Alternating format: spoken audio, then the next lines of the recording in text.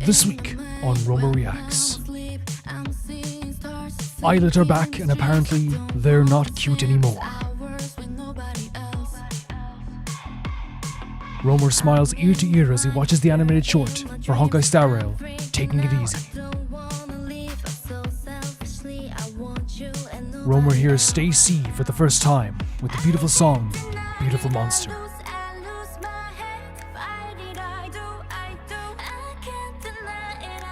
We see some wonderful outfits in the concert animated commercial before the show starts for Honkai Star Rail. Idol offers striking visuals with amazing vocals as we hear the song and see the video for WoW.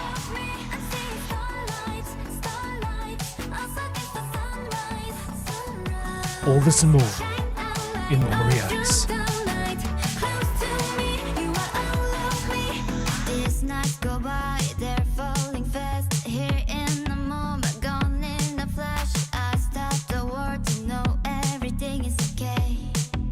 This is Roma Reacts, a series where I watch patron-submitted videos with all of you guys, and in the photo frame this week we have Jinsol from Artemis, which is not only a group I go to see very soon, but also they were like my #1 artist in my like YouTube music recap for 2025. So I was like, okay, let's put her there.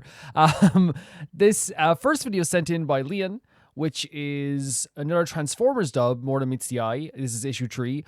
More Than Meets the Eye, More Than Meets the Eye, More Than Meets the Eye. We're starting off great. Volume 3, warning for robot gore from here on out. It was on the down low in previous parts, but it's pretty explicit here. Last time we find the concept of vampires exists on Cybertron, and they're called Spark Eaters. Now Ratchet is incredibly annoyed by everybody, and everyone kind of really wants it to be a Spark Eater because that's kind of cool, but also kind of scary. And they were roommates. God, they were roommates. We're watching until 7:55. Let's check it out.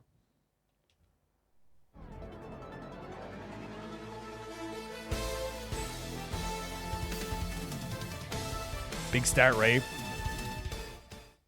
I mean, they always treat it like a show as well. It feels like a weekly TV show. Oh, whore. Look at you. Look at you. Brainstorm told me to expect the worst, but what a ridiculous way to die. After everything we've been through. Escaping Hill's Point, braving the Crucible, surviving Baby Yar, welding Prowl's hands together for a joke. You end up getting killed by an engine block. Where does that leave me? Christ. What am I supposed to do now? I'm a walking misnomer. The world's only duobot. We saw this last time as well, right? Or one of the other times as well. Let me mark your passing the traditional way. Of a vial of innermost energon. As the saying goes, you flare, you flicker, you fade. Yeah. And the world's a darker place without you, buddy. As all, like, just starting off already, by the way, great artwork when it comes to the Transformers stuff all the time. You can see the colors here, the shading. I'm also so impressed by this stuff too. But it's also like very interesting to have like always in Transformers comics to have like, you know, someone kind of like at least on the surface, the music they're playing is very not much grieving music, which makes you think something's going to change here. But like there is like a little bit of like grief, or at least reminiscing about like, you know, this you know, thing that we saw before, which is a Transformer that's like kind of emerged with this whole thing here. Yeah, like it's like you look, it's almost like sometimes you can look at a Transformer as like this inanimate object, but like it's been a common theme with my journey through Transformers where it's like you grow to kind of be like, you start off kind of being like, oh, it's a Transformer, like, you know, like, you know, they fight and they destroy each other, you know, they do all this stuff, they're like robots. And then now I'm like, that's a horrifying sight. You know what I mean? Seeing a Transformer melt into the wall, horrifying. Hearing someone's grief, sad, you know? Now, hold still while I tidy away your personal effects. Delete your last call and look for the tracer you're supposed to attach to the engines. Okay. Delete the last calls. There it is. Massive rolled. Great artwork again. There. What? Oh my god, is that it?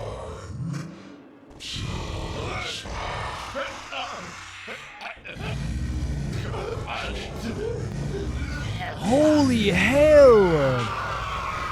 What the hell? That's an insane way to start this. I got like scared chills. What the hell? So that's what happened to him? Oh, that's, yeah, we saw this, the body last time. I think there's a Spark Eater on board. Rodimus? Did you hear me? I said there's a Spark Eater The fear in his on voice. board. I'd be scared too. What a terrifying sight. Cool. Cool. Listen up, everyone. There's been a bit of an incident on the lower decks. Nothing to worry about, but as a precaution, I'd like everyone to pair off, find a habitation suite, and wait inside until I give the all clear. Everyone that is, except Ratchet, Trailbreaker, and Chrome Dome, you three are with me. They have such a different energy because, again, like, you know, from my perspective, I'm like, man, if this happened, I am like, let's get out of here. Let's make sure we get out of here. But obviously from Rodup's perspective, he's like, man, this is like a turn of events. This is something to do, you know? Like, I again, and maybe it's because like he hasn't seen the body yet, he might react differently, but like that, to me, like that's horrifying. Just a precautionary measure in response to something absolutely unremarkable. And Oh, he's not actually letting them quite know boring. exactly what happened? But if anyone here does happen to carry industrial strength energy dampeners, or turn into a nullification booth, or is able to generate level 9 containment fields, then hey, feel free to tag along. There's nothing wrong here, but if anyone's extremely qualified to stop an energy a spark eater, please come along with me. That's like someone being like, look, nothing is wrong, nothing is gonna happen, but if anyone can stop Michael Myers, if anyone can stop Freddy Krueger, please follow me this way. It's like, oh, okay, so it's Freddy Krueger. So, till all are one. Give them 5 minutes to find a hab suite, then lock them in. Lock them in? You think they'd disobey orders? I would, if I was them. I mean, this is not stupid whatsoever for him to like say lock him in, because like humans, I'm saying humans, but like people, like let's just say personalities, right? People's personalities are defiant in a lot of ways. And whilst like, you know, if you tell people to stay indoors because there's like a zombie apocalypse or something, we know from like experience with other things that like what would happen is, yes, 70% of people would be like, yeah, let's stay indoors. Maybe even 90% of people would be like, yeah, let's stay indoors. This is terrifying. We'll stay indoors and it's all over. 10% of people are going to be like, no way, you're not controlling me. And they're going to leave and get bitten by a zombie. You know what I mean? So I think it's actually like kind of smart to lock them in, I No, guess. wait up. I'm coming with you. You sure? Could be dangerous, Rewind. I know. That's why I'm coming with you. Oh yeah, I'm going to be with you. Sorry, can anyone give me a hand? I seem to be stuck. Cyclonus! At last, someone I recognize! Cyclone's going to help. Do you think you could just... Hello? Cyclonus? Oh, he's in his own world. Cyclonus?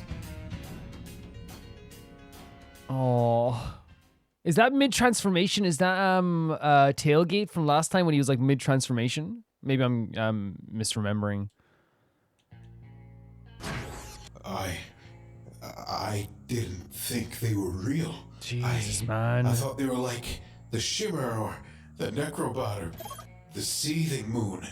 People are afraid to believe. Spark Eaters, Cybervores, Soul Snatchers. Soul The Snatchers. Nightmare with 1,000 names. Oh, that's what they're all called. But like, you know what's horrifying? Yeah, the hole in the chest is really hard to look at. It's so hard to look at. I think there's also an element of like the fear that you'd like they can express in a Transformer's face. Like that fear with the open mouth wide and the screaming was a fear of like, this is it. This is it, and I don't want it to be it. It's horrifying. Yeah, but has anyone actually seen one before? I once arrested a Decepticon who thought he was a Spark Eater. He called himself the Dark Assassin. But he just thought he Devourer of was. souls and propagator of infinite sin. His real name was Blip. I've got 29 seconds of grainy footage that's supposed to show a Spark Eater attacking the Gimlin facility on Varus Centralis. Varus or Varus? One of the two. Maybe they're us? You know, it could actually be... Enough! Enough! Prattle! Has Prattle. everyone forgotten about the dead Duobot? Or. That's his... I think his name's Or.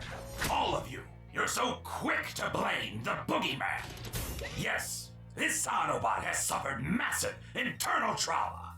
But in my line of work, that's not unusual. So there's one guy trying to be like, hey guys, calm the F down. And like, I feel like there's always like one person who will be like that as well. But I honestly, like, I understand their perspective as well, where it's like, yes, this is, you know, the idea of a Spark Eater, like it's terrifying. but it feels like everyone is like, you know, more excitedly speculating rather than actually showing a fearful nature. So like I think that also like someone being like, okay, if you're all gonna like treat this as like a freaking, you know, conversational show and tell about, you know, spark eaters, then I'm gonna calm you all down and be like, this could be anything. We got to be prepared for anything, you know. That's what I would say, anyways. Then explain this: a brain module sitting outside the body without a head wound. Now, I'm no doctor, but that strikes me as intensely wrong. Whoa. 2 questions. 1, are we saying he vomited up his own brain? And 2, can I please go home now? It's Rosam's Trinity, isn't it? The spark, the brain module, and the transformation cog are interlinked. Damage to one can cause the others to shut down. The Spark Eater paralyzed him by disconnecting his brain module, but wanted to preserve the integrity of the spark. No, that is so scary, man. What the hell? Removing your brain to paralyze you? Like, just, okay, here's the thing, right? Again, when I started off Transformers, didn't think about this like in Transformers anyway, where it's like, oh, that'd be horrifying for a Transformer to get hurt. Now, like, the idea of ripping out the brain just seems so freaking disgusting. Blah, blah, blah, blah. Here's a novel suggestion. Why doesn't everyone stop talking and let me inspect the body? Okay, so it is a spark. So he's like, okay, it is, okay. If that's what you want to call it. But he wanted to make sure he explored what it was. It's a robo-carnivorous entity. A techno-parasite that Techno-parasite. invades a host and then sustains itself by feeding off Sentience itself. For the record, Drift, don't ever finish my sentence. I'm glad they can still have like a fun dynamic here amongst all the horror, you know what I mean? Still I'd that. like a second opinion. Chrome Dome? And there was me thinking you'd invited me along for my dry wit. Rodimus with the smile still. Ratchet, could you put his brain back in his head? With corpses, I prefer to go through the eye sockets. I cannot begin to tell you what's wrong with that sentence. Yeah, like I think there's a lot of like quirky Transformers to the point that like some of them I'm always side-eyeing them, you know what I mean? There's like a lot of like Transformers I'm like, you guys are like a lot, like, you know, a lot of you are freaks. A lot of you are like a bit too much. What the hell is he doing? Something stupid. Something he promised he'd give up. He's well, technically he's a neurosurgeon. Oh, A neuroscientist, neuroscientist, who okay. specializes in memory. Oh, Memno with an M. That's such a 'cause horrifying when you image say it still, out look at loud, that. It sounds like anyway. I don't quite get the science of it, but he knows the brain so intimately that he's able to read memories and other stuff too. Stuff we don't Okay. talk about. But Or's dead. A big red slab of dead. Which makes this tricky. I might only be able to access the last few moments. Oh, interesting.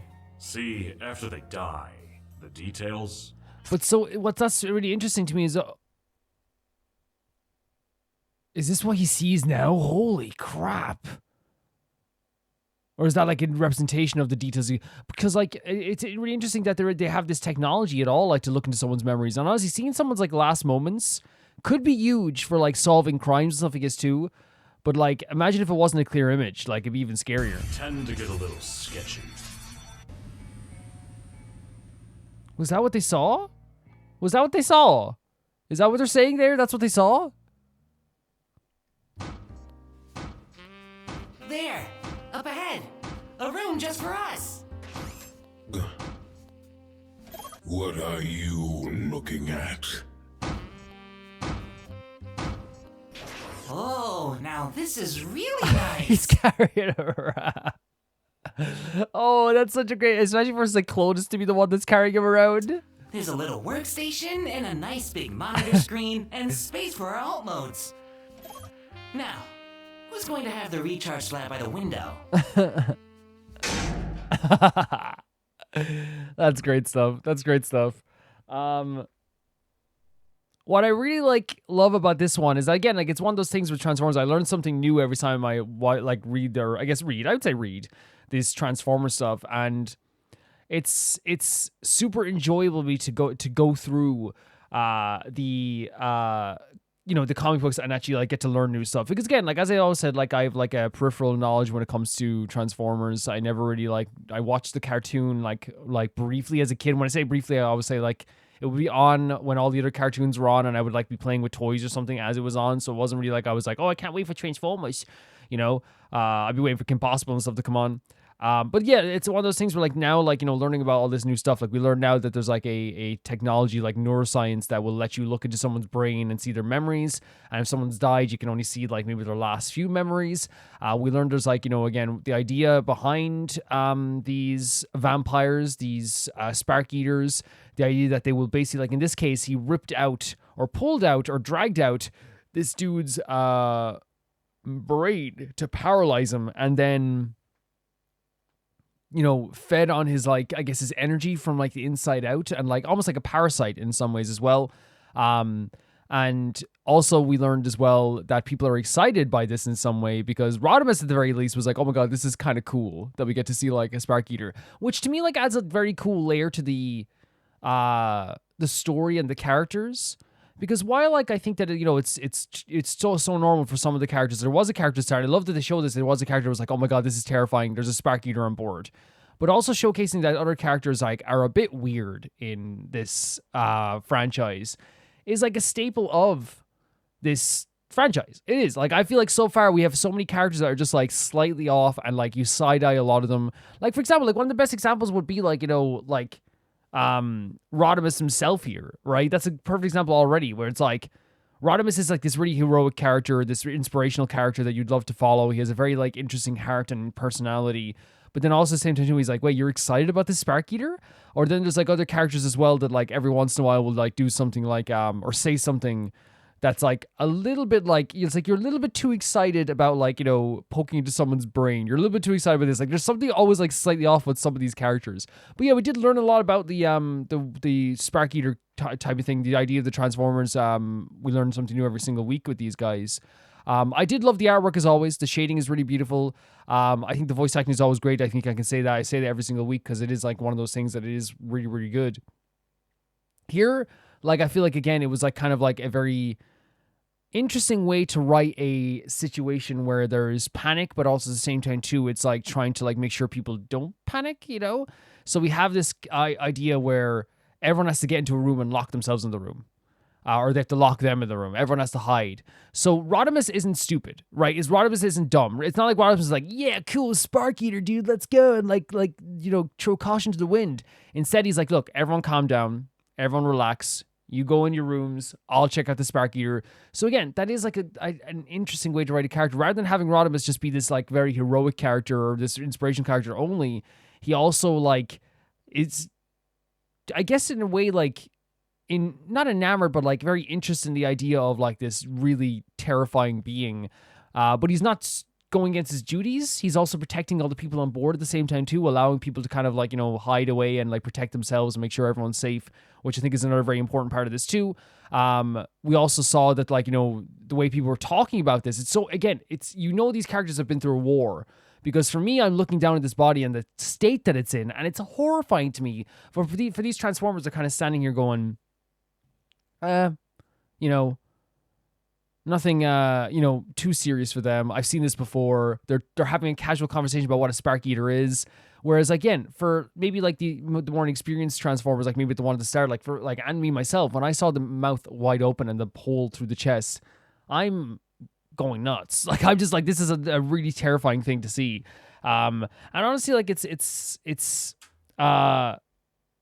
think it's meant to be that way. I think it's meant to be a thing that is like horrifying to look at, but then you also like get to see how all the other Transformers react around it as well. I'm sure for Transformers fans, this is very like normal to see characters who are so experienced with like death and, seeing Transformers destroyed in front of them because they did go through such a war.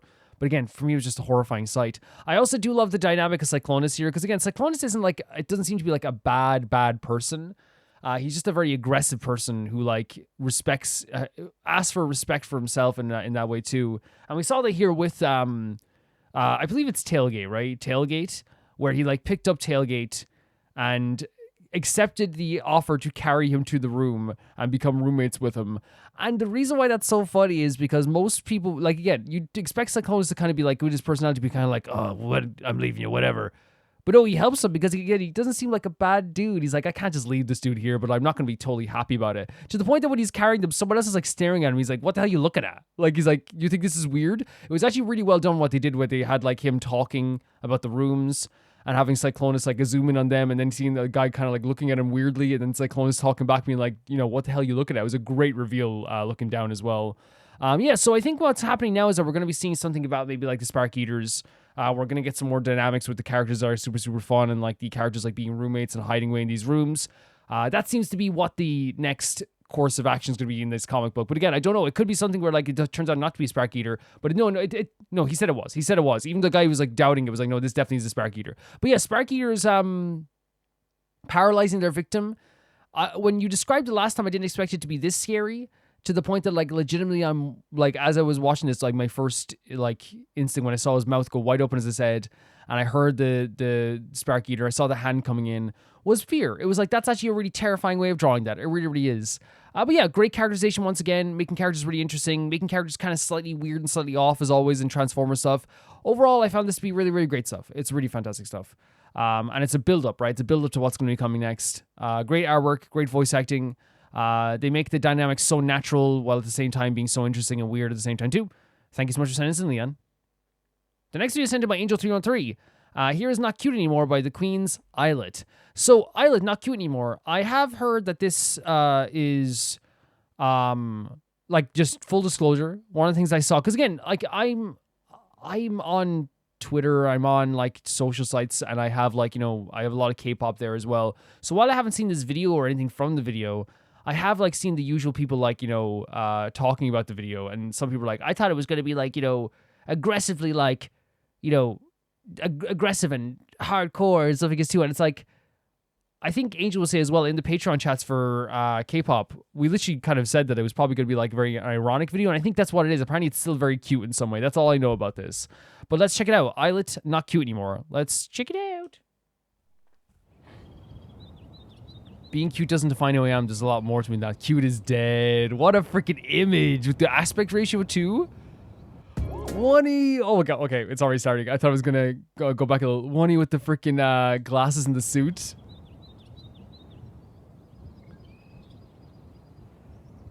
This is great stuff. Could be a movie. Oh my god, they're all in the suits as well. Look at Midge's styling here. This beat as well. My back's so brave. Her voice. Rock will never die.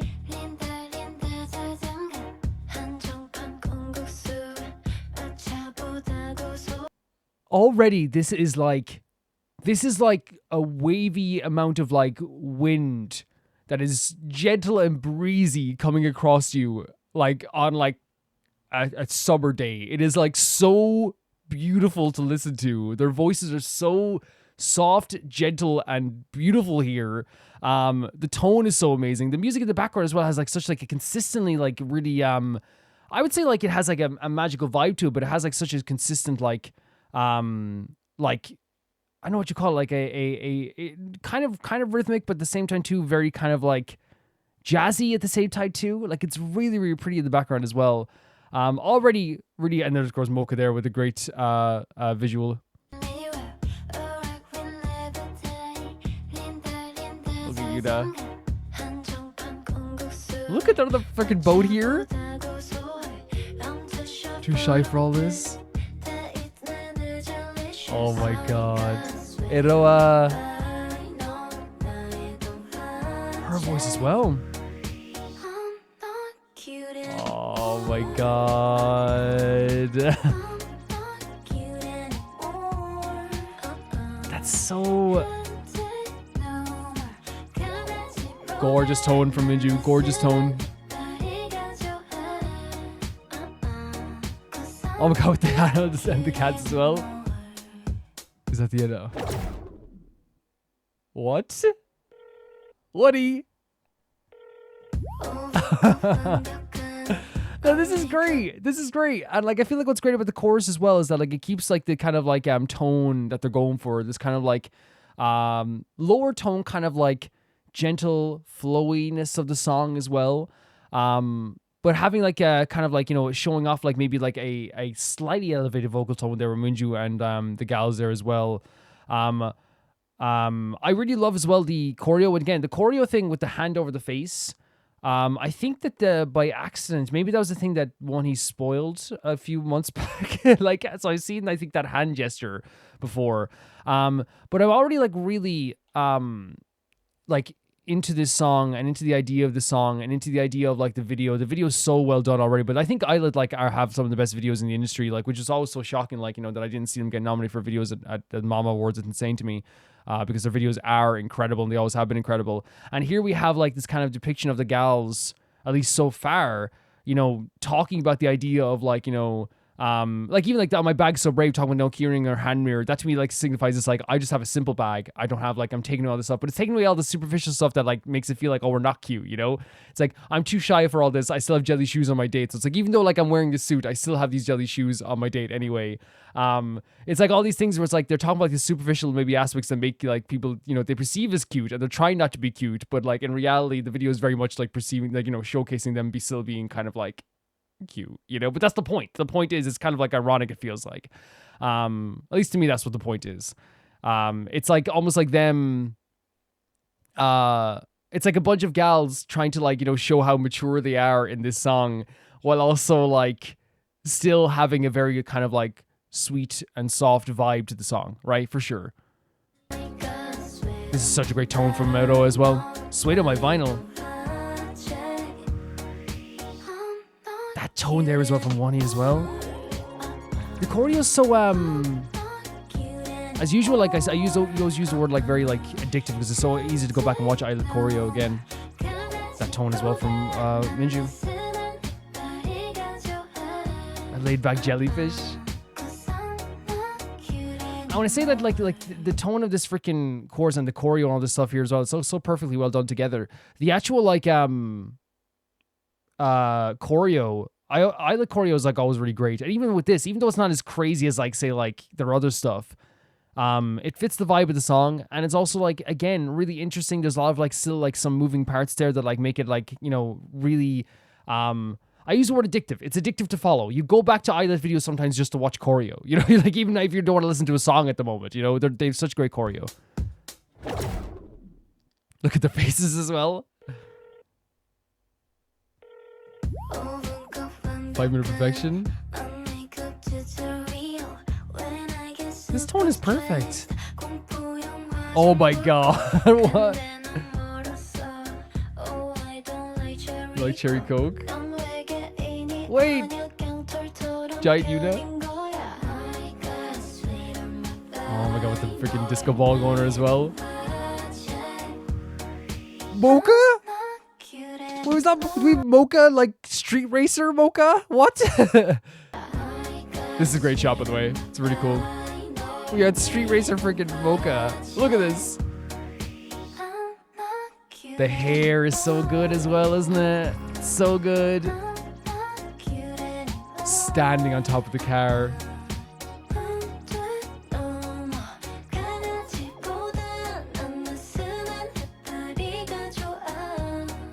A laid back jellyfish as well.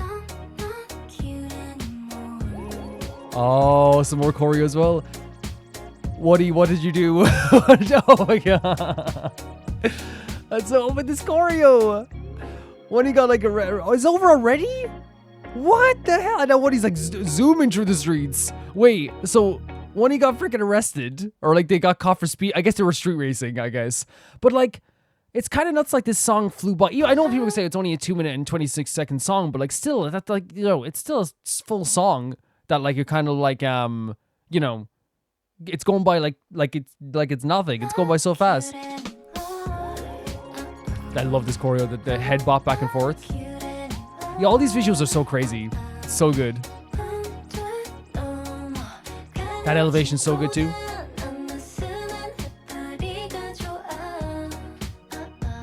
Great hair. This choreo is so fun as well, isn't it? Look, I tried to explain to the police. Look at all the gals in this fucking car. I can't believe they just have Woody zooming through the city like this as well. That's crazy. Oh, this thing at the end here as well. So, like, from the second this starts, right, I just want to draw attention to this as well. First of all, I'll never look as cool as a girl in a suit. I always say this. I'll never look as cool as a girl in a suit. And the gals do look cool here. They do look cool. I think that's important to say. Even if, like, it is, like, you know, again, as I said, it's ironic cute, right? Actually, sorry, I'm not supposed to say that. I did. Like, the whole thing is, like, it's not cute anymore. Like, it's almost like, intentionally trying so hard to be, like, and by the way, I mean this, like, in the concept. It's, like, the concept of the story, to me, of this video is them, trying to do very, like, kind of, like, more mature stuff. And trying to be more mature, but it kind of like still is showcasing them as kind of like still having that very kind of like sweet, adorable vibe as well. Because it's hard to like, you know, because it's like there's something like, you know, it's like going full circle. It's like, have you ever seen like an idol say they're not cute? I listen to like Artemis, and Kim Lip will constantly say I'm not cute, and her saying she's not cute makes it more cute. And I think that's like intentionally done in this video where it's like, if you go around a full circle trying not to be cute, it becomes more cute. You know what I mean? Where it's like I'm wearing the suit, I'm doing all this stuff. I'm not trying to be cute, and it becomes even more like adorable. But I think also again, it is like a really great like showcase that in moments of this too. You see in the suits here, you see in like the cool vibe of this part here too. Like the gals are really good at showcasing that. Like, yeah, we could do all these concepts that you're saying we should do. We could do like all of us wearing suits and doing like a very like, you know, involved dance routine and all this stuff too. We could do this. But like, we also like to keep the vibe that we go for in most of our, not most of our songs, like a lot of like Little Monsters is completely different to this song, you know, like, and so is like, you know, Tokyo Tomorrow. They have so many different vibes for the songs, but you know what I mean? Like, and they went for like a very gentle, again, soft, breezy, jazzy kind of tone. There's like hints of like, you know, some like funk in there as well, which is really cool too. But even here, like this is cool, right? This is cool. Like, and again, it's the posing as well. It's so fun. It's such a great thing. It's again, it's not as like crazy with their other choreos we've seen before in these videos as well, right? Or their other stuff. But it does have like such a great like rhythm to it. It's still so good to look at as well. My back's so brave is such a great line. Throwing all this stuff to the distance. Like, that's what I'm talking about. It's like, it's throwing away all the stuff. Like, I no longer want to have like a hand mirror or keyring. I'm going for more simplistic stuff. That makes it more cute. It's like I'm going around full circle. You know what I mean? I think it's like a great concept. It's a great concept to have a group of guys like trying not to be cute and going and like, oh, and in some cases it's backfiring. Like they're doing street races and they get arrested. But even as they're arrested in the back of the car, it's like, oh my God, the poor guys got arrested, you know? It's like they're doing all the stuff that like makes you more mature. We got the arrest. We got the celebrity, you know, paparazzi taking pictures of, you know, Wani, you know, in the distance, being like, you know, arguing with someone. Like, it's all the stuff that you think like, you know, more mature artists will happen to them and stuff like that too. But I don't think like I don't think it's ever like a thing where like Illit don't have like a it's mature or immature concepts, because I think the concept of Illit is like, no, you know, it's horror, magical girls. There's aspects of cute, but there's also like just, you know, beautiful tones, great choreo. They have a lot of like great stuff to them as well. Yuna, amazing here. Yuna in a suit, incredible. This is shot from Mocha as well. It's great too.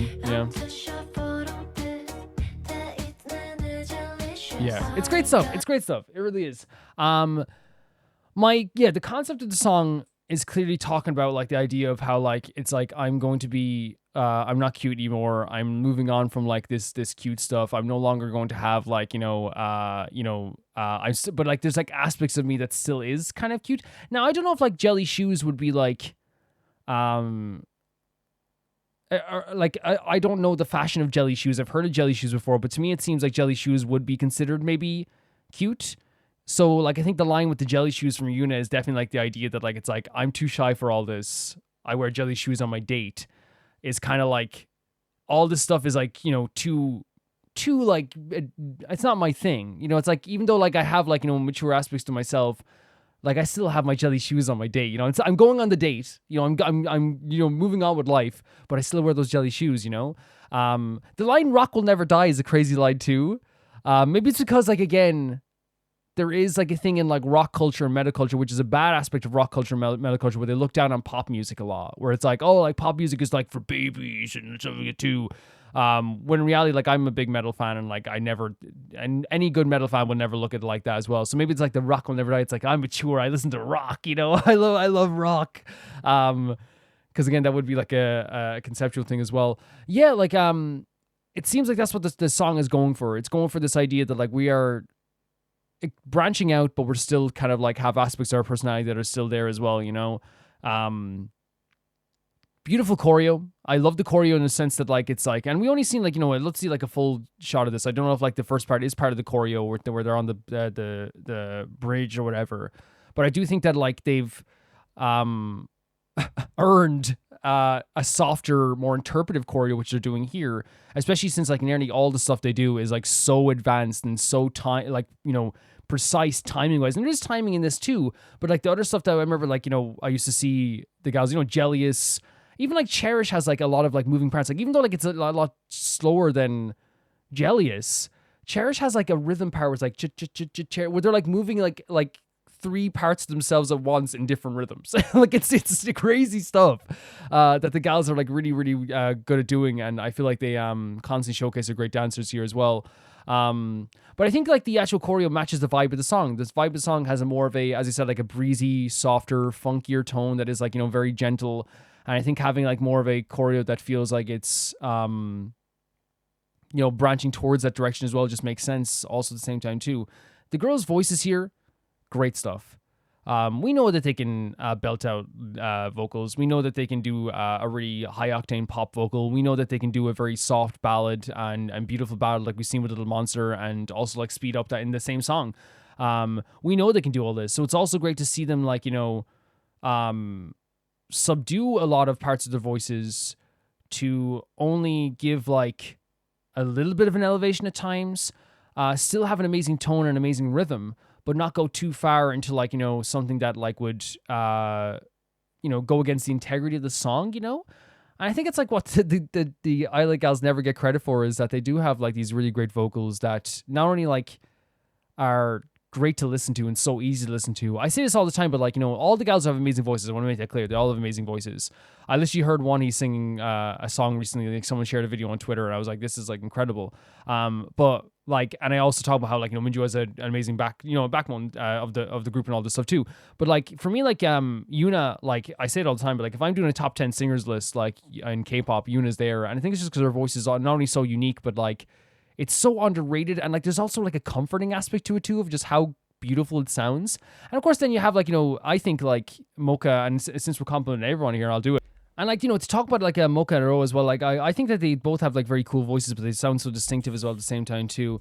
Like Aurora having that perfect transition into the chorus, where like I love the way the chorus does transition from the verses as well. Like the verse as well as like it's very like, you know, has a great rhythm to it. Da, da, da, da, da, da.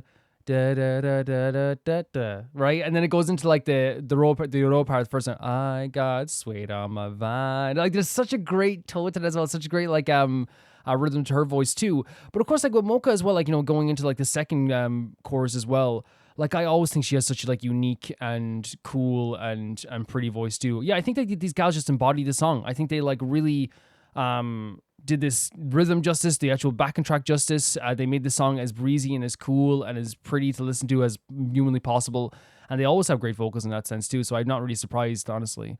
Love the actual video itself. Love these scenes, like say on the bridge at the start with all the gals like kind of doing this like very like, you know, like almost like scenic choreo where like they were like stopping every once in a while to do something. She pulled the bunny rabbit ears off her head. Minju on the other bridge as well, like pulling out all the stuff out of her a bag. All the girls like staring at her as well. Wonnie jumping off like half of the planet there as well, like, and then like going into like a whole talk about like her makeup, having the scream mask on. Aurora poking her head out of the shirt. There's like the freaking aspect of like the girls getting arrested at the end, which was so funny too.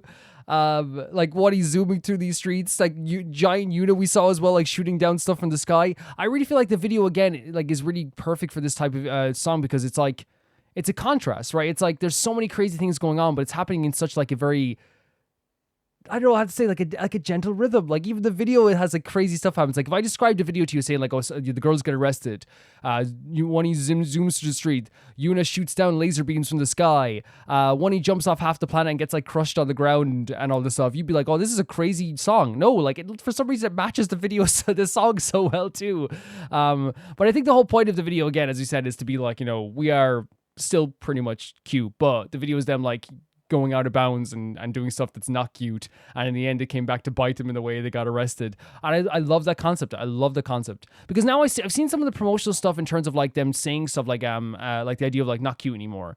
And I think that again they understand this. They're not stupid. It's genius. It's so genius to do the not cute anymore, because when they say not cute, everyone goes, oh my god, cute. That's so cute. Not cute. Oh my god, it's so cute, you know? They're geniuses with that stuff. They really are geniuses with that stuff. Yeah, thank you so much for saying this, Angel. This was really freaking awesome. Really awesome. The next video is sent to my alligator. And next up is Call Me Baby. I don't have anything to add for this one, so enjoy. So this is EXO Call Me Baby. I actually, Jesus freaking Christ. 344 million views. What the hell is going on, guys? What the hell is going on? So EXO, we've been listening to him quite a bit, actually. And one thing that rings true is that they always like have great vocals, great choreo. Yeah, so like I'm thinking that we're gonna get the exact same thing again. You know what I mean? In the best way possible. It's like, even if like it's a song that I wouldn't playlist ever, like I can always trust EXO to have something like really, really interesting to watch and really, really cool to watch, and like a cool like vocals as well. And I feel like, and that's not, I'm not saying that EXO are like, oh, at least that's all they have. I'm not saying that. I'm saying that even if like it's a song where I'm like, oh yeah, I wouldn't put it in my playlist, it's like still pretty freaking sick. You know what I mean? It still has some like a lot of stuff to enjoy about these talented guys as well. Let's check it out. Call Me Baby. 10 years ago, by the way, 2015.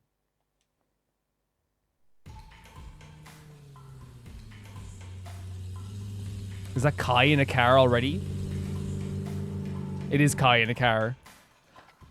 Oh my god, Kai here. His hair is awesome.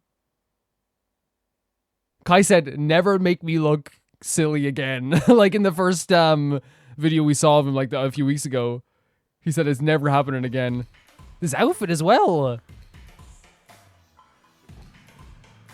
There's no copy. There's no subtitles. I guess we can look up the lyrics afterwards. Level? Kai looks amazing here.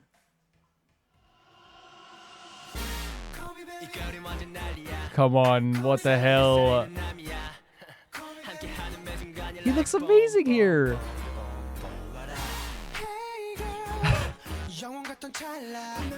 They're like I hope you like again, great tone there then. Like, hey girl. I can't do it. I'm not gonna try and do it, but like great tone there as well again. But like again, Alligator, they changed their hair so much in these songs that like once again I'm like, is that Baekhyun? Is that Baekhyun? You know, on the left? Is that this, you know, I'm always like, who is that? You know, I think it's honestly, you know, fun to see though as well, you know? Gorgeous vocals. That's Shen though, right? The outfits are great here. That's Dio, right? That's definitely Dio. The vocals are insane as usual, by the way. But like this is such like a cool like song. Like there's such a cool vibe to this that it feels like, you know, they're taking you along for a ride already, you know? And it's one of those songs where it's like, oh yeah, take me. Yeah, come on, let's go. You know, it's like I'm here for it. Let's go. Yeah, like great tones here. And I feel like I don't want to just be like, oh yeah, it's expected, but it is expected. It's like, you know, water is wet. EXO have great tone. EXO have great vocals. EXO are doing great choreo. Wow. Stop the presses. You know what I mean? It's always been really, really fantastic. But here as well, like I think has such a cool vibe to it. It gives you chills in a way, just like how like much of a smile it puts on my face just hearing these vocals as well.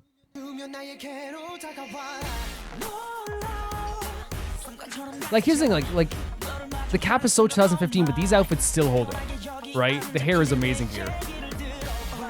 That tone is beautiful.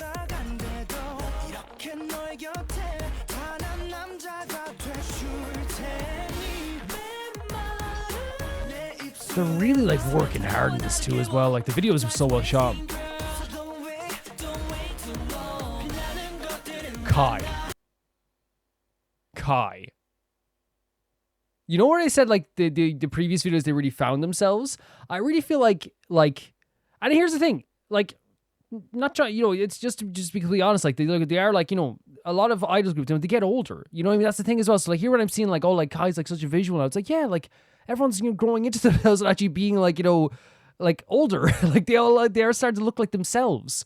I'm starting to like see them more as like who they are now, of course, because then that's what happens, Kai looks amazing here.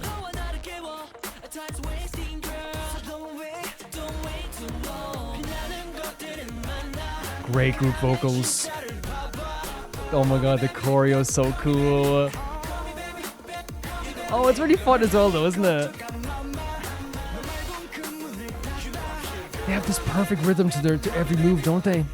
They're so good at this stuff. Whoa.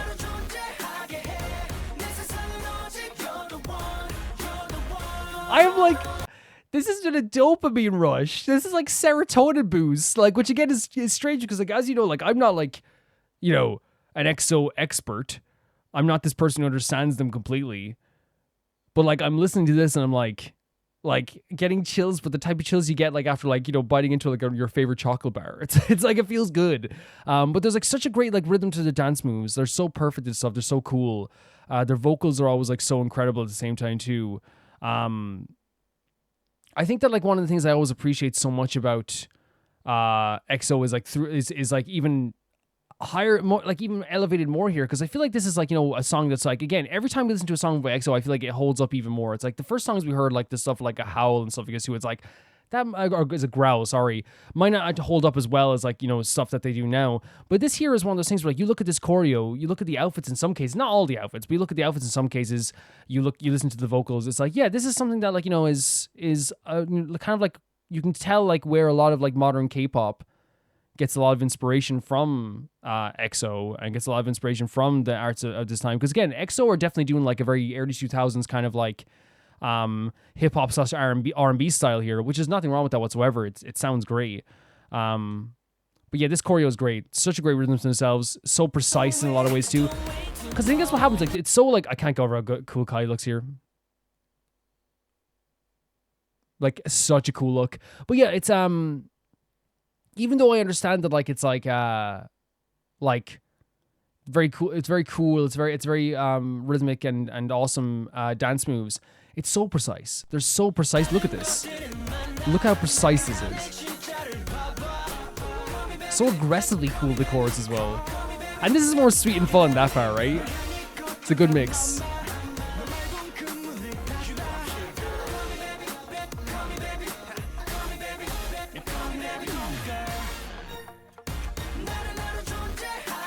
Yeah, the choreo is so like, so precise, so in sync.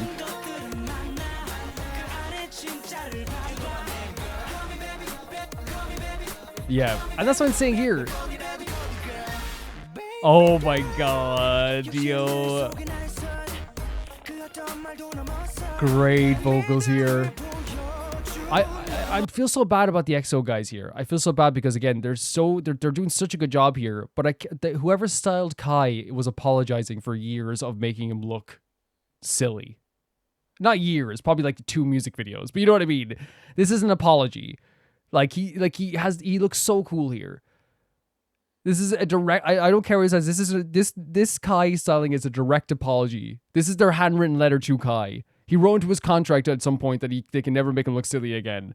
But Dio's voice here is fantastic. As I said, like the call me baby part is very fun and very sweet and very adorable. While I feel like the other part of the chorus is like very cool and very well paced. Gorgeous vocals.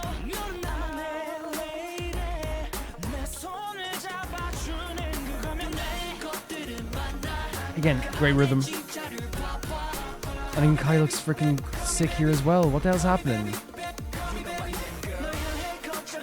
Did he write into his contract no one can ever look cooler than me again or something? What happened?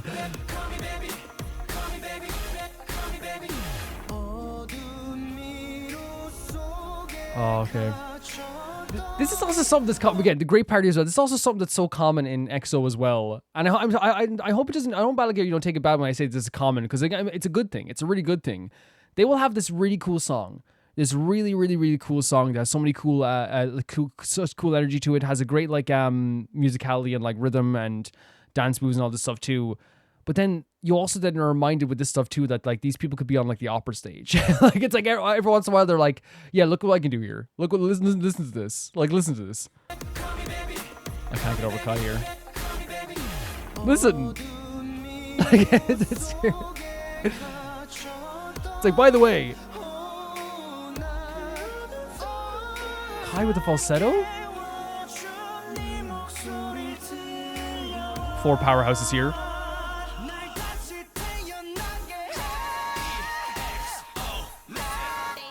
Oh. Okay, more of a hip-hop section here. Kai looks cool again. He found something out about SM, I'd say. Yeah, great contrast there with the hip-hop stuff too. Like a really great contrast stuff too. Look at his outfit there again. Did he find skeletons in the closet? Did he find out one of the CEOs was like cheating on their wife? Like what happened here? Like, and I'm hoping, like, if EXO fans come across this, I want to make it clear, they all look really cool. They do. But, like, I just feel like they really, like, done Kai dirty in, like, the first few videos we saw of this journey from start to finish. And I feel like, he found something out about them. They can't do anything again to him ever. This is a great section here. But then this hip-hop section is such a great contrast.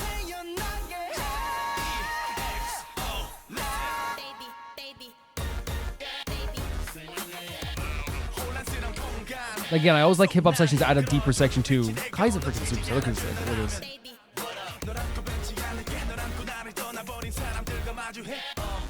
this. Man, their facial expressions are on point, aren't they?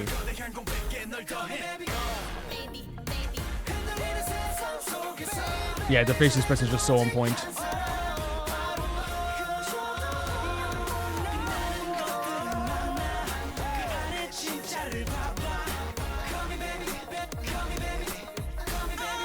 Oh, that tone as well.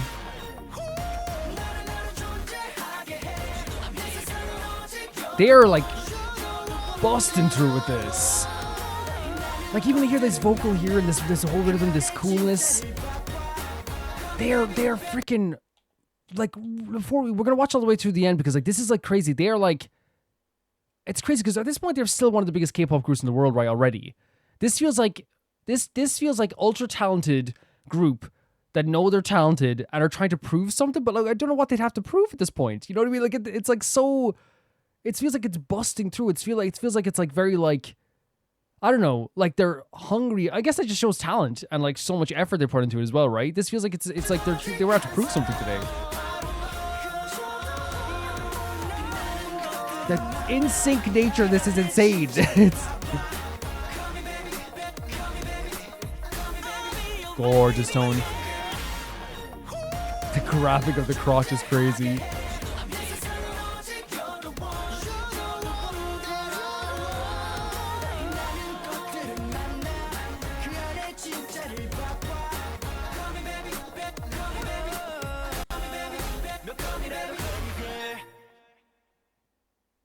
Really, really, really, really, really cool stuff. I think that this is, to me, if I was to show people an earlier EXO song that showcased like how talented they are, how they paved the way for so many groups, even though they're still so young, by the way. And that's what's so crazy about idol stuff, by the way, is that in the world of idols, and this is just true, and it's crazy to say this, but it's true. In the world of like K-pop idols, these guys are like oldest probably like 33, right? But like it's so crazy to say that like, oh yeah, like these guys are legends. They paved the way. They paved the way for the younger generation. You know what I mean? They definitely did. And it's like, oh, how old are they? Like 50? It's like, no, they're like 30. which is so crazy. Well, like K-pop idols, like that's what it's like. They are like this in this sense too. But I think this is a great showcase for any person to see EXO of an older song, but also understanding like, you know, just how talented they are. I talked about the choreo in this, like in this, how like in sync. And again, you know, people might say, well, Calvin, like it should be in sync. Here's the issue with saying that. Not every K-pop group is in sync all the time perfect, because again, it's difficult. It's so difficult to be so in sync. And like, here's the thing, I never insult anyone for not being in sync, because again, you're gonna find even like your favorite groups sometimes will have like hairs out of place in music videos sometimes too, right? But I think it's also okay at the same time, while I won't call out someone for not being in sync, I think it's okay to compliment someone for being in sync and being like, oh my god, you're doing such a good job of this. Especially when the choreo here is so involved, there's so many moving parts, it moves in between each other, like there's so many people in this choreo, it would have taken forever to get this done, because again, they make it look easy, but it actually looks so difficult at the same time too, because of like how many moving parts there is here as well. There is an unbelievably talented vocal line in EXO that I've talked about several times, that they are constantly just able to like showcase how amazing their vocals are. And here's no different. We're having like, you know, EXO perform at such a like, not perform, it's a music video, of course, but you know what I mean? Like, it's like they're like hearing their tones, the way they elevate their voices at times, the falsettos, the cool nature of their voices sometimes too, like the group vocals, all this stuff together like sounds really great. I think it's like one of those things where like I honestly, genuinely, like constantly in awe of EXO and their vocals. And we saw it here too as well, like, you know, I talked about in the video, there's so many times I'm watching an EXO video where like it's like, oh, look at this really cool vibe. Oh, they have a really like beautiful like R&B vocal. Oh, what a gorgeous like, you know, pop vocal. Oh, look at this like, you know, hip hop thing they can do here as well. But then every once in a while they literally have someone pop out and be like, you belong like on Broadway, dude. Like what? Like what's like, where did this come out of? Like, you know, this like unbelievably like classically trained vocal coming out that actually fits the tone of the song too, because you guys know, like, if you're watching me Warm Reacts, I love a contrast. I love having a contrast in vocals and a contrast in songs. And that's exactly what we get from this as well. There is, like, a real vocal contrast. And we see that in, like, you know, the elevated falsetto in the background, the higher tones in the background, harmonizing with kind of the lower group vocals as well. Like, you know, the da-da-da-da-da-da with the other background's like da-da-da-da-da. Like, it's so good in that way too. It stands out so well. But we also like see like the contrast from the rap to the vocal parts, the rap to the chanting parts. The rap parts in EXO song is always like a really like really well done. But I feel like what they do all the time is ground the song in a way that like brings you kind of like down to earth. Like I feel like it's like, and not in a bad way, it's like you're kind of like going through this like really like airy, beautiful, gorgeous vocals throughout the whole song. These really great energetic group vocals. And the rap is like kind of like really dangerous and direct and really forward and like in your face sometimes, to the point that like it's like, and it's really sick and cool as well, but it kind of brings you down to be like, okay, let's get those ebbs and flows in the way that like you feel about a song. Because while it's like, okay, this is like gorgeous, oh my god, my ears, it's amazing, then you go, oh, this is really cool, this is really awesome, I love hearing this rap, like this is again really grounding. And then like it goes back into this kind of like, you know, group vocals again, all sound amazing all together, but without that contrast it doesn't sound as good. And here, like, you know it's not just like rap that does this too. Like if I listen to Coheed and Cambry, and like they will have like you know, a song that will have like a very high octane vocal throughout the whole part, and then like the bridge we'll get to, instead of like a hip hop part, they might do a part where it's like a very slow 3-line melody that changes the whole nature of the song. And I feel like that's what they're doing here as well, showcasing all their talents in such an amazing way too. The video as well as like in EXO fashion, I don't know if this was just like thing, I know the Christmas stuff was really beautiful too, but a lot of times with these like EXO MVs, it feels like they were like doing some really cool stuff, showcasing the cars, like seeing them all together in the shop and moving around the shop. But I feel like one thing that they like to do at EXO, especially in these early days, is like, let's just like showcase like what our guys can do constantly in these videos. So like we're watching them do like these amazing dance moves, these great this great choreo, but it's like almost like the camera is inviting us to see how talented they are and inviting us through this like, you know, hallway of just EXO. It feels like it's a showcase of their talents while also having a very cool music video as well that like transitions between different scenes at the same time also. And I think that's such a great thing here. I said, like, you know, and I'm sorry, like, for focusing a lot on Kai here. I think it's just, like, I'm so focused on Kai because I have no problem saying the first time I saw Kai, I was like, this is one of the most handsome men I've ever seen in my life, right? And then, like, I saw the earliest EXO MVs, and it's one of those things where, like, I didn't even, like, recognize him because I feel like they dressed them in a way that was like, not perfect at all and not great at all. And in some ways it was kind of like, I would say like SM were dressing him in a very insulting way, I would say too. And it's not his fault. It's just the way, like, you especially when you're starting off, you can't choose your styling. You can't choose what way you dress. Even nowadays, like, I'm pretty sure, like, most groups prefer to still have people style them with their input, right? Even the biggest groups would prefer that too. Like, even though, like, there's a lot of very fashion-forward groups out there, like, say, like, in EXO that have, like, a great fashion, I'm pretty sure that they also, like, will take the advice of, like, a stylist and give their input as well. But looking at them now, it's just, like, I think it's definitely a changing of the times, but also they just look a lot better here. They just all look a lot better here. The outfits are a lot better. The designs are great. They hold up a lot more. The hairstyles hold a lot more. If Kai came out today with that outfit and that hair and all those, he did like 5 outfit changes here. Not everyone did.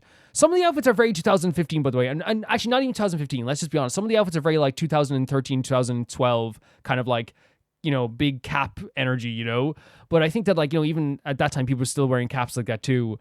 Where now it's more, I think baseball caps are kind of like a bigger thing now than the kind of fatter caps at the top as well. But I feel like they hold up a lot more. They definitely hold up a lot more.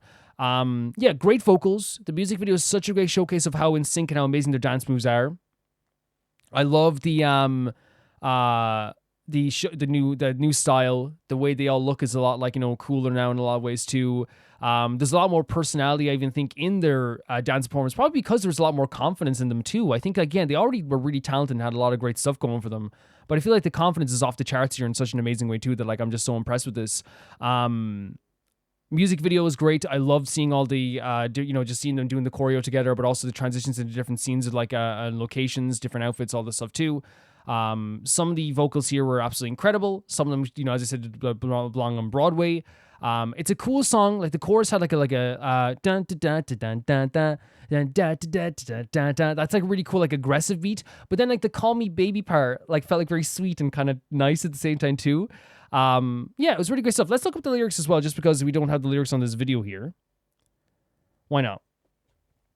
So, EXO, "Call Me Baby." Let's see it here. So it's, these streets are total chaos, strangers in between people. Every time we're together is like boom, boom, boom. So it's like, hey, when I'm with you, I really feel this, like, this amazing feeling. Verse 1 is, "Hey girl, that one moment felt like eternity when you pierced into me instantly. Like lightning in this world. You called my name, came to me. It's amazing, like a flash of a light, you fill me up. The moment I see you, oh my, sit here comfortably and listen to my story." So it's like about being with someone and how, like, it feels like it is like time is like frozen still almost. "Oh, I don't care if I have to go far to be by your side. Like this, I'll become the one man to you. It's my, into my dry lips you seeped and woke me up. Time's wasting." So it's almost like dehydrated, and you hydrated this person. You made this person, like, who hasn't felt the kiss of someone that they wanted to feel in a while. You definitely made them feel like more woken up as well. So this person, like, is like a jolt of energy to them as well. And then it's, "There are many who shine, but look at what's real among them. Call me babe, call me babe, call me baby, call me babe, call me baby. You know my name, girl. My heart grows bigger for you, and it closes this door. You know I'm here, girl. Call me baby, call me baby, call me babe, call me baby. I don't know how many times call me." So it's like, please call me because you give me so much energy. You really do. "As you make me exist as myself, you're the only one in my world. You're the one, you're the one, you're the one I want." And in the post-chorus is, "There are many who shine, but look at what's real among them. Call me babe, call me babe, call me babe, call me. I don't care how many times you're gonna call me." So again, it is like someone in their life that shines, someone in their life that makes them feel so much energy, so much happiness. And it's like, I don't care if you, like, think that you're annoying me. Please call me at all times. "Baby girl, even among all the greed, among all the words, you show me that believe in me. Even if everyone changes and leaves me, you are my lady. All I need is for you to hold my hand." So again, you're the only one I need. "There are many who shine." I think this is the same lyrics as last time. I think it is. "And the bridge is, was once trapped in a dark maze, but I hear your voice to woke me up." Again, it's the idea of someone giving you energy, someone waking you up. This person is a perfect person in your life that has been kind of like a great part in the darkness in your life as well. "If you become my light and pull me through this chaotic place, I'll hold you and never change. I'll hold you and face those who've left me. Never don't mind about a thing. You came to the big emptiness in my heart.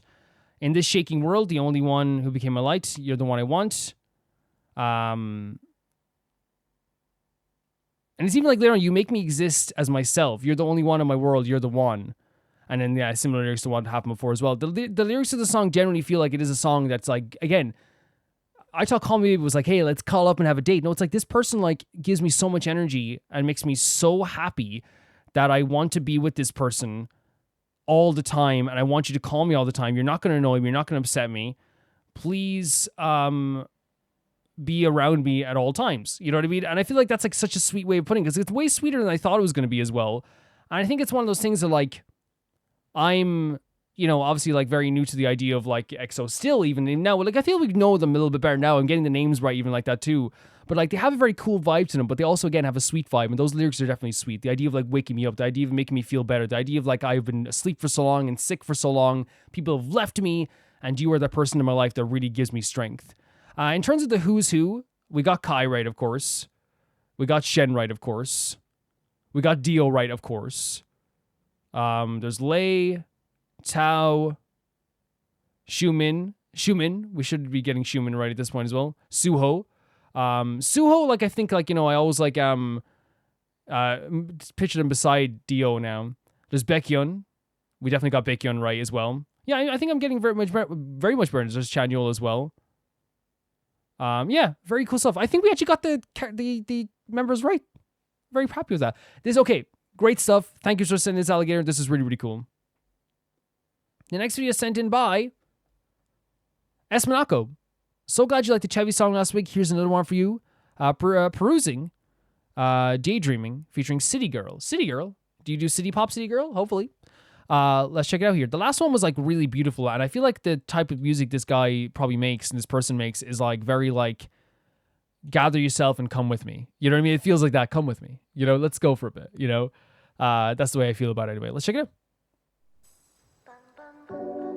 Yeah, like it's even the opening tone. Like it's instantly like this thing where it's like like I'm being transported. And you just have to take the ticket, get on the train, and go. Let it take you.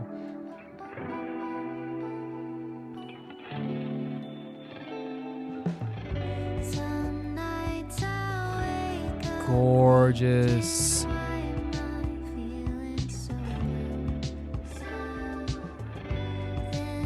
Very gorgeous tone here. On the side, that's nice. Yeah, there's the really like pretty aspect. It's already 30 seconds in, man. This is flown by. There's like such a pretty aspect to the voice. There's a very sweet nature to it, while also just having a really beautiful kind of like tone that like has a hint of breathiness there too, which like adds to kind of like the very airy kind of dreamy nature of this. It's a gorgeous tone so far. Also the kind of like very like the reverb kind of like dreamy effect and guitar works so well for a song like this also. Works really well.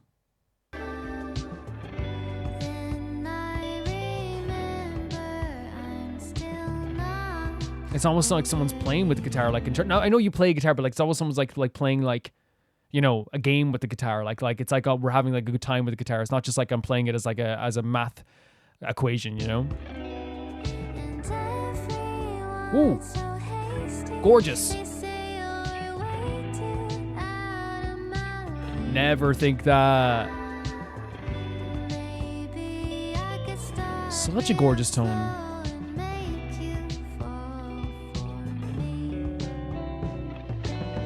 Love, before we get into whatever's going to happen next, I love the way the tone lowers a tiny bit for the end of the verse here. It seems like it's going to the end of the verse at the very least. It's like, offer me. Like a really low tone. Isn't it?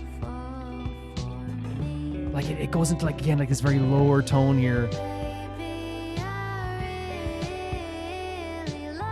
Lovely. Elevated tone. Really great way to say really.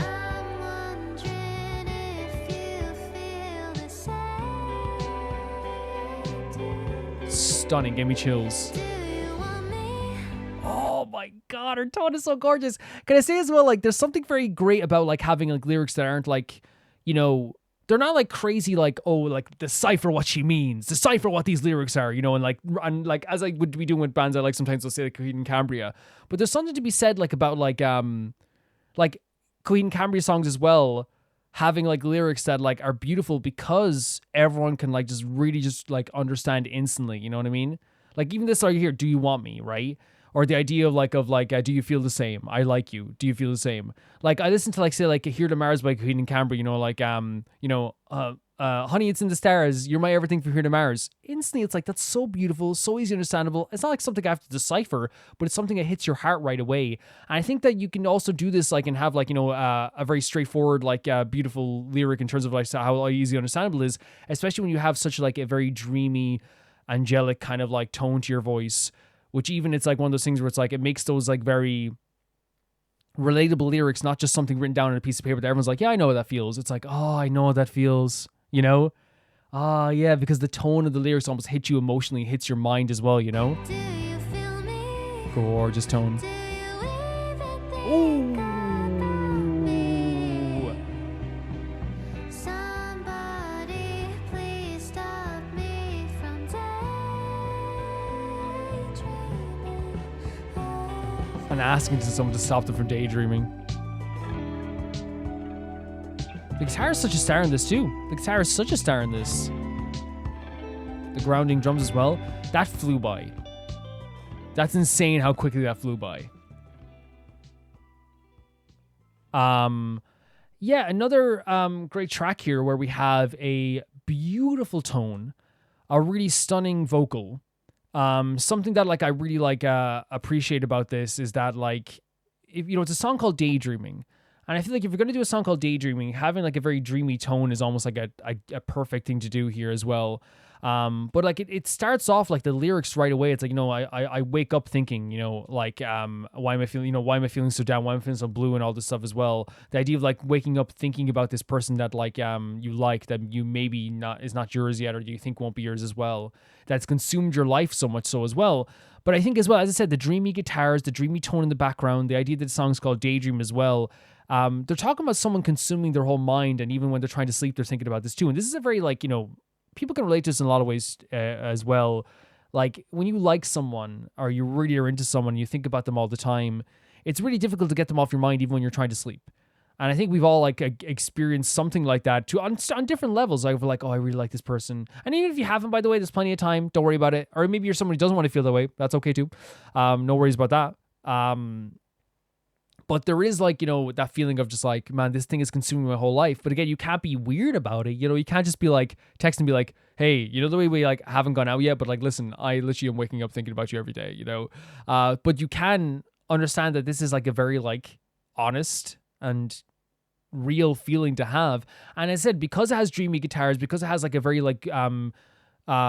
very rhythmic but simple drum beat in the background, it feels very we're daydreaming ourselves. It feels we're flowing along clouds almost.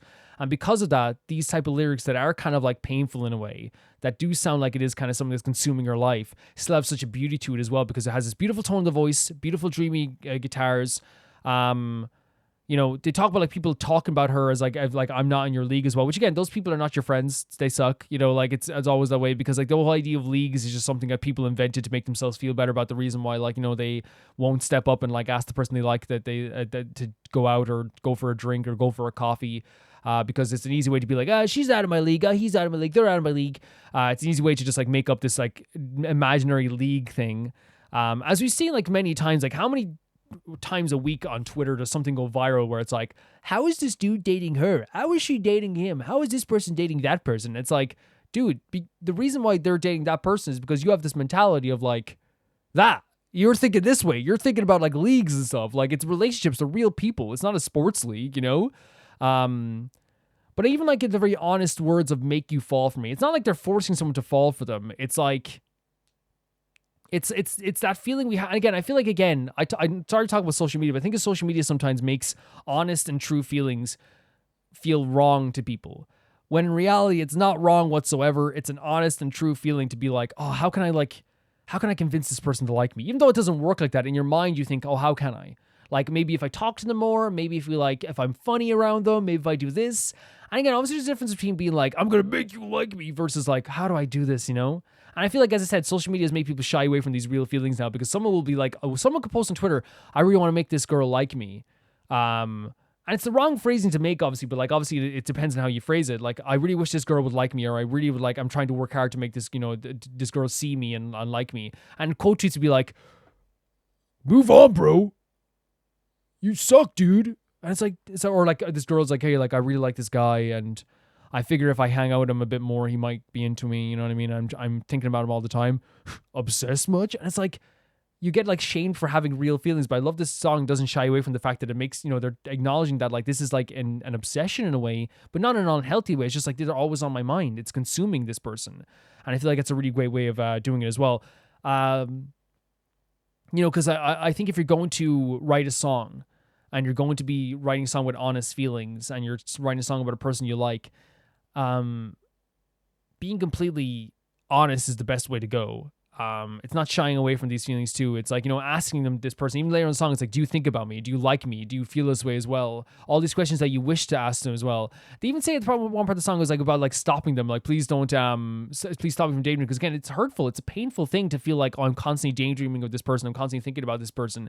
And again, there's a relatable feeling too, to be like, please somebody just like stop me from ever even thinking about this person ever again, because it is hurtful and it is painful and I hate it. Because thinking about a person that you really like that you can't be with is always going to be something that is brutal, right? It's always going to be brutal. And I think they got that idea right here too, because again, it's fun to dream about someone, but also it can be like, please let me move on. Really cool stuff. Really, really great stuff. I enjoyed this, loved hearing the lyrics. It took me on a ride, as I said. The train came along and took me on the train, and I gave them my ticket, and they, took me wherever they wanted to go. Great stuff. Thank you for sending this in, S. Monaco. The next video is sent in by Ria. The reverse second anniversary special episode. So second anniversary version special. We're all Pats Align. Let's check this out. We've been looking at Reverse 99 for a while now. What's going to happen is if I want to try this, I'm going to have to carve out some time. And this week made me really realize that like I'm going to have to why I don't make promises. Because this week I did like 2 3.5 hour episodes of Honkai. And then 2 3.5 hour episodes of Genshin. And I was like, while I loved every single part of those, I'm not gonna lie and say I didn't feel tired by the end of it, so I definitely have to carve some time out. Maybe and in fairness, this is Genshin's Archon quest time. Of course, there's gonna be a lot of stuff to do, but yeah. Let's check this out. Blue Potch. When we see this, we're gonna get some great art styles, some great animations. Huh?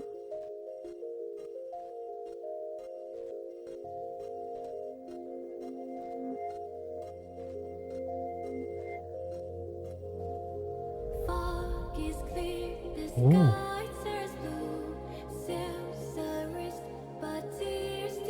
Stunning vocals here, by the way. Heavenly. Again, we always love the design of this character as well. Great shot here as well, right?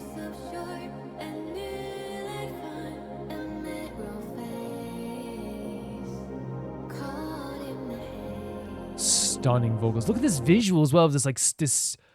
It's like a spool, I guess. Not a spool. What do you call it? What do they call the thing that you put thread through it? Rumpelstiltskin has one. I forget what it's called. But I think it's maybe talking about maybe threads of because you see threads going through the water as well. So it definitely has something to do with threads. Maybe threads of time, threads of fate. Who knows?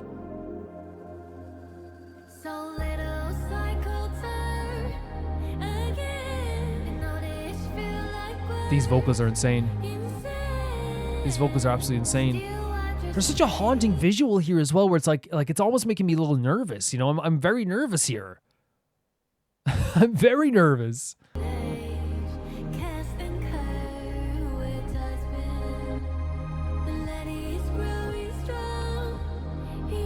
Stunning character designs as always. Man, the character designs are always so great. Again, it kind of reminds me of it has its own style completely, by the way, but there's also a hint of what I loved about 13 Sentinels characterizations. It kind of reminds you of 13 Sentinels sometimes too.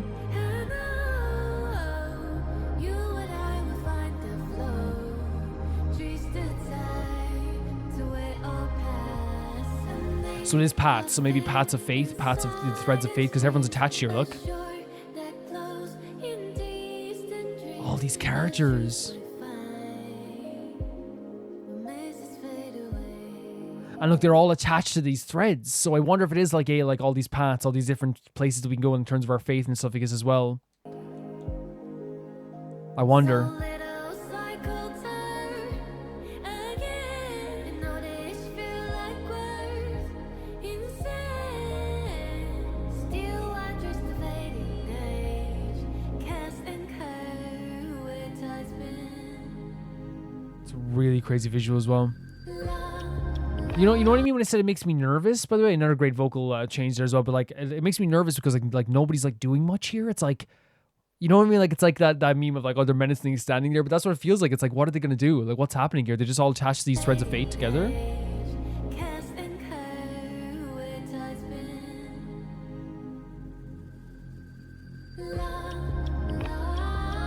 Oh, the vocals are gorgeous. They're so pretty.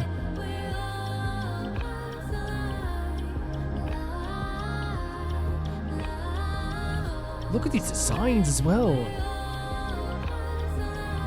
Another great design, even the... Yeah, the designs in this game are also cool, even there as well.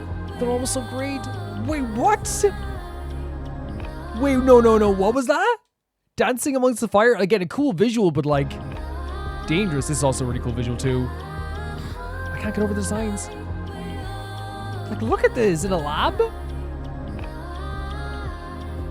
The shaking hands, gorgeous art. Look at this. I love the even the shading on the homes as well. Such stunning art.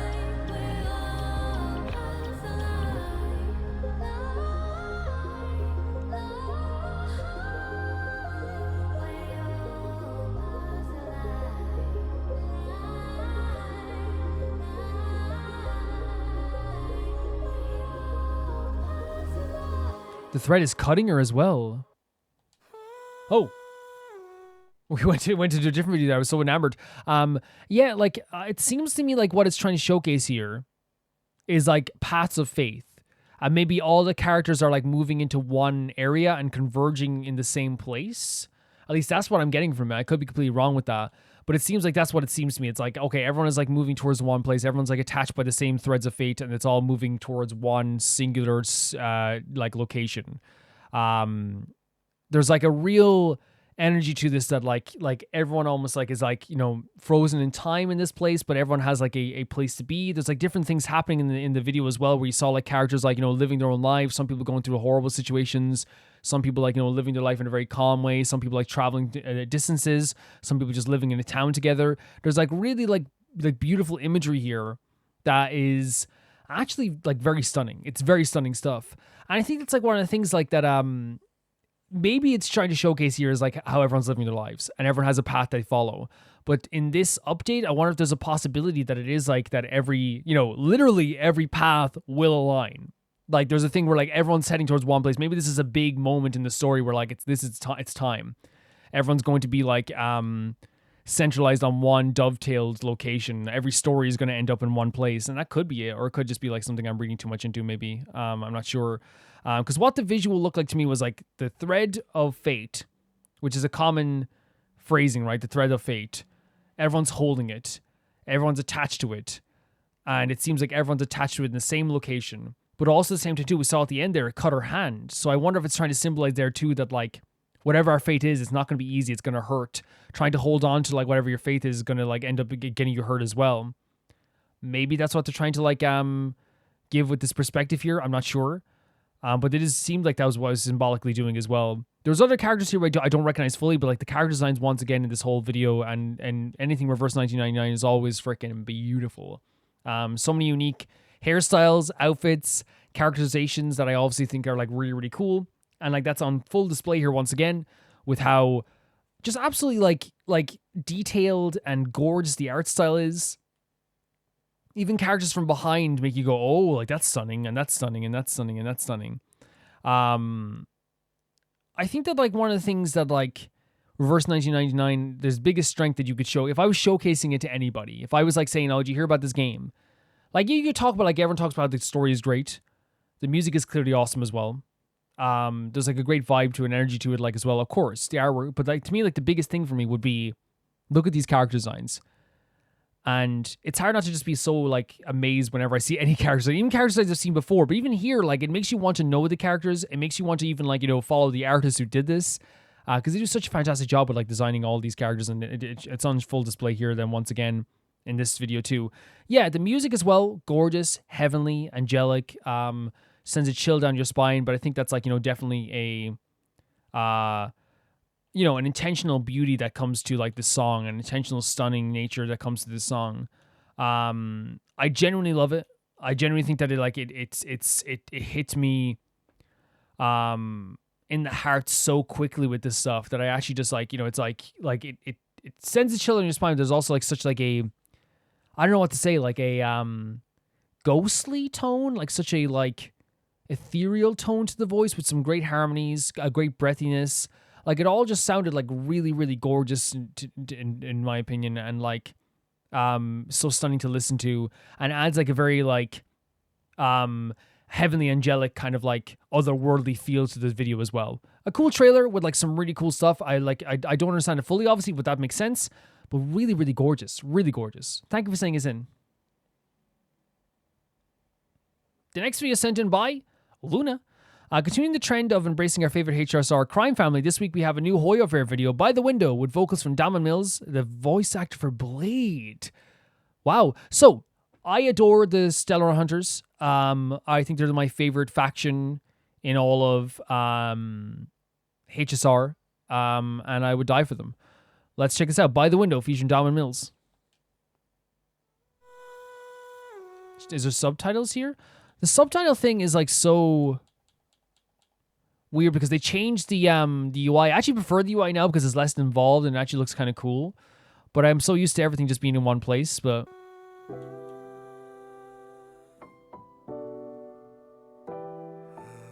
beautiful piano here as well.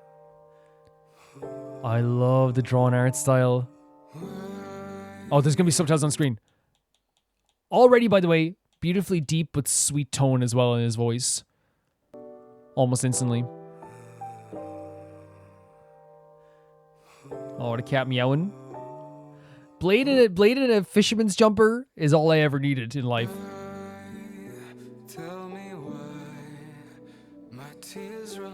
Whoa. No! Kafka, Firefly, and Silverwolf. We better see them. Please reunite.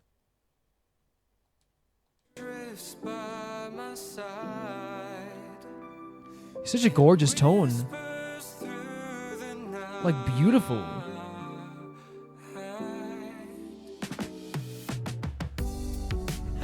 Oh. Oh my god, they came alive as well. That's very. Oh, this is so cute. First of all, the voice has such like the music is such like a city pop vibe to this, but it's also like such a beautiful like vocal performance here from Blades from Damon Mills. But also like this is so cute. Like look at them like carry the bucket over to him as well. Love the drums here as well, by the way. They're like following him around as well. That's his family. No way. Gorgeous tone. Look at them chopping the wood. They're helping out. Oh my god, this is so cute. This is too cute. What if I died? Don't. That is sick. Having Firefly, the one who was like becoming less tangible, or being the one that melts away. Like, are you serious? Like, very cute though. The end is coming closer.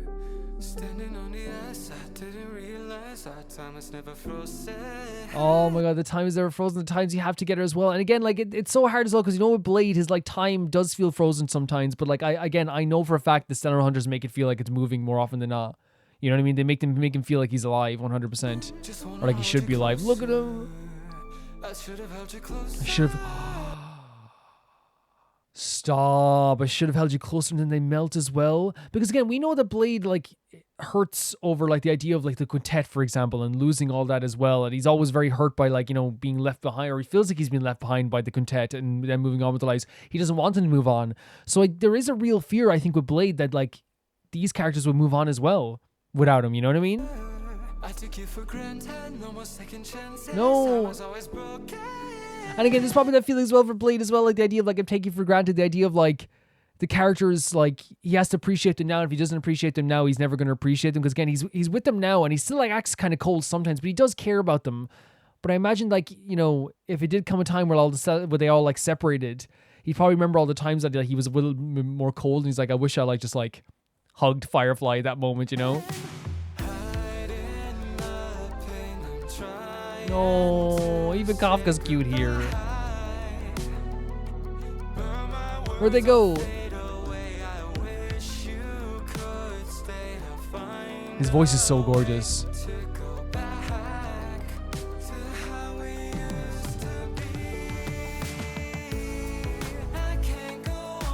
A very like interesting key change there.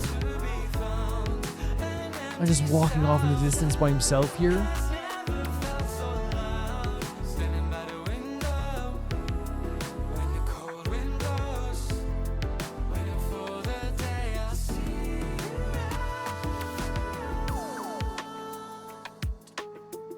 This is so sad.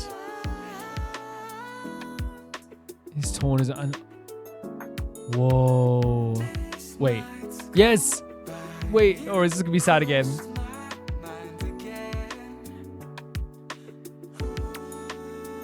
Oh my god. That's your family, Blade. That's your family. That was like, to me, my heart is pounding right now, because that to me is a perfect encapsulation of why I adore Blade as a character so much, and why I think he's such an incredible character just in general. Like very clearly he has gone through like such an immense amount of trauma, right, in his life. And even though like he won't say it outright, a big, huge part of his character is being upset that he is the one that's stuck in, like, again, there's a lot of, he doesn't, the way he perceives it, because like, obviously, like, Jin Yuan is also stuck in place as well. But, and in fact, I'd say the only member of the quintet that truly gets to move on, technically, is the reincarnation of Dan Feng, and it's Dan Heng. Everyone else is stuck in place either emotionally or literally, that they are stuck in one region where they can't actually, like, move from that region or move from their responsibilities. So there is like a feeling of pain that Blade has all the time, and that's why I think his pain manifests as anger as well. I think legitimately he looks towards all these, you know, he looks towards people like Don Hong, and he looks towards people like like even like you look the Jin Yuan. I think mostly Don Hong more than anything, because again, Don Hong is the one who's moving on, while he feels like Blade wants someone to feel pain with him.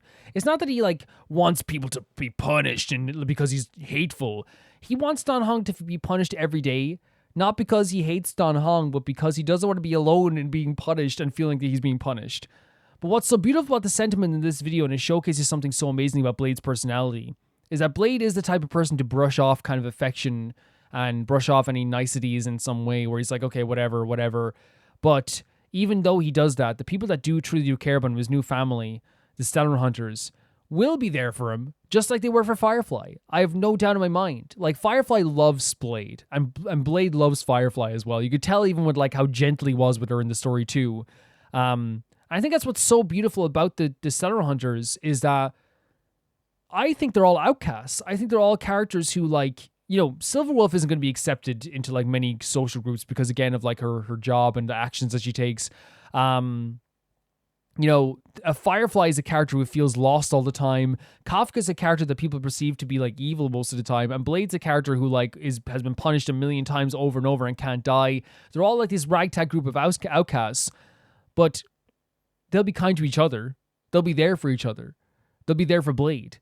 And to look no further than the example of like recently in Penacony, one of the most beautiful things in Penacony was all of the Stellar Hunters, you know, basically telling Firefly to extend her holiday, but in the very Stellar Hunter way, right?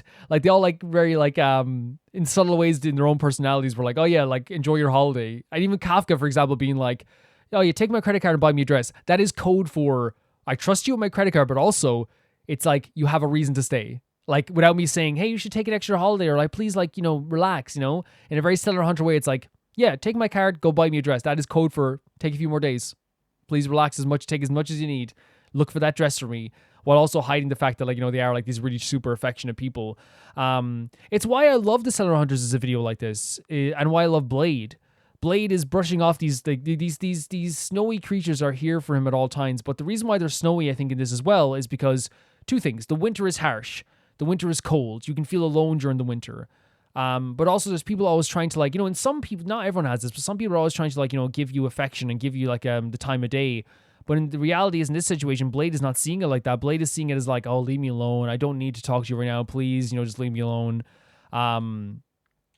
Well, they're all trying their damned hardest to give Blade, like, some sort of affection. And what happens is he sees multiple times the same thing that happened with the quintet, which is, like, he is left behind. They melt. I think they melt like twice or even 3 times in this. But the last time I think they showcased that, like, no, they're still there for him. Don't worry. Like, look at this. The fog is lifted. The snow is lifted. We're still here for you. But it's probably hard for Blade not to feel the way that he does feel during this video, which is, I don't know when this is going to end. I don't know when it's going to end. But every time it feels like it's going to end, I wish I appreciated more. Because what is going to happen? Because Blade can't die. And what's going to happen is eventually, and it's a very sad thing to think about, is like, and it's the opposite with Firefly. Firefly is like losing your tangibility in this world. Kafka can die. Silverwolf can die. And eventually they will pass on.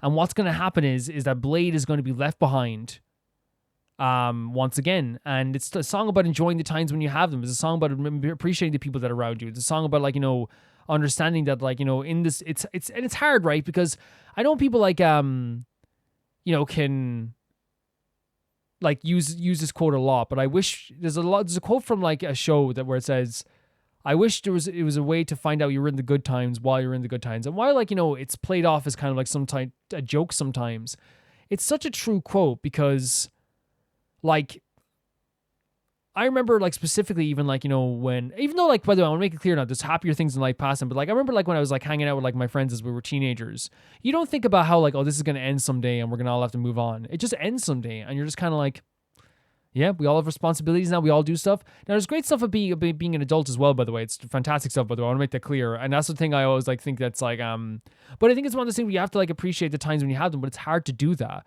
The biggest example I would give is, like, I know this is a bad example compared to Blade's journey, but, like, there was this channel I loved that was so great. I'm not going to say the channel as well because, like, I don't want to insult them and people, you know, would know it sounds like an insult, but I loved them for years. I loved them. I was, like, such a big supporter of them, but they faded away in my mind, like, and they became something I didn't really enjoy that much. And, like, I always think back, like, I wish I could, like, go back and be like, I wish I could enjoy, you know, 2016, 2015 up to, like, 20. My love kind of faded at 2021. It's like, I wish I could be there and still be in those times. But you can't do that, right? And that's why this is so sad. You can't appreciate the times in the way that you retroactively appreciate something because that's not how time works. But in this case, like, that's what Blade would have loved, is the idea of, like, I wish I could appreciate the times as they are now. And and I think it's trying to showcase, like, please appreciate the friends you have as you have them now, because you don't know when things could change again. It's such a beautiful song. It fills my heart with so much sadness, but also there's a lot of beautiful aspects about this too. Really, really beautiful stuff. The next video is sent in by Aka, and since it started to feel wintry, here's an anti-theme Yukiakari, meaning the light reflected off the snow. This is a big MV closing their seasonal arc. There is an autumn B-side, but it's not very lore heavy, so I don't think there'll be a problem putting it out of order. That's fine. There's quite a bit of lore in this one, but I'll try to keep it simple. Kay's character comes from a very powerful wolf clan that is meant to be the new leader of when he was very young, but during a ceremony, the clan got attacked and wiped out by vampires. Kay was a sole survivor, thanks to his then fatally wounded wolf while they were carrying him from the fight. Okay. He was found in the woods by his adoptive human mother and forgot the tragedy for a long time because of the trauma. He only remembers it when his adoptive mom unfortunately dies later in battle, where they also lost to Gyuri. All this family lore is more important than the original webtoon. In anti-team stuff, they focus more about the story after Gyuri. So at most, they add little scenes here and there while focusing on the general themes, like grief. Yeah, that makes sense. Like, it's like, you don't want to get bogged down with, like, going too much into, like, you know, past lore when there's, like, a bunch of characters that are moving forward as well and stuff like that too, you know? And not bogged down, but you know what I mean? Like, you don't want to focus too much on the past, instead focusing on how the past affects the future, which is very, very smart to do. Now in the present, they pack and travel further away from cities and people, still enjoying their freedom and companionship like in Aroshi. Kei has his human mother's journal where he describes the place she found him and leads the pack there. They hope to find more fellow werewolves, but the ones they find up injuring Haruha. Kei struggles a lot with his past memories flashing in his mind, and now with Haruha getting hurt, he even questions if it's correct for him to leave. Thankfully, he has the pack to remind him that he doesn't need to deal with all the pain alone. And I guess that's the thumbnail already as well. Self-doubt, the idea of like, you know, wondering if you're even able to like be that person that needs, that people need to step up as well. It's a really interesting team to like, you know, follow within a MV and a band, but like we'll see how it works here as well. This is Anteam Yukiakari. Let's go.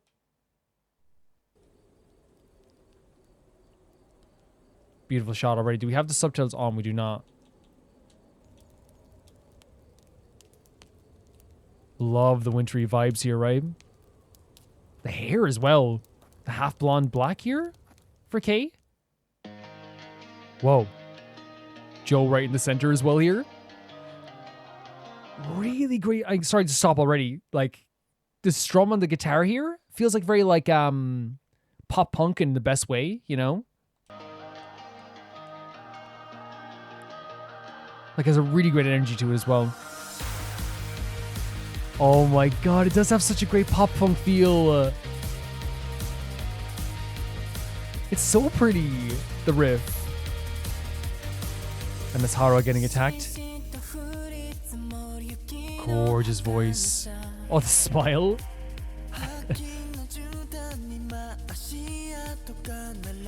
By the way, can we say before we go, look at all these smiles, by the way, really cool stuff here as well. But I love the pop punk vibe, but like, look the way it starts here with like Nicholas looking like a fashionista even in the snow. I love the pop punk energy to this. Watch this here now. Of course. Joe's beautiful voice on a silvery carpet. The echoey voices here as well. The Ko is all here too. Like the echoey vocals being there too is like a really great touch. Just if you want to have a song that is about like the idea of moving forward, and that's feel like what Anteam is all about as well. But also having like echoes and remnants of like other emotions still there in the vocals too. I think it's a really good idea also. Love the choreo already as well. It's very fun. Look at DJ.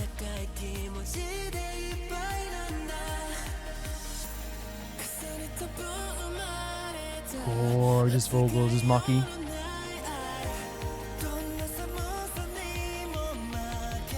Oh, we're building up. Look at Kei there. Whoa. Whoa. Whoa. Gorgeous. Evo, like holding the jacket over. That's very sweet. Holy hell. Oh. Sorry, stunned here. Stunned. I know I shouldn't be shocked that like Anteam have a beautiful chorus. Like it feels like all again, like they have great verses and they have beautiful vocals and some very somber vocals all the time in verses as well. Some great rhythm in their verses, well, some great hip hop stuff even. But like I think with the chorus, like you know, it's the same thing when I heard Fireworks the first time. I always talk about how it's a perfect chorus. Like it feels like they put like they have so many eggs and they put them in different baskets, but they put the most eggs in the chorus basket because they know they always hit. They know it's an emotional, because it builds up like through these beautiful verses, these videos that they have together where they're all like, you know, either working together, playing together, have fun together. And then it builds up to this like beautiful like key change into this gorgeous chorus.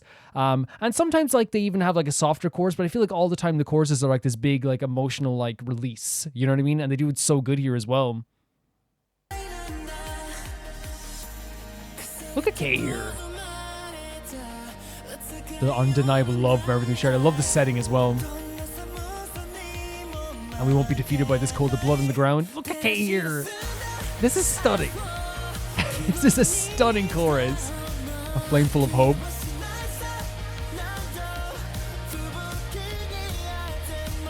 Some really beautiful stuff. And that softer tone there as well. The elevation of their voices there too. Great hairstyle as well. Oh, it's such like a soft and gentle tone here as well. Sorry to pause it. I'll skip it back just a tiny bit there.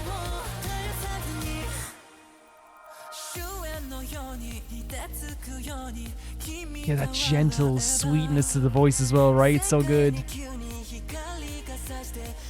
Oh my god, so sweet. This is a really sweet video. The dragging him down towards him as well. Because again, it feels like it's like, oh, waking up, making sure he's okay, but then it's like instantly, okay, he's okay. Okay, they have like golden smiles, by the way. Beautiful smiles. The choreo is so involved with each other as well.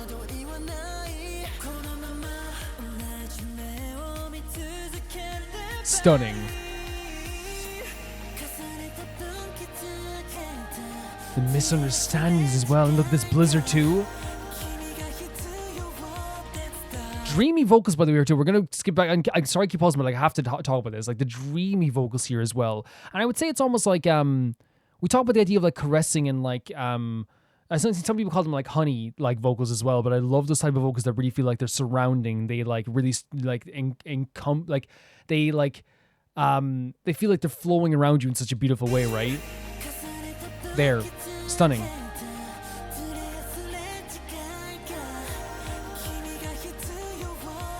They show me that he needs you as well. Everyone putting the lanterns up too. Such a great chorus. Maki doing a great job. Joe. I love that that's my commentary. Just Joe. I'm sorry I keep pausing, but like that's my commentary. Is just Joe.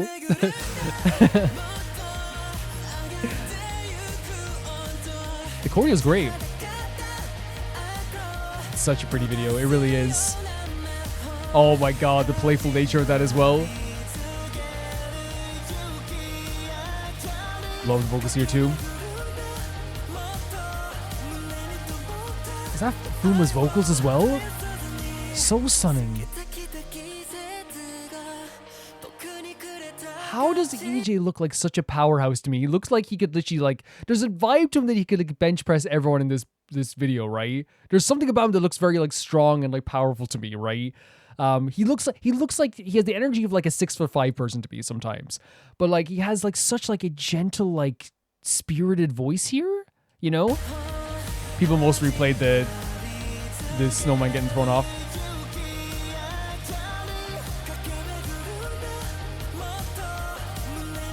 Gorgeous vocals here from Fuma here. The choreo is so involved with each other. Yeah, this like gentle, like angelic voice here from EJ. Oh, the other MVs. Oh my god. There's like so many clips from the other MVs of them fighting as well. This is stunning. Oh my god, the grave as well. This is a perfect chorus again. Now, I think there's a scene after this as well, because clearly there is. I think you were saying that as well, Aka, too. Just to talk about everything before we go any further here as well, I think that this is like a... First of all, I didn't think we'd ever get like a perfect chorus again, like we did with Firework. The chorus here is like such a release of energy. And they're very good at choruses anyway. It's such a release of energy. It feels like so like... as I said, energetic, beautiful. There's like a real like sweet vibe to it. You can feel that the video like it goes well with like the togetherness that they feel in this video as well. You can really feel like, you know, using the cold weather is such a good example here, because that's when like, you know, animals usually do have to stick together, especially in packs. It's the most dangerous time for animals. And in this case too, like they're probably using it as a symbolic thing where it's like, well, it's the time where we really have to like consolidate how we feel about each other. They talk about the idea of the misunderstandings and knowing that they're going to be together as well and be there for each other. And the choreo feels that way too. It feels so involved, like they're moving in without each other. There's some parts where they're like literally, like I think at one point Joe was lying on someone's back, like almost like carrying him as well. It really does have a sad vibe to it, a melancholic vibe to the video too, but like it's all really well done and really beautiful as well. And the vocals are so great too, going throughout this entire song. Look at that shot as well. Like all them running to K as well. You don't have to be alone. Their smiles could melt snow. I don't know how the snow is surviving. Great shots here as well from different videos. That part there as well. Like that's perfect. Like a perfect flow. And of course their voices as well. Everyone has like a different tone. Everyone has a different vibe to them as well. but I feel like they really understand this group, how to put on like an emotional performance for these videos and these songs. That like, because again, like I think like even Aka would say like they are more emotionally charged than most groups are, and I feel like you get that here for sure. This is great shots as well. I didn't gorgeous tone again. I didn't get that before, by the way. I didn't get that when I first when I saw that shot there. All the different videos have like shots of them kind of like lying together like at the start, and maybe not even at the start, like some points in the midpoints too, whether it's at the grave or in the summer together as well. Great styling too, by the way. Like I feel like it's like, you know, not like they could have gone with winter jackets, which would have been fine too, but they actually went with like kind of like more of like a like it's weirdly like business casual in some ways. Like which like, you know, like let's go for it, you know. Very interesting with the contrast and snow. Let's see what this after credit scene is with Kay with his beautiful face. The new album's called Beautiful Face. It's really good. Look at the lighting here. Great idea to have them fade into like his vision. Like I couldn't see them before, but they are there, you know? Great idea. The compass on the diary as well.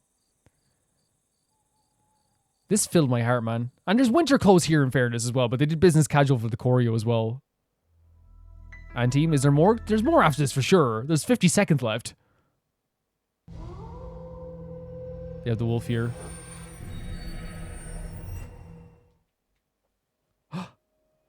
Why'd I get chills? Wait, no. Why are you so beautiful? How about that? I paused. I'm sorry, I paused at the wrong time. Oh, you mean there's no wrong time for Kay? I agree. Oh, look. Is this someone he likes, or is this like to symbolize his mother? Maybe. You know what it could be? Oh, okay. You know what it could be? It's like maybe he doesn't need to think about that past stuff. Maybe he doesn't have to think about those emotions anymore because he has all these people to support him in the van as well. You know. Not just in the van, but in his life. Oh my god, look at these guys here as well. Again, I'm always like really amazed by like how Joe looks like the definition of a cinnamon bun, but like has one of the best vocals you hear in K-pop, you know? Okay. Little envelope. They're good at the acting aspect of this too.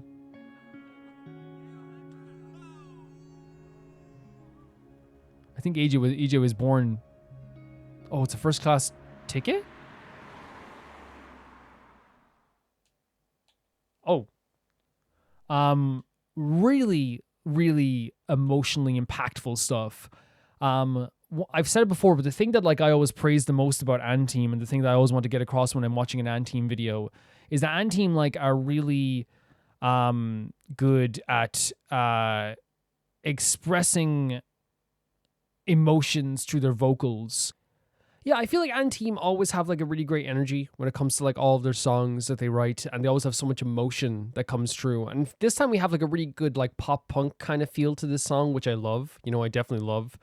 And I think like it matches their vibe and like sometimes the energy that they're trying to give off as well.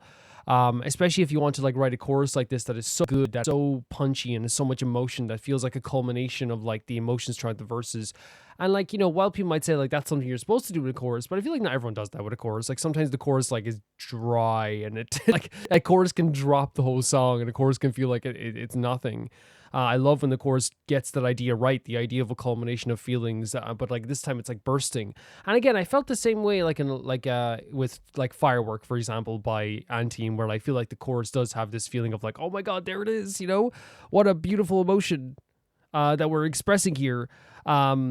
And like it really feels like a culmination of the verses. But in other Anteam songs, I feel like, you know, you have songs that are like that feel like the same type of culmination, but in a different way. While it's not bursting sometimes it's like, oh yeah, like this is like making you like come down to their sad emotions, you know, come down to their hopeful emotions. There's all these like feelings that they really are good at expressing. And I feel like the boys are really good at expressing this through their voice and their acting as well. Like they're really good at expressing emotions. Like in terms of like emotional music, not emo music. You could say emo music if you wanted to. I used to be an emo fan. Still am. I'd listen to like, you know, it's like one of those things like if you put on like an emo band, I'm still there. But yeah, it's definitely like to me, like really good at they're really good at expressing emotions all the time. Their voices are like incredibly sweet. They're incredibly sweet. while also having like a lot of personality to them as well. Like there's a bite to their vocals as well. It's not just like, oh, this is just sweet without any like substance. There's a lot of like as I said, an ability to express emotions that comes through in all their voices. We saw that through the chorus, the emotional release. It feels like it's a combination of all the moments we felt throughout the entire time. It's like crazy. It's like this crazy, like, you know, as I said, as a release of emotions. The first verse, both with the starting point with, you know, starting with Joe singing and then also with the echoey parts as well were such a nice touch. Cause I really feel like, you know, putting those echoey parts, as I said during the video, really shows like the remnants of emotions past. Which is a great touch because it feels like there's still something following them. There's still something in the back of their minds. And of course, like Joe has a fantastic voice as well. I know it's not just Joe who started the song as well, but I just want to say that too. He was like the one who like showed up first singing as well. But yeah, really good stuff as well. The second verse has such a soft nature to it as well. And then even like the bridge part had EJ starting it off as well, and it had such like so much soul and so much spirit in it. And it was like, as I said, sweet in an unexpected way. There's a tone that makes you like feel something easily, like instantly, with EJ's voice. It really does feel like the vocal performances in this song always like, or and all the songs for Anteam really do like come with like an emotionally charged feeling to it all the time. There's some angelic vocals in here, some soft vocals with a hint of deepness and sorrow. There's like some powerful elevations in their voices. There's some beautiful twangs in their voices. All this stuff like in the bridge and the chorus. It really feels like these guys are such amazing vocalists, but not in the way that like they need to show off like how they're able to belt stuff all the time. They need to show off like all this stuff. Because like while that can be cool sometimes, as I've said in other songs too, like you can, you know, it's the Toto thing, you know, the band Toto. Some of the best musicians in the world, but like they understood that being the best musician in the world is not just like doing something crazy all the time. It's about like, you know, creating something magical. And that's what Anteam do like all the time when they create something magical. At least that's the way I feel 100% when it comes to this stuff too. I was talking about how like the video itself looks so freaking cool. And I feel like it does look cool. There's like such a beautiful aspect to this. I feel like the as I said, the symbolism of the snow is definitely a time when like animals have to either, you know, in packs have to work together, or else if you're a solitary animal, you have to hide or, you know, wait out the winter. It's a tough time. Like that definitely is like showing that like this is the toughest challenge we've had yet. We've had so many challenges, but this is definitely the time where we really have to work together. And I feel like that's like, you know, definitely the vibe I get from the music video. It's a perfect choice for the music video. They're really pretty visuals without feeling too scary, but that you still understand like the actual cold and the danger to it, but also having a gorgeous feel to it too. I love that. I really love that idea that I'm not just like, you know, looking at something that's not appealing to look at. I actually have something beautiful to look at as well, while I'm also understanding the emotions. The choreo is so good. Like even starting off, like it was really, really good. Like very involved with each other. Felt very like and sometimes protective of each other, sometimes helpful of each other. We saw the thing with like Joe resting on someone's back. Like there's like the, you know, people, you know, picking each other up. You know, I love an involved choreo where everyone's like moving within each other, especially when this is all about like, you know, them being together now as well. And of course, like we have those sweet voices going over the visuals of them like walking through the snow, the choreo and stuff like this too. It honestly like works so well. There's like a playfulness to like some of the like, you know, parts of this video, the actual visuals of the video. And of course, I said they're so good at expressing emotions here. They don't shy away from it. They don't try to act cool all the time. It's about really just expressing those emotions and like, you know, really like showing that companionship that they have and showing the world around them how this cold place could definitely ruin that moment, but they're trying to build this together. As you saw them building a snowman together, playfully knocking it down when they were pulling EJ to the ground and laughing, all of them playfully going up behind Kay. Like it's as he thinks of all the times that they had together, all the struggles they went through together, and like understood, like it's genius. It's absolutely genius. That moment hits hard as well. Like when the chorus hits the last time, and Kay is thinking about the times they fought, the hard times they've had, the deaths they've had along the way, all these different things, and all of them come up behind Kay and like hug him at the same time. It's a really like great touch to that video. Like honestly, like, and it's we talk about culminations of emotions. That's perfect as well. Really tirelessly. I feel like, you know, they tried to showcase that Kay understands that he like there's, you know, he's no longer alone, and they have that through the lyrics as well. But yeah, the lighting is gorgeous. I love the way they use moonlight here as well. I love the way they showed the flames setting, you know, a path through the trees as well. You know, as Kay is kind of being depressed as well, because it showcases that like everyone's gonna like light their own way here as well. It really, really is a cool, you know, thing as well. And on the topic of the choreo as well, I think it has like a lot of sweet moments and a lot of togetherness, but I do think the chorus itself has like, you know, a lot of beauty to it, but the choreo there is like very impactful and aggressive, and like, and there's a lot of stomps and like, you know, sudden arm movements. Like it does show off like that they have like, you know, they're still, you know, wolves. You know what I mean? Even with all the emotions there as well. But yeah, as I said, the song is sung amazingly. The actual video itself is great. The chorus is perfect. I think that they have, you know, so much emotion in it. The video is perfectly expressed with beauty and also coldness as well. Like, I think it's a really great video at the same time too. The lyrics that they had in the song too, like, had like a lot of stuff that was about, to me, like the song itself is about the idea of like moving on together, understanding that we've had a lot of troubles, but now we're finally getting together with our act. You know, there's a line like, what was it? The undeniable love that we, that was like born from everything we shared.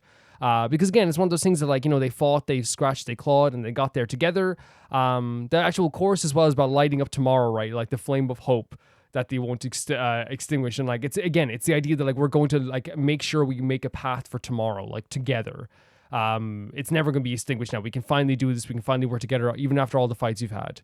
There's even like really beautiful lines like, was the seasons past gave me like a certainty.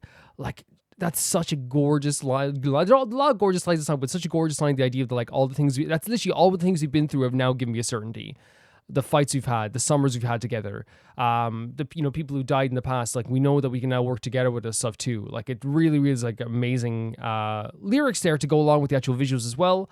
I think like even they talk about like the idea of misunderstandings in this song, and like they show, and I think it's like, and the idea of like needing someone through those misunderstandings. That's a big thing with this video as well, which is like remembering all the times that we had that we did misunderstand each other, that we didn't fully grasp each other. And I feel like, you know, we saw like, you know, we saw videos where they fought together, where they beat the living crap out of each other. We saw videos where they spent summer together and they had like such a good time together, but still there was also an undertone of sadness there as well still. And I feel like in this video, it is definitely them showcasing like we are still together. We're still going to move on together. Yes, it's going to be tough. Yes, there's still going to be problems. Like you saw, you know, that with the injury that that Kay was so worked up about, they're going to work together again to, you know, progress. I think that's a perfect way to express this video. Yeah, this is really good. And I feel like, you know, it's like, to put a pin in all this, I just love that there's a group out there that doesn't try to act cool. Because again, you can act, because I feel like, you know, I've seen it many times, and I've talked about this in the Patreon chats, like, even when people are accepting awards in K-pop groups, and it's like, acting cool isn't funny. Like, you know, the coolest people like I know in K-pop and in J-pop don't act cool. They just are cool. You know what I mean? And to me, like I look at this and like, I'll use as an example, you know, Nicholas in this video. He's not trying to act cool. He just looks cool. You know, because again, he's being genuine, and like he's showing, he's like, you know, he's acting out emotions that are like feel very real. You know, to use an example of another group that I talk about as well, like the idea of like that I love dearly is you know, like Zero Base One. Like I love the way that they do that too, where it's like acting out the idea, like in their videos, they're not trying to look cool all the time. They're expressing emotions. But I feel like, you know, and team are kind of like masters of expressing emotions. That's what I feel anyway. And I really enjoy that. It's not just like, you know, it's like actually like truly express real emotions, not trying to act cool. Because I think it ruins the concept of this video and the emotions of the video if like one of the guys is just like, you know, smiling to the camera and being like, it's the snow, eh? Yeah, it's like it ruins it. But they really do, because even like Nicholas, who is like the coolest person ever, right? He's cool because obviously he's like actually expressing emotions in this video. Yeah, that's the way I feel anyway. Thank you for sending this in. The next video is sent in by Flowerbit, and it is Star by Loona. We love Loona. We adore Loona. As I said, Artemis were my number one group this year. Our next Loona song is a B-side from the same album of Why Not? So unfortunately, it's still only 11 members without Hasul, but Star was actually Loona's first fully English song as a group. On the same album, there's also a Korean version of the song called Voice. Oh, really? Okay, that's interesting. You may notice that this MV was made by a different director or production company than their other MVs as well. Nothing really Loonaverse related here. So it's probably just more focused on the idea of like them as a group being a probably like a pop group or something like that. Because I think it's one of those things that like about Loona MVs and Artemis MVs, that it's like very much like always very focused on like the story of the song as well. And even like, you know, I haven't seen all Artemis MVs, but the ones I have seen, it's always very focused on like that point we're trying to get across. So maybe it's more just like going to be like this is a K-pop group, right? I'm guessing anyway. But the song is a big deal for Loona because it's a song that got Loona on the Billboard Top 40 US radio chart for the first time. Loona's the only fourth K-pop group, the fourth gen K-pop group to achieve, was only the fourth, sorry, to achieve this after BTS, Monsta X, and Blackpink, which is huge. It was very exciting at the time because the radio charts and promotion was always entirely done through grassroots fan promotion. For almost 2 months straight, US orbits were calling and emailing radio stations every day requesting Star, and it happened to work out. Man, I'm fairly sure that Loona, like the orbits, if they all got together again, could literally like change elections in countries. I genuinely feel like they could choose to elect which president they wanted. Now in the US, you can still hear Star on the radio, sometimes in stores, which is really cool. If you want to read more about it later, I have a link here. There we go. Okay, very cool. Hope you enjoy. No, it's actually like I have heard about the success, obviously, as well. But I forgot that it was this song. I remember they did have a successful song because I was thinking about it. Like someone shared this as well. But like I wonder if, like you said, like is this heard around stores in the US? Like is that when like people make memes where they go like, "I still hear you in H&M" and stuff. You know, like about songs like H&M. Yeah, I wonder. Well, anyway, let's check this out. It seems already like a very like interesting thumbnail with Shu in the middle. I think it is that Shu. I'm only judging that it's Shu because I notice all the other members on the other side. Yeah, I think it might be Shu. Let's check it out.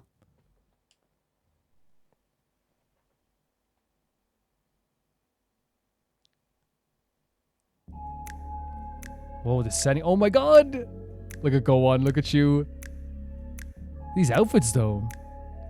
Is there subtitles? Oh, it's in English, so there probably won't be subtitles. But maybe I'll see if I can. No, I'd say it'd be fine. Like right, like I said, it'd be fine. Yeah, we'll go with it. Here's you. Whoa. This beats. Such a great dance beat, right? Kim Lib.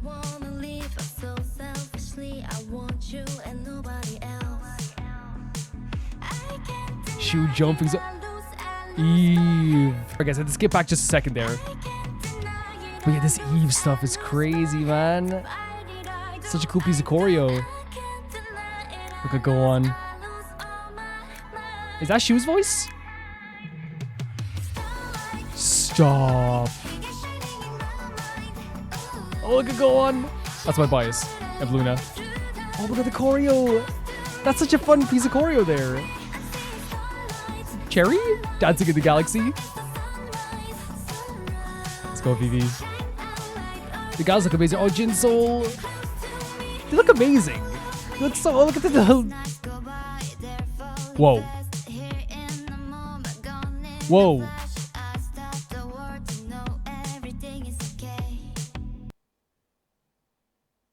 I was already so enamored by this chorus. I was already so, like... into it and deeply like in love with the chorus because again it's a perfect pop chorus. Like this feels like a perfect pop song, right? I don't mean that as a detriment, but I love pop music, but I'm saying in terms of a perfect pop song, this feels like as a great beat. It has a great rhythm to the verses, a little bit of a lower tone showing off kind of like a really like thing that you can dance to, and then it goes into like this very elevated like pre-chorus where it had Eve's, I think Eve's and Shu's vocal. Am I wrong? Maybe you can correct me on that, Flower, but if I'm wrong. But a really gorgeous like pre-chorus, and then like a really rhythmic, beautiful, high energy, gives you that high energy chorus that's so stunning as well. Like it's I want to say perfect, like obviously, you know, some people will be able to find flaws and stuff, but I'm saying perfect in terms of like it just has that like all those elements that you would want in like a pop song that you could listen to and enjoy, but also find a lot of beauty in it, some great vocals. And the choreo as well is so fun so far too, right? I love like the little arm movements. I love them dancing amongst the galaxy too, is like so sweet too. I love the little like curtsy that like Jin Soul did. But I also really love here something that can be chills. The reason why I stopped, Haeju's tone here is incredible. And I don't think we've heard a lot of just like her tone by herself in like group songs all the time. But here it's like it's not a rap. It's kind of like just like it's like a mixture of speaking and a vocal, right? It's a mixture of her natural speaking voice and you can hear the tone of her singing voice. So it's kind of like I don't know what way you describe it. There's a deepness to it, but there's also like a very like Like it's really easy to listen to. There's like an and it gave me chills for some reason. I guess just because her tone is so unique to like, you know, other Loona tones. I understand that, like, you know, she is, like, you know, beloved by people, and I you know, it's very easy to see why constantly. But that tone there is so great. Look at these gals. Sorry, I just got sidetracked by Yeju's voice. I love that the arm movements there. Look at the little curtsy. Listen to this.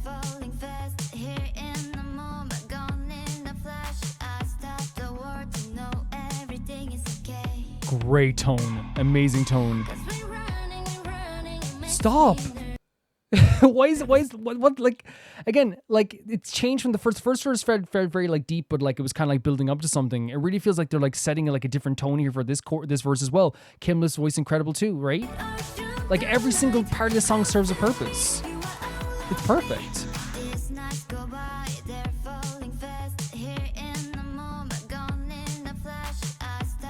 Her tone's incredible.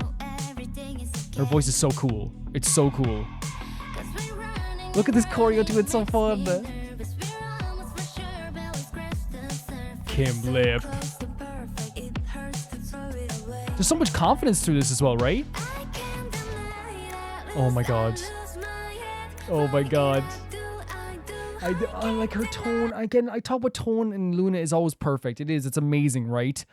But like Jin Soul to me has one of my favorite voices. I love the way she puts so much of an emphasis on like the kind of like I don't know what if you call it like a people use the way people describe it to me is always they say like a honey voice, right? It has this very honey feel to it. But I feel like it's just very smooth, but there's also like a really pretty kind of like uniqueness that she gives to it too, even with the tone like I do, right? There's like something like there that like is so Jin Soul. It's so very Jin Soul when she does it too.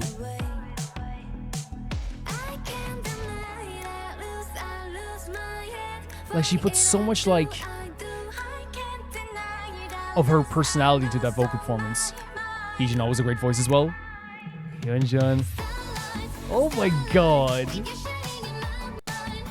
This is so great. I love that. It's so fun. That part of the choreo is so fun. Look at Go On.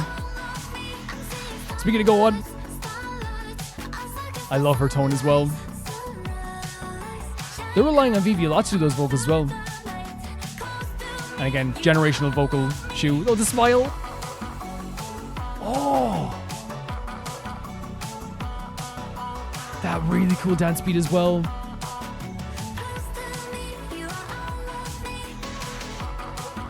This choreo break is so good.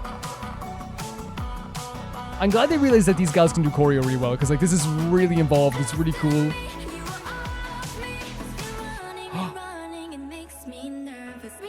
Cherry. I'm sorry, but like it's really like difficult to not like just like be stopped in my tracks all the time with these gals' vocals, and I feel like it's happening here so much too, because I feel like they're putting like a really good emphasis at the very least on like as much vocals as they can in the song, and as much of the tones that they have as well.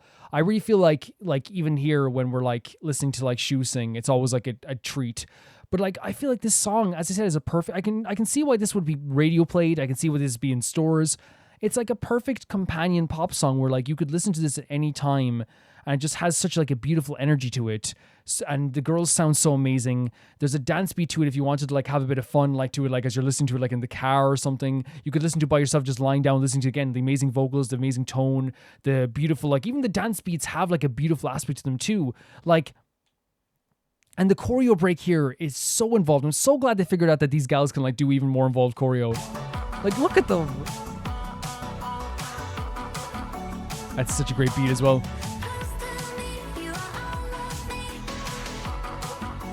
These gals were working here. The facial expressions as well.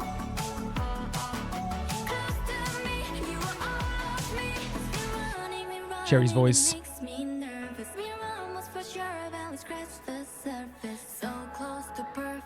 Dude, Cherry and Shu like back to back. Gorgeous. So freaking gorgeous.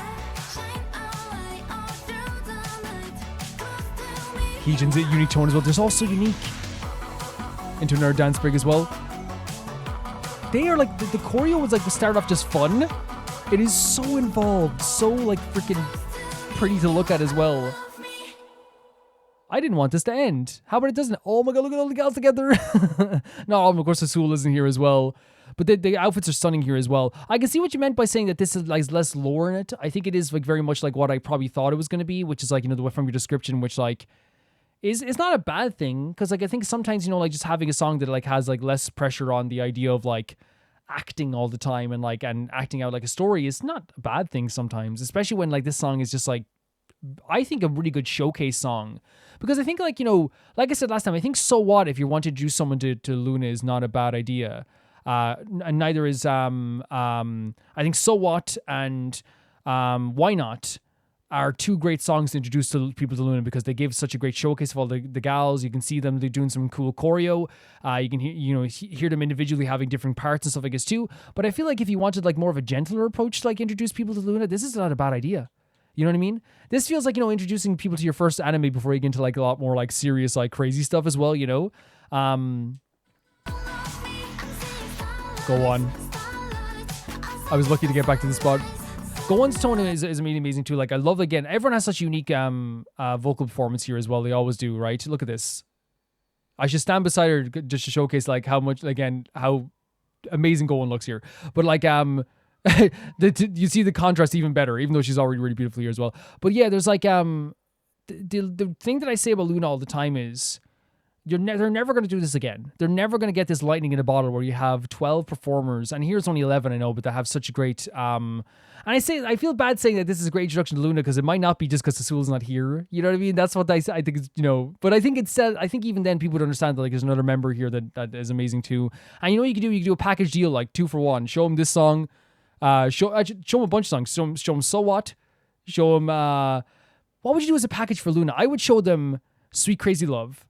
I should showcase the units. I would showcase this song, So What, Why Not, and then I would show Butterfly or Hi. Either or. I think that would be a great showcase all across the board. Maybe Butterfly to have a different tone. It would showcase all across the board like what they can really do. I know there's other units too, but I feel like if you could only show like one unit, like for me, like can I say this, that my favorite unit is Odd Eye Circle? Is that okay to say? Loona fans, am I allowed to say that? Because you know I love the other ones anyway. But like, yeah, that's why I would showcase as well. Because you could show the other units too, and it wouldn't have been a bad thing either. Like, you know, like Love Forever is an incredible song too. You had no problem doing it as well, you know. But yeah, really, really great vocals here. This is my favorite part of the choreo, and it's like the least like difficult part, I bet. But it's still like shoes smile. And then we get into this stuff to showcase how amazing these gals are at dancing. So fun, so energetic. So many different moving parts. Look at Yeonjun's face here. She's locked in. She's like, this is my time. Yeonjun's so locked in that like my Artemis biases in the back is Jinsol. I didn't even notice her at first, right? Yeonjun is staring into the camera's soul. You know what I mean? She's locked in. And she was there too. Look. Yeah, it's Cherry's voice here as well. The spin and fall as well, again, because I'm so focused on certain parts, and that's why like sometimes you have to go back and rewatch this stuff. But like Cherry's voice here is fantastic, and then look at the spin and everyone falling with the spin. It's such a great touch. Look at this. Incredible.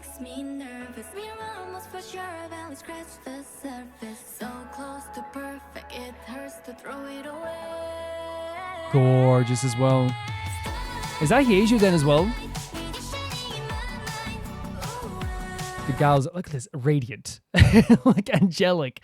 Yeah, I think this was like a, you know, if you're not doing lore heavy stuff, show off exactly what the gals can do in like so many different ways as well. And I feel like that's not like that's what they went for here. They went for a showcase of like a perfect pop song. And I say perfect pop song again, never as like a, never as an insult. I hope it, because I know like again when people go like this is a pop song, and that's not my perspective. Pop songs are amazing, and I've grown to love pop more and more throughout the years too. And the reason why it is a perfect pop song, as I said, it has a great rhythm and a build up to this dance beat in the verse. So like fun to listen to, but also at the same time too has a great tone to it and has a great rhythm to it, all this stuff. And then it comes into this like beautiful pre-chorus showing off Even Shu's voice in such an amazing way. This chorus that is so energetic and gives you so much life and like gives me chills hearing it, and like you're smiling watching this. And again, the video is a big part of this too. Like it's like along with the chorus and the video, I'm having so much fun watching the video at the same time too. And then you have afterwards, and this is before I called it perfect even before I heard this. We got to hear and we got to hear so many vocal performances here, but like Hyeju like really stunned me here. Like, and kind of like shocked me. I think it's just like amazing that she can do this. And I guess I understand why people like are constantly talking about her. Like she's like, I think in my feed, when it comes to talking about different Loona members, and this isn't like a competition, by the way, I'm just saying, I think it's a longing thing because she's probably the least active online. That's probably it. But like people talk about her like she was like an 80s pop star who had like a few hits and people missed her ever since. You know what I mean? That's how longing it is. People long for her. But like her tone here, so natural and just like, you know, giving her personality and her voice in this too. But it gave me chills. I think she sounded amazing here and sounded so cool. And it gave a really cool vibe to a very like energetic and like fluffy song. You know, it really did. Like it was a very fluttery, fluffy, beautiful song, beautiful chorus. And it brought us back down again after this very energetic chorus into this like very cool tone. And then we had like the gorgeous vocals of Kim Lip. Can I say as well here too? I think this is like they're so confident in their songs, especially like past the early days. Because I think in the early days as well, like, you know, you saw like a very energetic new group, and that happens to every group. Like the new songs we watched, like for example, like BTS's like stuff, their first ever song and first ever MV recently. And while they still have cool aspects to it, you can see the bright-eyedness and like, oh, they're just like starting off here as well. But like you can really see here, like, and it's my favorite thing about when you can see this from the gals is their confidence. And you can see how like much they have confidence in the song, confidence in themselves. And we've seen that more and more every time I get like a Loona track as well. And I think that, you know, this era of their tracks, as you were saying as well, like, you know, this was a B-side, of course, but like it's still an incredible song. But this was a B-side for Why Not? And I think that this is like a confidence era, right? And I don't think that they were at a lack of confidence before, but I think like there was a very like, and intentionally so, I think the earlier songs had a very like bright, bubbly, but there's something under the surface there. And I think later on you had like some other tracks where it's like, this is very vulnerable. Even before like the debut tracks, I feel like there was like a lot of vulnerability to it. Like I think like Eclipse back in the day, like not back in the day, but like when I first heard it here, like back in the day, it was probably like 8 months ago, had a very vulnerable aspect to it. Even like Sweet Crazy Love has this like really deep seated kind of like sadness to it as well at the same time too. And I feel like this is like a confidence era. It's like, hey, look what we can do. Look at the energy we can give off. I think it's good to showcase that they can get a lot of emotions across in like, and beautiful vocals in their very story-based songs and their very story-heavy songs, but also around this time too, still having some story-heavy stuff, but also like showcasing that, hey, we can also do exactly what all the other K-pop groups, you know, can do, but we can also do it in such an amazing way as well. Look at this. This is just a pop song that we're showcasing our choreo, our vocals, our confidence, our visuals, and look what we can do. We don't even need the lore. You know what I mean? We can do this if we wanted to. And to showcase this well here too. If I'm not mistaken as well, I think this is one of the most critically acclaimed albums they had as well. Maybe I'm wrong, because I remember just a YouTube critic I watched in the past, like I remember clicking to see if he ever reviewed any Loona stuff. And I think he said that this was like a really great album. I think so. I think it was the Why Not album. I could be wrong. But maybe it's I'm completely wrong about that, but maybe. But I think you can let me know if it was a critically acclaimed album at the same time too. Yeah, this was a really beautiful song. And again, I love the confidence, I love the choreo, I love the kind of like involved nature of it, how like there were so many moving parts. And it's so funny, there was so many like really intricate parts of the choreo, but I found myself like mostly enamored more than anything with the just the moving arms part, because it was so sweet to see as well. The lyrics as well of the song too. Usually we have like subtitles to like off, but obviously I think they were like honestly very clear here. Like, you know, like there was like a great lyric as well from Hyeju. I think Hyeju's part was so amazing. Like, was like, about the nights going by and it falling fast. And I love the line here in a moment gone in a flash, because the way her tone like says that too is like so great too. And she said a line there that really hit me is, I stopped the world to make sure everything's okay. I love that line. I love the idea of like trying to stop yourself in place to understand, okay, am I here? Am I in place? Is everything perfect? Is everything going well? Okay, cool. You know that moment in life where you have to like stop everything moving, like just check yourself. Am I doing okay right now? Is everything like emotionally okay? Like even what the chorus is like, I can't deny it. I lose my head. I lose my hem. Like fight it. And even like, the I do. I love Jin Soul's tone, which is the I do. And it's like, I can't deny it. I lose my mind as well. But it's also like, I think if I'm not mistaken, it's about talking about someone else that like is in their mind, is on their mind, is in their dreams. Makes them feel very like good, but at the same time too, it like makes them feel kind of nervous, but they don't want to leave that nervousness as well. So there's obviously like a bit of like there's like a not a, I don't know if it's like a conflicting nature to it maybe as well. And the last line of the chorus I think is close to me, like you are all of me, close to me, you are all of me. It feels like that is also like saying like, you know, through these dreams, through these, and again, if it's about starlight, I think it is about the nighttime dreaming of this person as well. Maybe. It really feels like it is like they're dreaming about this person in the nighttime and they're seeing starlight and thinking about this person as well.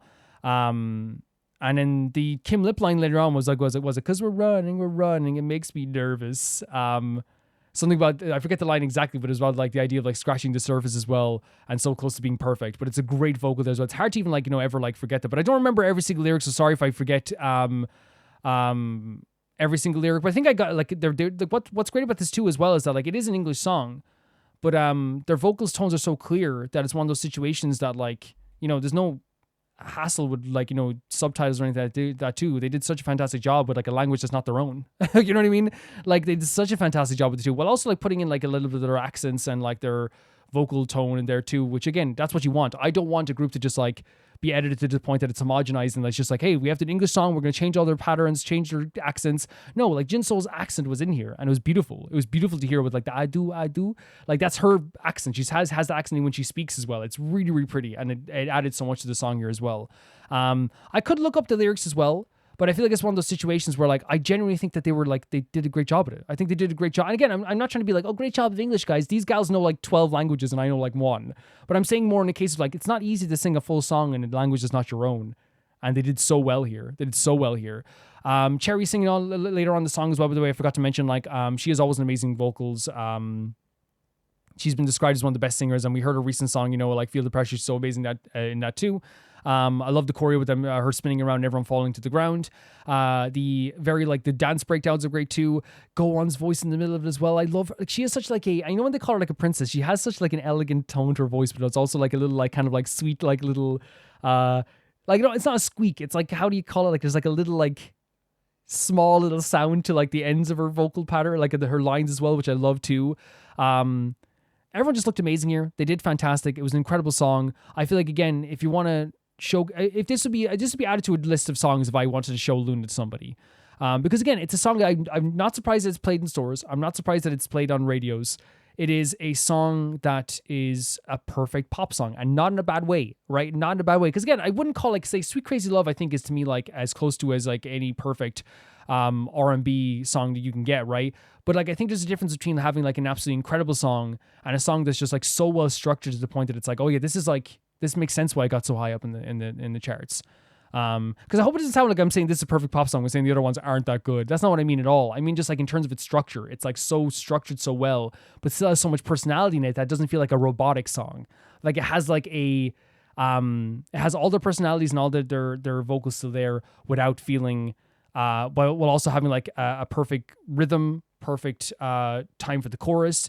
Great dance breakdowns, great vocals in here too. But again, with so much Loona personality and so much of their personality in their vocals thrown through the stew, which makes it feel like it's not, because you can have a perfect song in terms of structure, but then if it's too robotic, it's like, okay, whatever. Like, you know, sometimes they'll make a pop song that is robotic and not very fun to listen to, but here it's Loona. So I get to hear Kim Lip doing like amazing vocals in the middle there, Hyeju giving such a cool tone, Cherry's vocals in the end, Jinsoul giving her accent. Everything is so perfect, but there's so much personality there as well.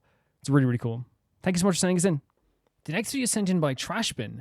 Machine Love by Jamie Page. This song is a tribute to the first Teto songs ever made. You could also say it's a tribute to Teto and the Vocaloid sphere in general, as the music video contains references to other Vocaloid media. I'm also very glad you're enjoying these. It's really nice to share something I love, but I think that goes for everyone. No, legitimately, like, this is what I think is great about this stuff, is that for me, when it comes to like entertainment in general, like I find it very hard to ever like dislike. Like, there's stuff I don't like, of course, but I find it very hard to just like outwardly crap on things for the sake of it.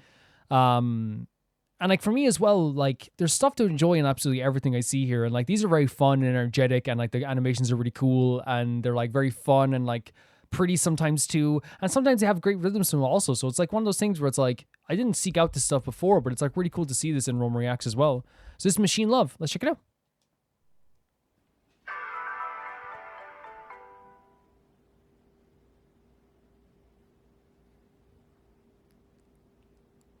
Oh. This is a really cool start. A really cool start. Do we need subtitles for this? But we have subtitles on just in case if we need it. I love this idea of like booting this up like in an old computer as well. This is a tribute to the song of Eared Robot by NPW8861. It is about the truths that lay hidden within the artifice and computer of falling in love. Oh my god. This is super pretty.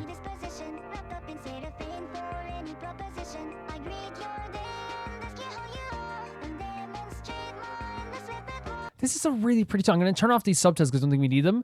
But like this sounds like it could be like in an RPG that like became a classic like in 2013 or something. You know what I mean? That like when you hear it, you're like, oh my god, this is mind blowing, right?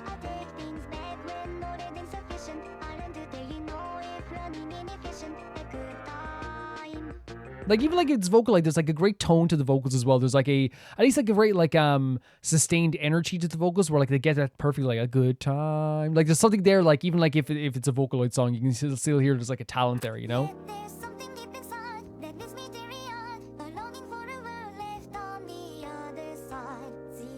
Really pretty stuff. Oh, we're getting some riffs. Whoa, what a beat. Again, pretty artwork as usual in this type of stuff. Look at this. Oh, that's so cute. All the different art styles as well. That transition to the chorus as well was great too, by the way. Like, look at this.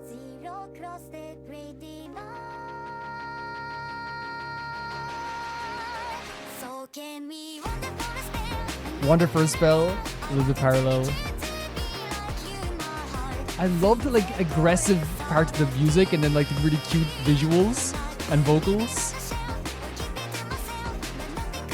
The different art styles. Teach me to be real. Oh, that's like the thumbnail, right? So it's like one person is like wanting to like, you know, as you were like, they talked about the idea of like machine love and stuff like this as well at the start as well. And it is like the song is Machine Love. So I wonder if it is like the idea of like once again the like, and you said there's a lot of references. I wonder the references. So I wonder if it is like literally a song about like a machine wanting to learn more about how to be like, you know, more relatable and be on the other side, like that parallel they were talking about as well, being like more human maybe in that way too. Oh, that's a cool shot as well. Oh my god, that's such a great. This is great. This is fantastic. This is a fantastic scene in front of the YouTube video. Like with all the different changing styles again coming towards the camera. Really great stuff.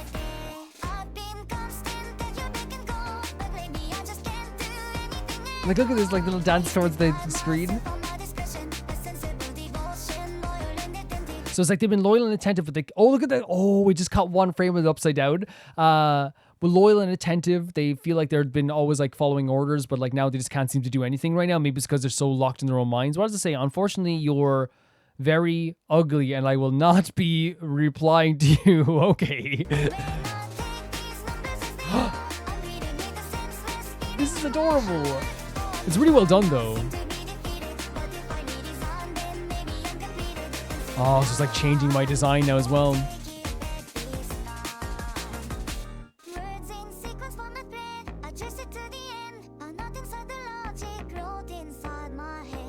So trying to follow this logic. So it's like I guess like following like that those words. It's like trying to find logic, maybe like find reason amongst all those words as well. And if it's a knot, then as well, you it's one of those things where like you have to like, you know, untangle it in your mind as well. But that would mean something you can't fully understand or fully can't come to terms with.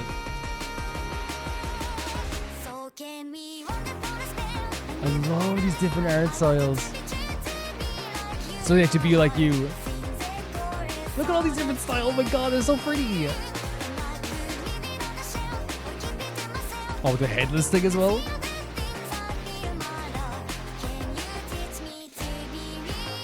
That's what it seems like. It seems like a song. It's like, hey, can I just at least wander for a while? I have these feelings where I want to be like you. I want to be on the other side of this. Please let me be like this. It's actually very pretty in a way. It's a very pretty idea for a song. Yeah, I'm so enamored with these different art styles. So cool.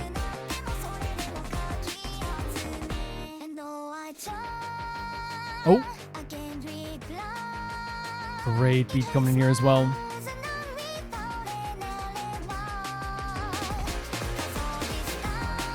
Oh my god.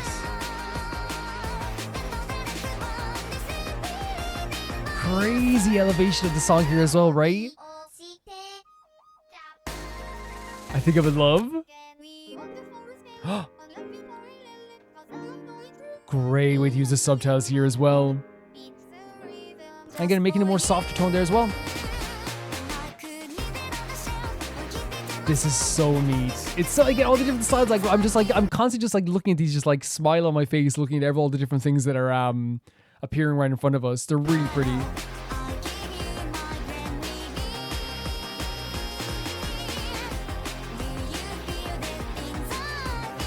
Gorgeous.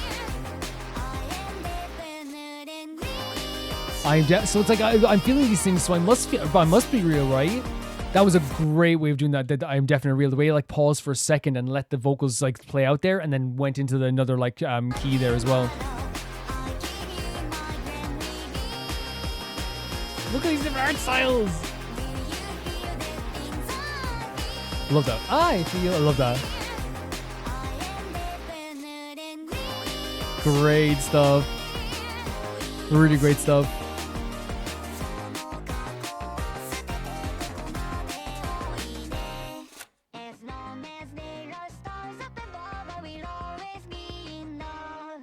Gorgeous. And like I love the way they're adding like real elements to this as well, like right as well, you know? Oh, there's more, okay. Over in the bookcase.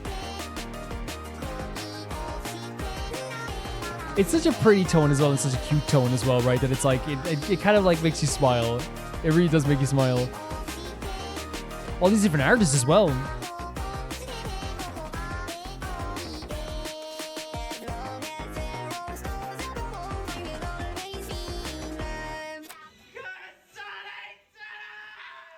Is that as long as there's stars above, I'll always be in love? Is that what the line was? What I like about this, like as usual, like these vocalized stuff that we've gotten to see as well, and hear as well, like I don't think there's ever been one I've watched so far that Trashman has sent in that I felt like it was like over the top in like an annoying way in any way, but there is like an over the top nature that I feel is like less about being like crazy or like, oh, this is insane, you know, but more just about like how creative it can be and how many different transitions we can do and how gorgeous it will be. And I feel like they do such a good job with that here as well, like having all the different art styles and different designs. And like it is like, again, all the different drawings of this character and all the different like visuals and the different styles like really add to this, because it feels like a massive effort. Like it's one of those things where like you're like, oh, these are really pretty designs, but at the same time too, you're like, holy hell, how did they even like do this? You know what I mean? Like this is an undertaking of like epic proportions. I don't know if I would be able to personally even like accomplish something like this. And it is because it is like, there's like a lot of like moving parts to it, a lot of different designs, a lot of very pretty stylistic choices here as well. There's like I don't know if you'd say like there's like a craziness to it that feels very grounded in a way, because it has like a beautiful story to it as well. Because I feel like the story of the song is about a machine that like all the time it does what it's told. It's been working as a machine. It's been working very well, but now it's like feeling this urge, or has these feelings to like have more, like feel love. It feels love. It feels like this need for companionship. It wants to be kind of like on the other side. I think that's what the chorus is about. It's the idea of like, can we just at least pretend for a second that I'm like, you know, real? Can I pretend for a second that like we're like, you know, I'm able to be on the other side with you? Because I can't ignore these feelings. I try to ignore these feelings. It's like, hey, maybe I'll put them on the shelf and put them back for some other time. But it's really difficult to ignore how I'm feeling right now. And I feel like that's what it's going for. It's like I can't. It's hard for me to put away these feelings, but I feel like at some point in the song I felt like they were trying to like maybe resign to the fact that they had to, but they kind of said like, no, as long as there's stars above, I'm going to feel love. So it's like, as long as I'm not going to put it away, I can't stop it. I can't stop this feeling. Yeah, I feel this way. And in the end, it feels like they were kind of being like, well, because I do feel this way, maybe I don't need to honestly just like be outside the computer, but I do feel love. So maybe I am also real. I'm definitely real if I feel this way. You know, I don't have to put parameters on it as well.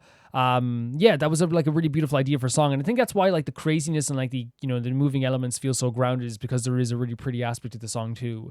That works so well with this stuff also. I really do like enjoy, like the, creative, like, I don't know what you call it, creative like scenes in this, like say like the stuff with like the human body with the TV over their head, the you know, moving towards the character in front of the YouTube video, like having multiple characters like moving in and out of the YouTube screen as well, having characters like dancing between into different styles and all this stuff too. There's so much great like art styles and great creativity that goes on here too, that it really like showcases like how like much of a group effort this was, because you couldn't do this by yourself. You definitely couldn't.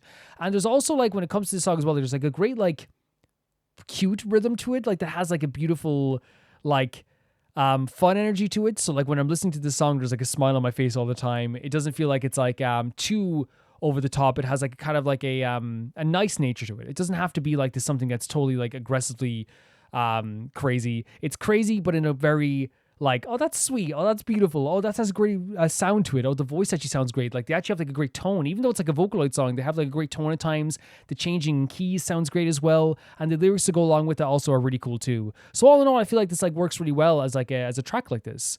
And I found myself being quite enamored with like all of it as a collective. Like again, it's one of those tracks where I'm listening to it and there's a smile on my face through the entirety of this entire thing.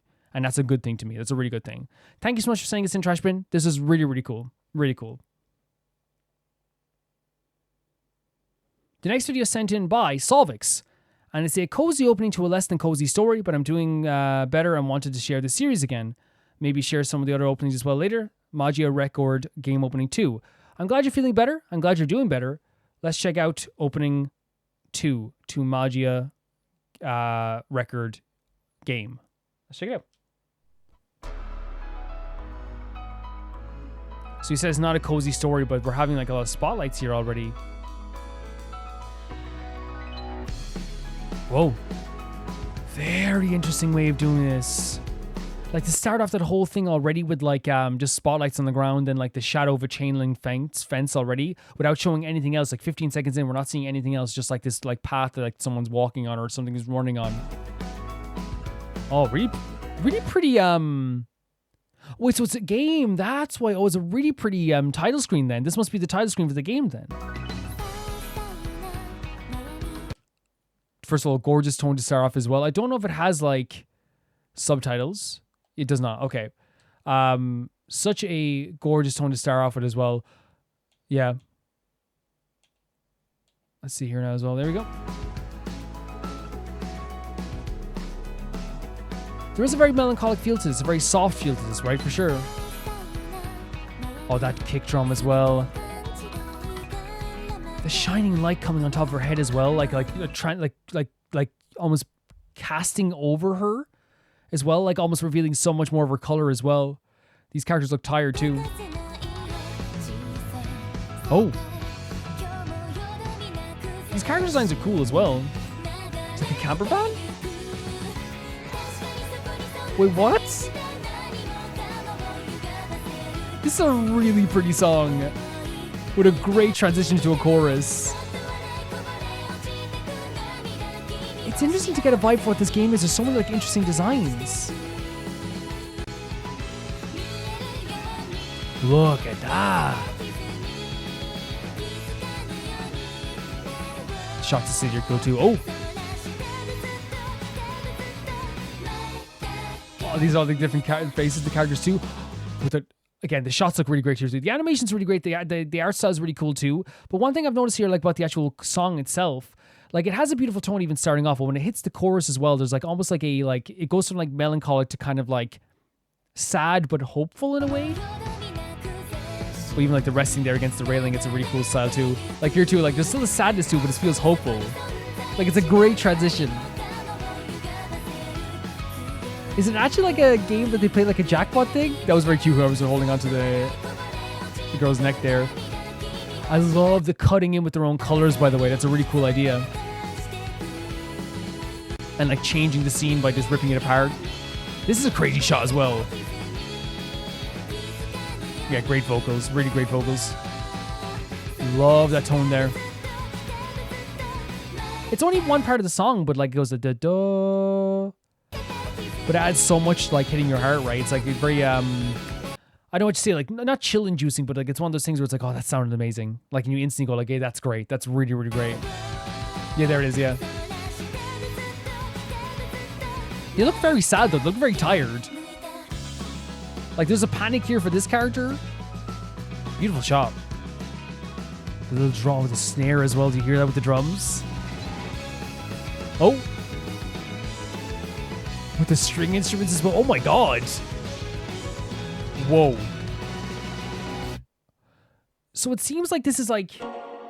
Oh, next video. It seems like there's a lot of like crazy... how would you say, like... a lot of crazy, pretty energy to this. But like the video itself, like it's almost like it has like... It makes me a little bit worried because there's a lot of like really crazy stuff that's going on in this as well. And it feels like when I'm listening to or watching the video... you know, and I think it's what you were saying there. Like, it's not exactly a cozy story, but the song is kind of cozier itself. I do think there is like a little bit of like a melancholy, a bit of like a calmness to the song as well.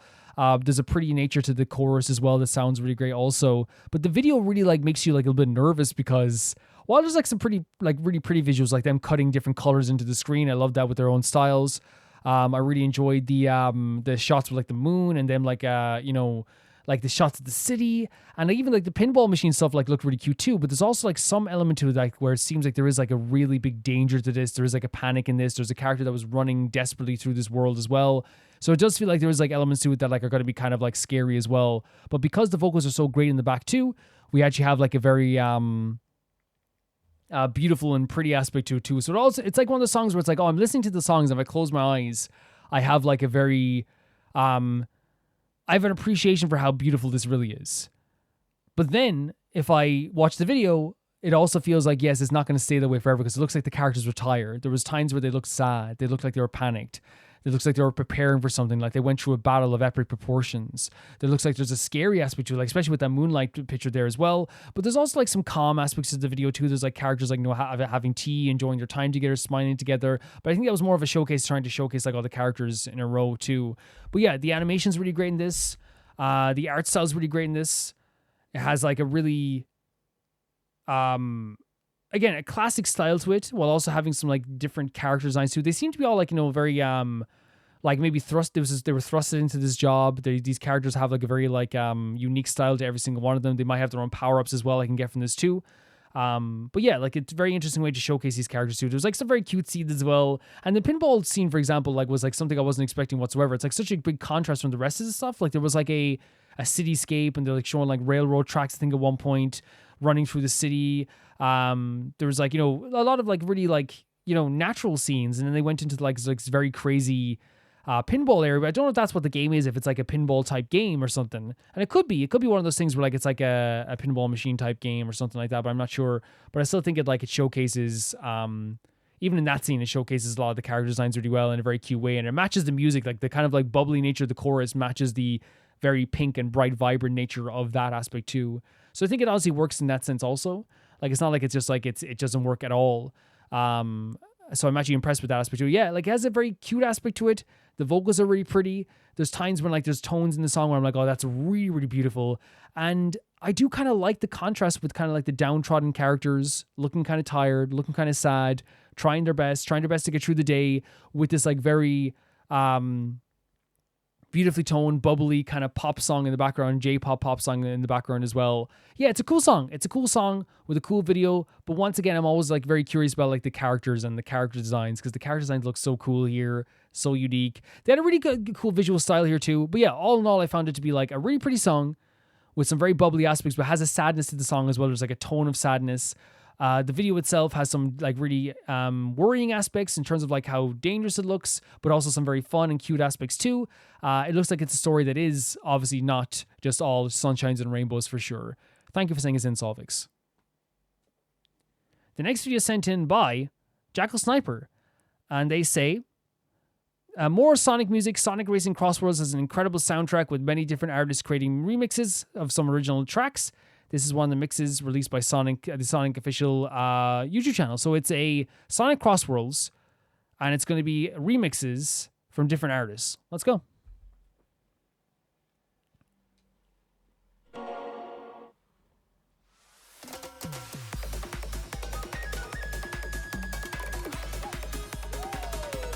Very like crazy beat to start off with, right?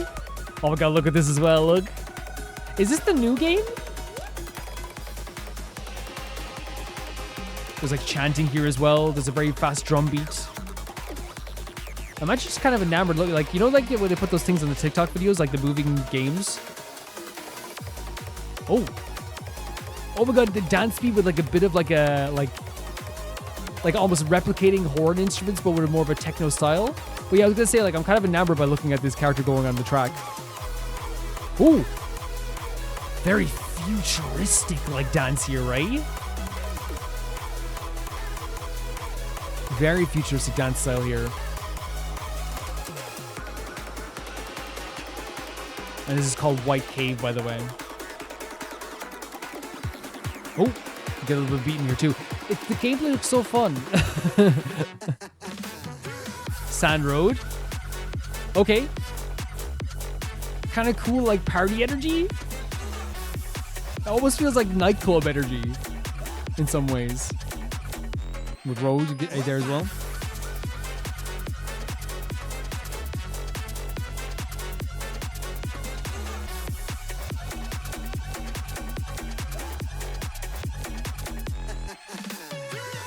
Oh man, that transition.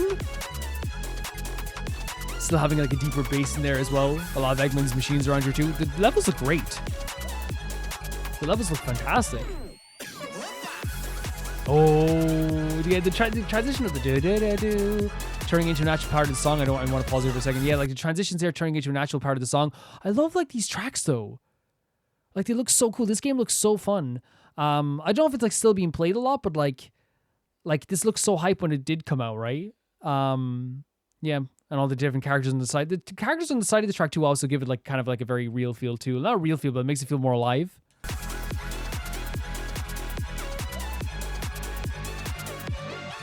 Whoa.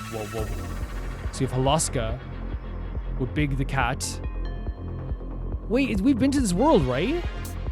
This was from Unleashed, right?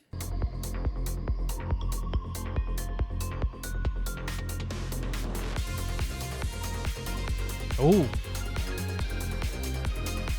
This feels like it belongs in kind of like a spy game. It's like, get out of there. And this is like the final moments. Like it's very racy, very fast. But like in a very smooth way as well. Oh, I love that. It reminds me of like a fighting game. Did-a-did. Very Tekken-esque. Very cool. And that's a comment, by the way. Tekken Tag Tournament is one of my favorite soundtracks of all time.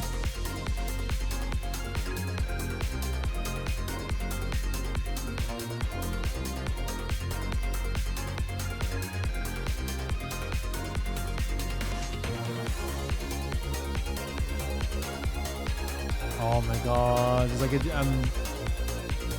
like a change of like the tone of the beat in the background as well there as well, like da, da, da. It's really cool. I really like by the way they're using levels. So I flipped over Big the Cat. That are using actual levels from the actual games as well. That's a cool touch because they didn't know they did that, and like now that I know they do that, it's like which I imagine they'd have to do that, right? They do Bowser's Castle in Mario Kart, so I imagine they do something like that here too. But I think this is the world we were in Sonic Unleashed for sure.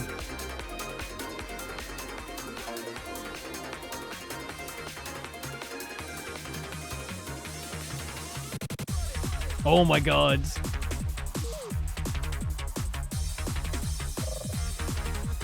Hidden World. This is a crazy track. With a crazy like heartbeat inducing beat. Who is this in this car?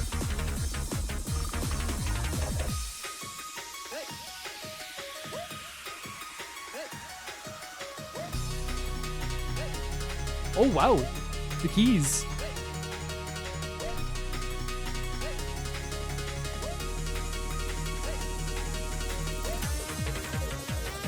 with this kind of droning tone in the background as well.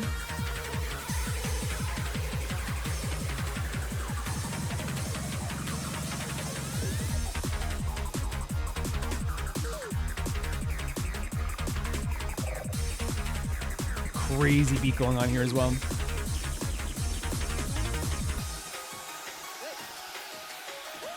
Some good contrast here with this like kind of fluttery tone as well.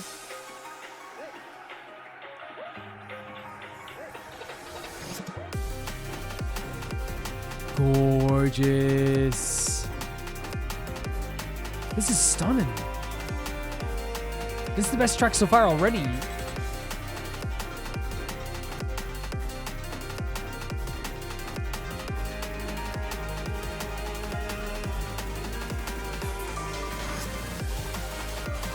Oh my god. Oh my freaking god, this is so beautiful.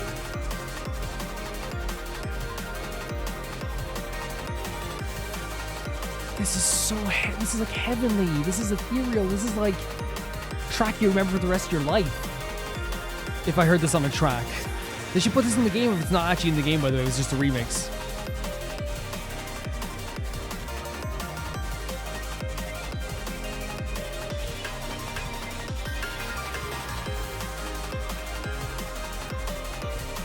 This is gorgeous. This is so gorgeous.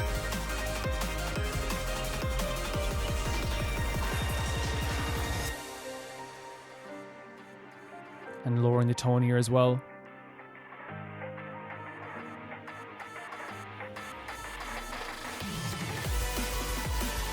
And Cronus' final lap as well. Like, it's more like... Still very beautiful, but like way more energized, right?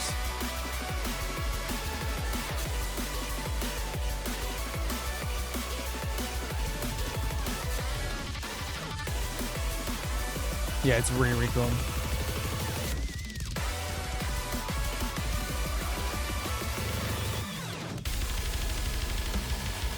With this extreme freaking metal guitar as well. Yeah, it's very cool. This track is good. The Cronus Island tracks so far have been really, really unique and interesting and actually really beautiful. And I'm a big metal fan as well, so this actually like it does like it hits really well. It hits really well. Oh. And again, adding that ethereal aspect to it as well.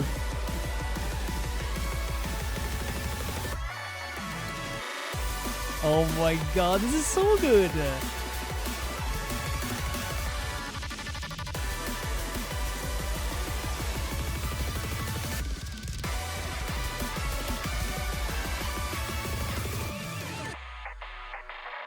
Great stuff. Great stuff.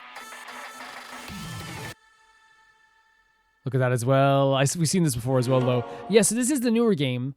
Honestly, like, I am very enamored by, like, the tracks and stuff like that as well. The tracks look really, really cool.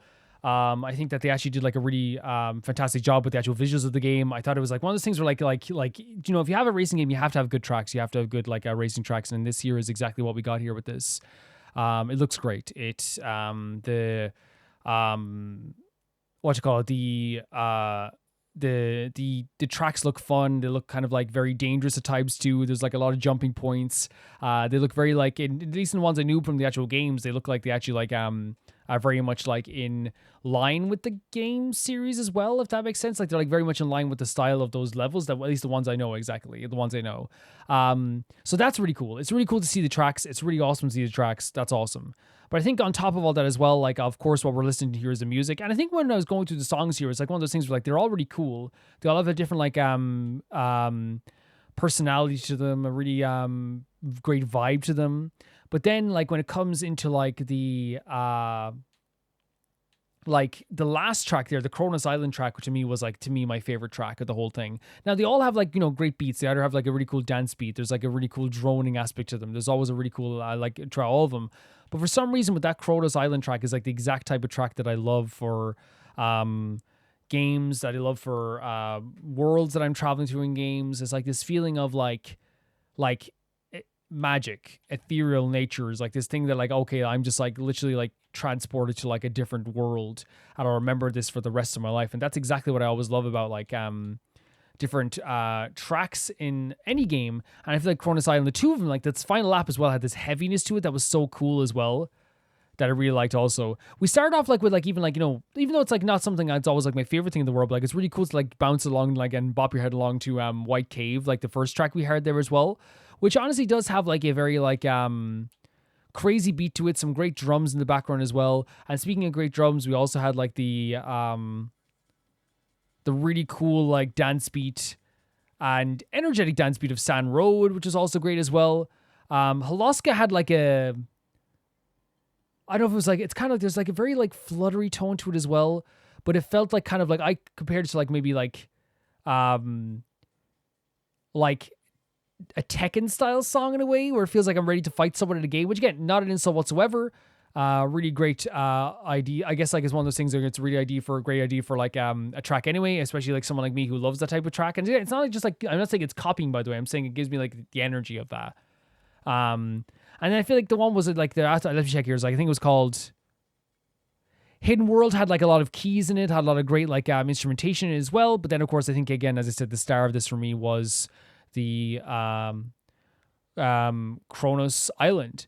And I think it's because it has that vibe of that I love. It feels like that, like, you know, like I said, like when I heard Near Replicant's music for the first time, like when I hear Final Fantasy X's music, the music that sticks with you in like in such an angelic and beautiful way, that's going to be on your mind forever. And I think exactly that's what you get from this track. It's so gorgeous, so stunning. It's filled with an emotion that you can only like really feel then like fully, I think, when you're in the game as well. Because while it's a track on its own, it's beautiful, but there's something so amazing about watching this character go through the map and hearing the music in the background. And again, playing a game and hearing this type of track in the background is also like a very beautiful thing. I think it's something that, like, you know, cannot be overstated how stunning that type of stuff is. So I really think if this is, I hope that these are actually in the game, right? And I wonder what like the description here as well, like if people say I want to see what people are saying about this as well. But like the for me, like yes, okay, everyone's talking about Cronus Island. Yep, oh my god, everyone's talking about Cronus. Again, it's not that the other ones are bad whatsoever. It's that Cronus Island one is like an iconic, like beyond measure track. So people are like honestly like talking about like Cronus Island in this way. They're talking about other tracks too, but I feel like a lot of it's about Cronus Island. It's really great stuff. It's really great stuff. And then like the last part as well with the crazy beat and the heaviness of it was also really cool. Added a lot to it for me as well. Like having like, again, I'm a heavy metal fan. I'm also like a fan of like, again, beautiful tracks that make me feel like I'm in a different world. And I feel like Cronus Island and from Cronus Island Final Lap both scratch both of those itches. And it's one of those things, I don't mean to be mean to the other tracks because they're really still great, but it's one of those things when you hear that track, then you're like, oh, like this is it. This is the track I've been waiting for. This is the amazing track. And again, it's nothing against this track whatsoever. The other tracks, it's more just like one track just like hit me so hard, and that was that track. Thank you so much for sending us in. This is really cool to see. The next video is sent in by What's Your Damage? Hello, hope you're having a good morning / afternoon. I am. In this cold winter, I bring you Hua, produced by the Queen Jeon Seoyeon, of course. This was the one of the last songs that Sujin participated in before she was forced to leave. When is this from? I'll just check the date here. 4 years. It's hard to even think about Sujin being a part of the group since like 4 years ago, right? It feels like forever ago because obviously like I became an Idol fan this year. So it's obviously very difficult for me to like, you know, picture that. I think whenever I see her within a song, she always like fits perfectly, but it's always weird because whenever I think about it, I think she was there. I was like, oh, she was there like 7 years ago that she left. You know, like 4 years ago was not that long ago, really, in terms of music. Yeah, crazy. The inspiration for the song came from Soyeon when Shuo once said winter girl in the conversation. That's very, very cool. She took the idea and created the concept of a woman trapped in winter. There were English, Chinese, and idol versions of this, which is still fantastic. Hua refers to a flower and represents the spring of love, using two different Chinese characters, one meaning fire and flower. So it's Hua Hua. Hua. Hua. Oh, okay. Hua Hua. Hua Hua. Hua. In Korean pronounced Hua. The extra A in the title is for aesthetic purposes. Okay, sorry not to say this. The song has featured a narrator who is in winter, but burns the cold away and blooms like a flower and brings spring to them. To me, this is probably one of, if not the most powerful song I'll produce, at least musically. Regardless, I hope you enjoy. I'm excited for this because, again, like, I would say still very new to Idol in terms of the fact that, like, there's still songs I haven't heard. There's still stuff I haven't been, you know, there for, but I love Idol. And I think they're amazing. But Sujin, like, to me is like, it's the most heartbreaking thing in the world, man. She should have been, in all of this. She should have been like, and 4 years ago means she just by a small amount missed like the tomboy era, right?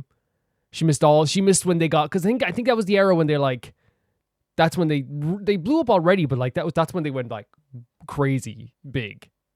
Like, I'm not saying like it's all about money, but like it's hard not to say that as well, as we're like, you know, all these gals are freaking millionaires right now. I'm sorry for getting so worked up, but it's like she shouldn't have had to leave, and now all the gals are freaking and it's not the gals' fault, it's not the rest of Idol's fault, but all them gals are like making, you know, so much money, deservingly so.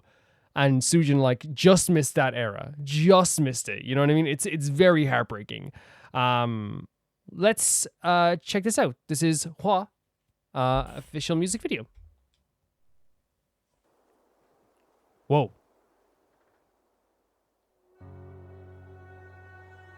Subtitles are on, right? They are. Oh, sorry. Subtitles are on. Let's start from the start again. There's an age rating of 12, by the way.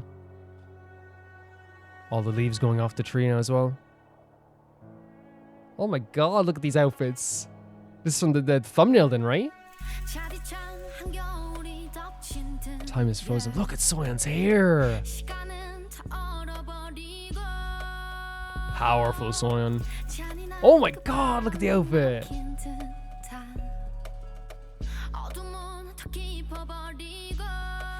Darkness deepens. Oogie. A season with no promise? Already, like, we have such, like, a, you know, these gals were like, and I've seen some of these older songs, right? It's different, like, the way, you know, Idol have shot music videos and the way they've done their songs has changed over times. And, like, one of the things that, like, is very a common theme with Idol music back then is really cool as well. There's a lot of striking, zooming poses. There's a lot of focus, like, on individual faces for a long period of time. But I think if you're making like kind of this like type of like powerful ballad we're getting in here, I'm not opposed to anything like that at all. It never would be. Like, it looks really, really cool. It looks very striking already, very powerful. Like, the gals' outfits already, like Soyeon and Woogie's outfits here are incredible. And of course their voices are always so they hit hard whenever you hear them, they hit hard.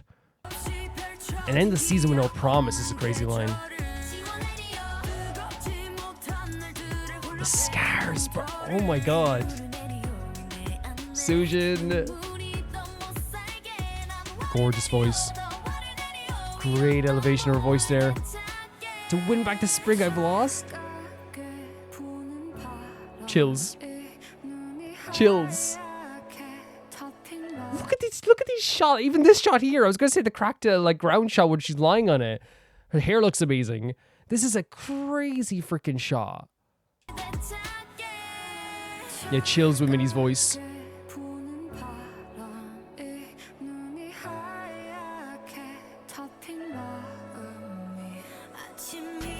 Speaking of chills, this looks fantastic. Stunning vocals. Whoa!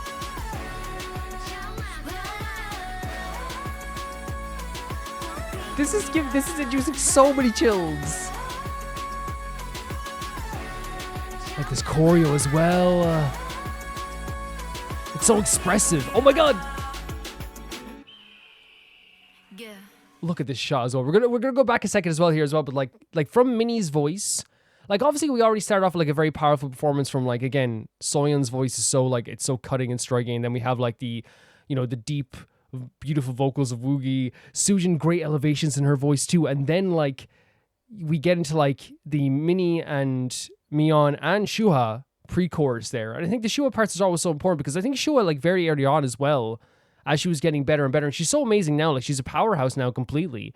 But even like early on, I remember like, even we were talking about this before, how like, she would get like parts that like were very fitting for like what she was really, really good at. And like, to me, like she's really good at bridging like parts of songs. She's good at like, getting a lot of like, how do I say it? Like, I would say not aggressive, but like angry kind of like powerful, bursting emotions just with like a few lines. She's always very good at that as well. And here, like we saw, we heard Minnie's voice.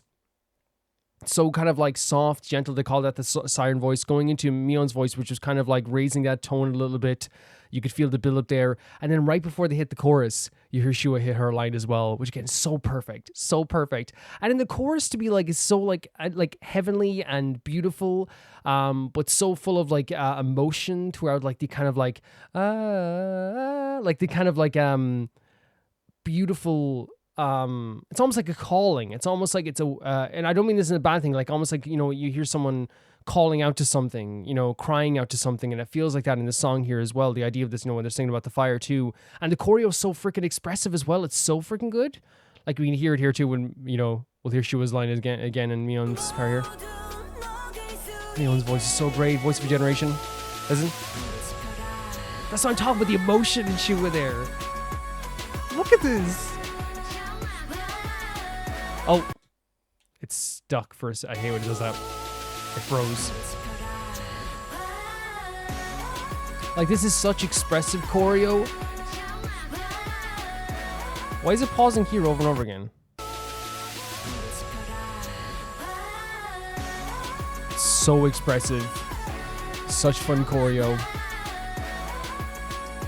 Look at this. Look at Sujin. This on top of the powerhouse that is Sujin as well. Look at the choreo. It's so involved. So good. So precise. And again, this crying, this calling out with these vocals. Oogie. Let your trace leave a mark. All these this video is so shot so well. So it is about the idea of like moving on from this too. Oogie's voice as well. So stunning. A heart covered in white snow. Like it does seems to be about, like, you know, as you're saying, like the idea of, you know, someone, you know, using the elements of winter and the idea of like being frozen. It almost feels like, you know, someone being stuck in place, someone who was hurt, someone who was like, you know, definitely going through a hard time, but they don't want this to leave a scar. They don't want this to leave a lasting impact on them. At least that's the way it seems as well, like, you know. Mini. They can do everything, can't these gals? They really can. Get it, Shua.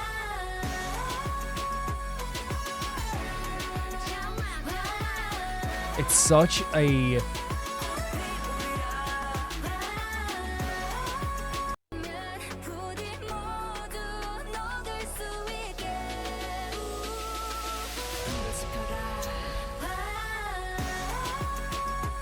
like, it carries itself so freaking well. Past one line.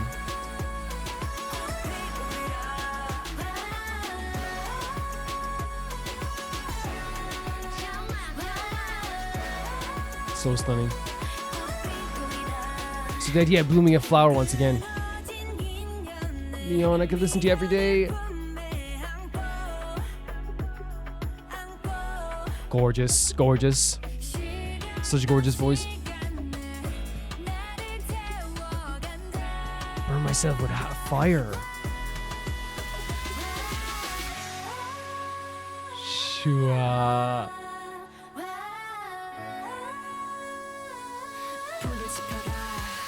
So freaking powerful. And then like the flames in the background too.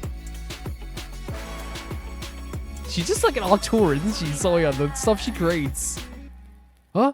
Wait. That ended so... That's such a crazy... And I wonder, like, as well as, like, the idea of, like, you know, everything's melted. The flames have melted at that point, too. But I love this part coming up here as well. Mion's just, like, superb. Literally the voice of a generation, I'm telling you. Stunning visuals, right? Like, just crazy the way this video is shot.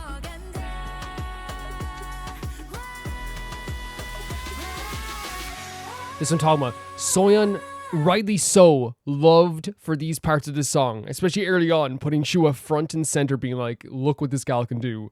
And like, again, it's like, it's not just visual, it's not just all this stuff. It's like also like, you know, Shua was and is a great dancer.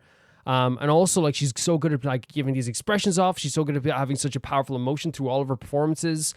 She looks like all the time that she could equally, cry and command and punch you at the same time. And I feel like that's, again, the side of someone who could showcase these emotions so well in these videos. Like, look at this. Like, she's fantastic at it. Love her voice. This feels like everything's melted. The snow is melting. They want the snow to melt. Very interpretive, the dance, right? Oh my god. Yeah, I actually like, the sudden end actually like makes sense for like what song they're trying to portray here. Like the idea of like something burning up and then everything just going out at the same time too. Because that's what the song is to me. When I'm listening to this song, and I'm reading the lyrics, it sounds like someone who has been hurt, someone who's been left frozen, someone who is like, feels like they're stuck in place. The idea that they don't want to be, they want this, flower, this burning flower to burn, this cold winter. They think that their time has been completely frozen over, so nothing is moving forward, which can feel that way if you've been hurt or if you've been, burnt in some way. I know burnt is probably the wrong way to put it in this time as well, but there's like, whatever happened to them in their past, whether it's be with this person, has given them scars. They want to get rid of those scars. There's tears building up in themselves all the time. They want to burn this all away. They're talking about building up a fire.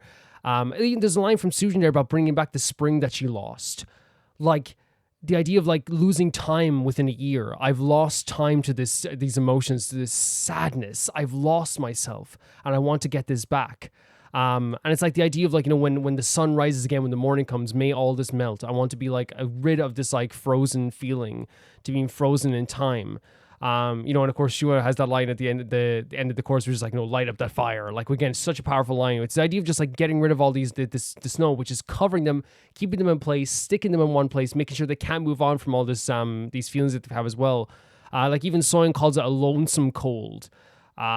She talks about the idea how like through the ashes something will be born again, and the idea of, the idea of spring being lost. Because I think, the idea of rebirth like a phoenix is 100% such like a common theme as well. Like through this, I'll burn everything and rebuild. When lava burns over a land, it becomes fertile land, that type of way. But yeah, it's like the idea of a cold wind, cold snow, covering everything to make sure you can't even move forward. And again, I feel like that's like, such a great idea for a song as well.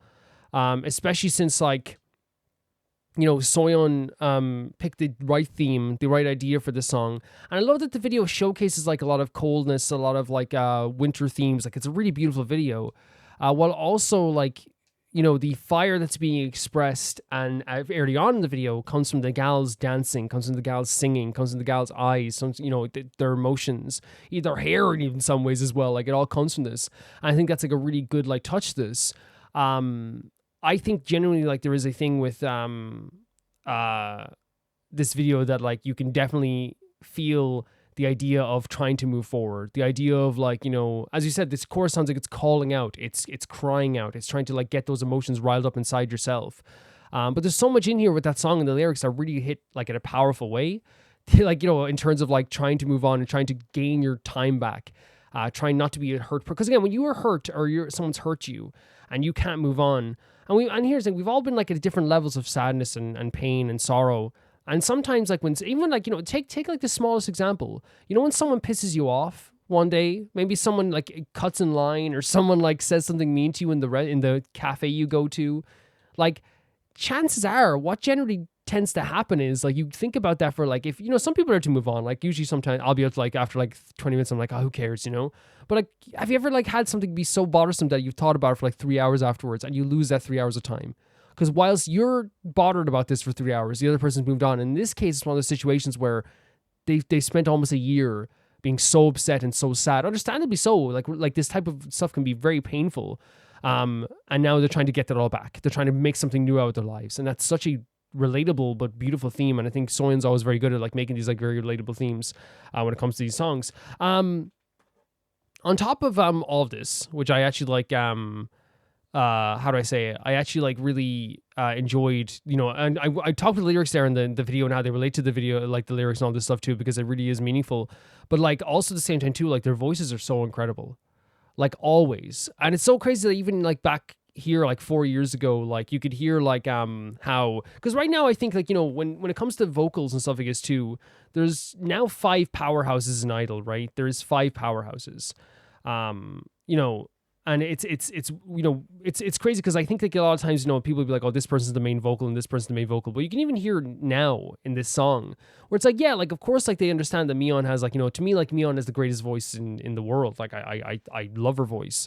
But like Minnie can do so much, Woogie can do so much. Soyeon, like honestly, sometimes even like, you know, to do the hip hop sections, which she loves, or just to do some intros or like little beats, you know, like remember she does another songs, like, remember what you said. Like she does like the kind of like very rhythmic parts of the songs, and then lets the other gals sometimes like, you know, express their vocals. Because then like you hear a song like Fate and you're like, well, Soyeon is just like just as good as the other gals at the vocal part as well. She usually like uses a lot of attitude for her vocals as well. And I think it's a generous way of doing things too. Honestly, legitimately, it is like such a great showcase of their vocals in this too. For all the gals here also at the same time. The choreo is also really cool. I love like how intricate and like detailed it is, and how like you know, there's so much going on every moment. It's so in sync with each other, and I feel like it's very expressive in a kind of like a you know, the hands moving feels like a flame. The hands, you know, unveiling the face feels like something being born anew. And I think 100% like this is something they always think about. Like Idol aren't people that like, you know, will not think about this type of stuff. So it's one of those things where like I could like be reading too much into it, but I feel like with Soyeon with videos, she wants you to just read in to what you see on the screen. You know, the idea of like her being stuck in the middle of this like crow's nest, almost being picked apart by something while, you know, shooing them away. Like that's something to be read into. The idea of like, again, all these scars, this feeling that something's gnawing away at you. You know, there's scenes here where like Mion is like running away from something, but we don't exactly see what she's running away from. Again, that's an emotional thing that we feel when we do have like these sad emotions. What exactly am I afraid of? What exactly am I sad about?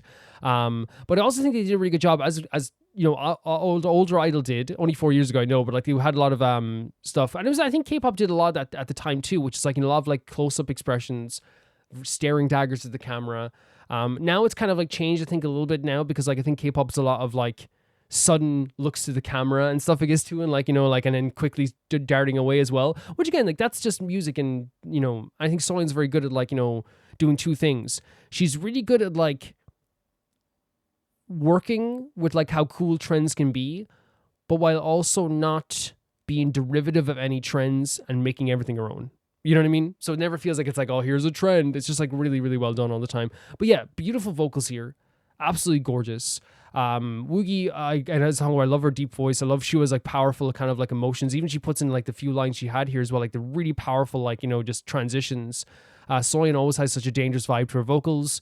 You know, Minnie can do the most gentle vocals, and then just, and we've heard this in like Good Thing as well, by the way. It's like one of those things where like you realize like, oh god, she's just like one of the greatest vocals in the world too. And of course, you guys know how I feel about Mion. Just one of the most, not one of the most, to me, and I'm just making a definitive statement for me personally, my opinion. When I think of the two greatest vocalists in the world right now, I think of Hasul from Artemis and Mion from Idol. That's my opinion. And that's not disregarding any of the vocal side, by the way. I'm talking about like, you know, like, because I feel like when you say that, sometimes people go like, well, like, you know, so you hate Woogie? It's like, Woogie's voice is like out of this world. It's insane. But it's just, of course, you have your own opinions and stuff, I guess, as well, when it comes to that stuff. But yeah, that's just my take on it. But yeah, I love how powerful the video was. I think the video is shot so well. It has so much great symbolism in it. The gals are so good at like expressing those emotions. I think that the song itself has such a great meaning behind it as well. And I think what like the big star of this whole thing for me, once again, is just like, I let Idol take me on a journey all the time. And I've seen that in all their songs they give me. Like, I let them take me on a journey. And instead of like resisting and being like, what are we doing? Oh, that's crazy. Oh, that's a bit weird. Like, it's like, no, just like embrace like the crazy visuals. Embrace like the fiery visuals. Embrace the song itself. Embrace what they're trying to make you feel. And I feel like I love just going along for the ride with Idol. I let them do that all the time. They can take me wherever they want. But yeah, very expressive song. Really, really powerfully sung. Really great stuff here from Idol. Absolutely adored it, honestly. The next song is, or next song, I keep saying next song because we have so many songs. The next video is sent in by Field. Here's Honkai Star's promotional animation for the first live concert, which you can now react to without spoilers if you desire. It's great. Why does eventually look so? So it's concert animated commercial before the show starts. Let's check it out.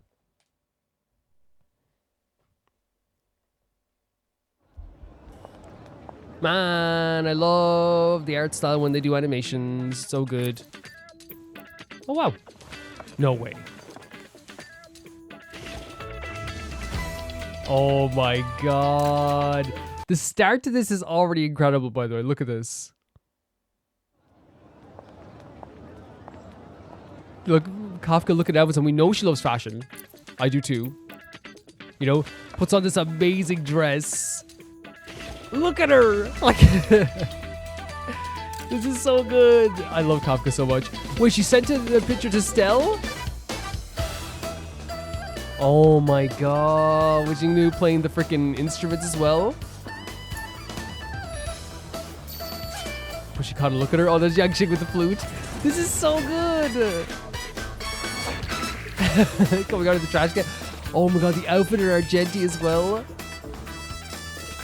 Dancing among ever doing. This is so freaking great. Oh my.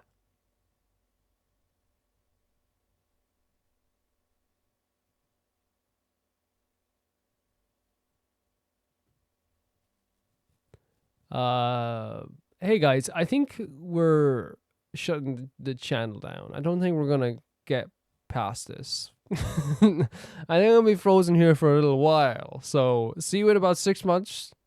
There'll be more videos in 6 months. Thank you so much for watching. Thank you so much for supporting me all the time.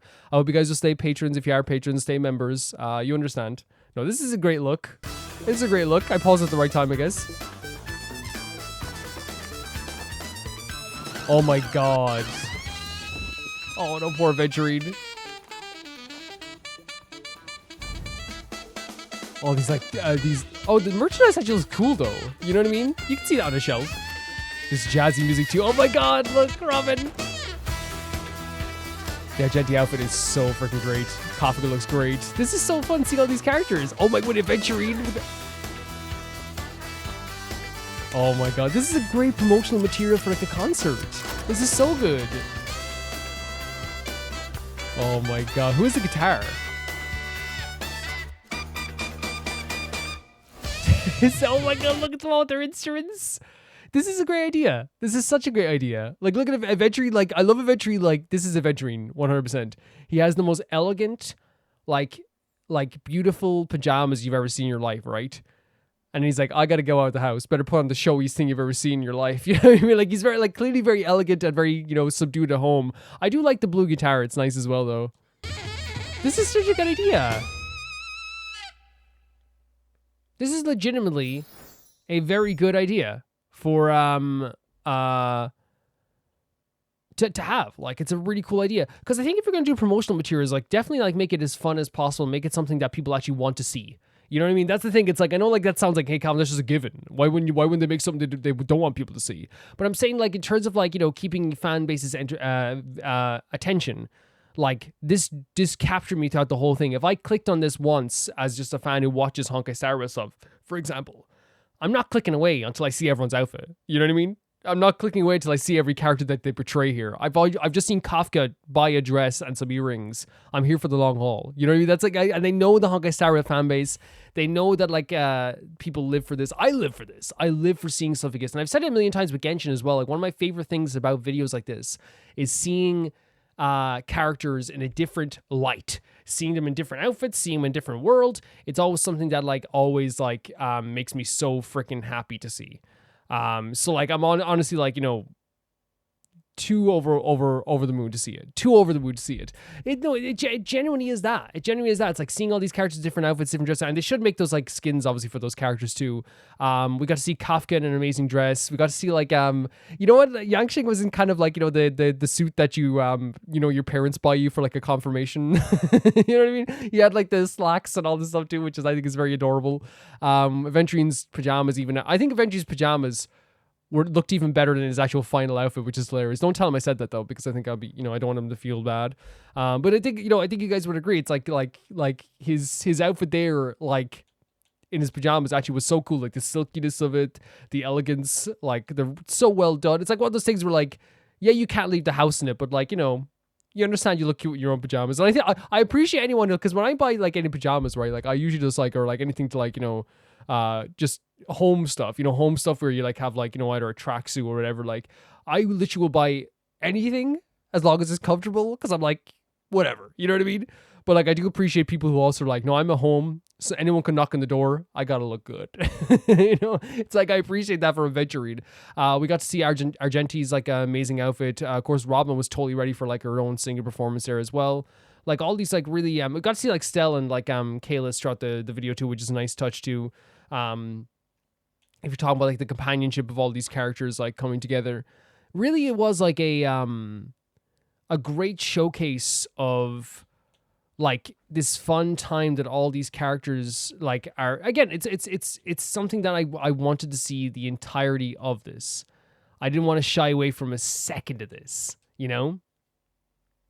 I should say something. I feel terrible. I already didn't compliment one of my favorite characters, like Jing Liu's outfit as well, like the really beautiful purple as well that she had on her too.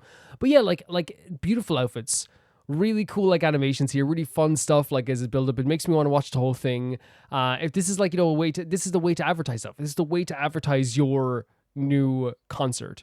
Here it is. Here's all this stuff. Here's all this you know, these new outfits, these characters that you love, but they're in like a different space. I'm remembering May 1st at 7 o'clock. I'm remembering this because of all this stuff too. But yeah, it was fun seeing like, you know, Jingliu like attack Stella that way, like Argenti doing all these beautiful dances. That's how I picture Argenti would be at any party. I feel like he'd be dancing with anyone would like let him. You know what I mean? He's like, I'm dancing with everybody. Venturing with his cool guitar. Kafka with her violin, which, you know, she does like have a musicality to her vibe as well. Yeah, there's like so many like really great stuff here. Thank you for sending us in. This is awesome. The next video sent in my Cosmic Cat Love when they say, so remember Aurora? The ethereal angelic singer from Nocry's live symphony performance? I do. Well, I mentioned that I'm a huge fan of hers and you seem interested, so I decided to send in one of her songs this time. Okay. I had a hard time deciding which song to send, but then I decided on one of the more powerful first impression. One of the things I love about her music is that her lyrics are always so profound and don't shy away from depicting a harsh side of human nature, so make sure to turn on the captions. I hope you like it. 100%. We saw her in the Nocry stuff, as we said, and she has such a powerful and beautiful voice. People like were kind of shocked that I didn't hear of Aurora. Maybe it's just because of my music taste. Maybe it's because like people were like, you know, maybe she was at one point, I think she had some really big songs. But again, it's one of those situations where I feel like that happens. Like there's going to be blind spots in everyone's music journey. You know what I mean? Because right now, like, I think that like, you know, if you think of it this way, like, you know, for me, I absolutely adore BTS, right? But if I went up to like, you know, some dude in the street, like, you know, I'm guessing 2 times out of 10, someone's gonna be like, I never heard of him. You know what I mean? Because again, that's what music is like. Some people are like, I never heard of that whatsoever. What are you talking about? I never heard of them, you know? Not because they're not big, but because it's like some people just like some people live under rocks like me sometimes. Let's check it out. So this is Starvation by Aurora. She's like licking a golden tree. Heart? Is that a heart? I was gonna say tree, but heart. Okay, let's check it out.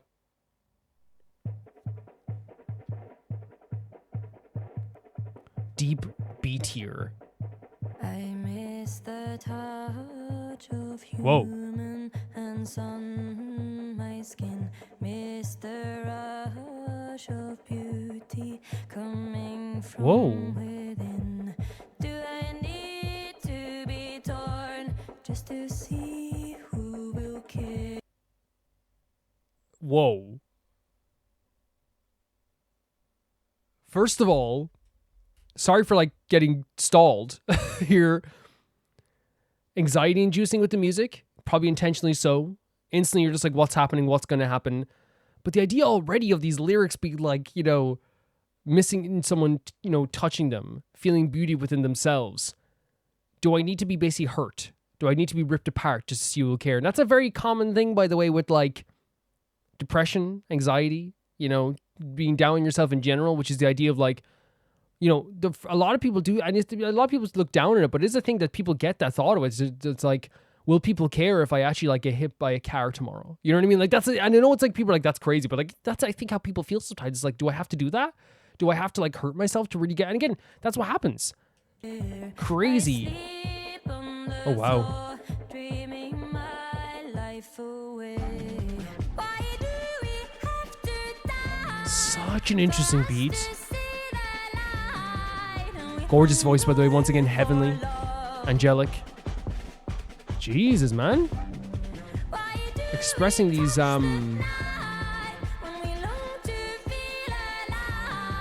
like really interesting emotions here as well through her facial expressions as well. Again, it's not trying to be, you know, really cool or trying to be like really pleasant. You know what I mean? It feels like it 100% is a song that like is intentionally anxiety. And like I don't think it's like meant to be like, how do I say it? I think if someone has anxiety, I don't think you're going to feel worse after listening to the song. I think you're probably going to find a home. You know what I mean? You're probably going to find so, because that's why I feel like with sad songs as well. For me personally, when I listen to songs like this, while I can like, you know, I love feeling the emotions behind it the first time I listen to it, I think you can find solace in it that someone else feels similar to you afterwards. This idea of like, why do we have to die is such an interesting line to me. Like, because I wonder if it is like saying like, you know, it's like, why can't we experience the beauty of like what comes after now? You know? Yeah, this like, you know, very like deep. It's to me it's a song definitely about like hurting oneself. Yeah. To me it's definitely a song about that as well. Beautiful melodies this as well. The last apple on earth?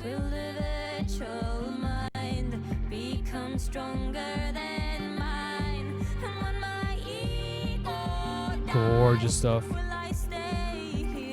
You know what's crazy about like listening to her vocals now is that like if you put this, I know this is a compliment by the way, if you put this in like a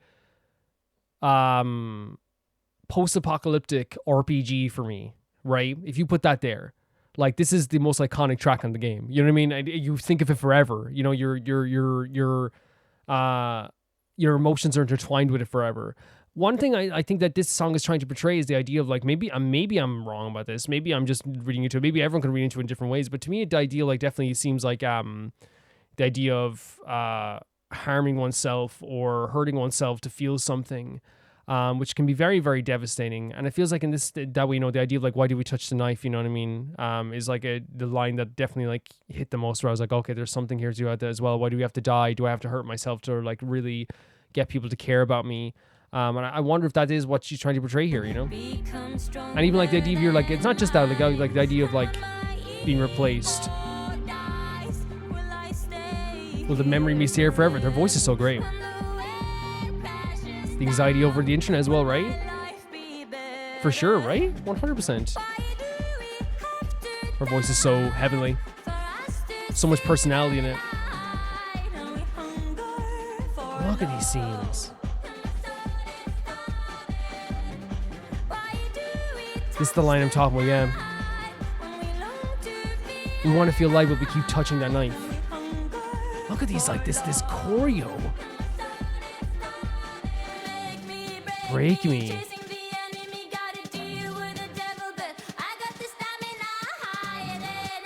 So interesting. I'm sorry I'm so stopped in my track and mesmerized at some points in this song. Jesus, man. Used to the torture? True. Whoa, we're building up to something. Whoa. It's almost like a heart beating, right?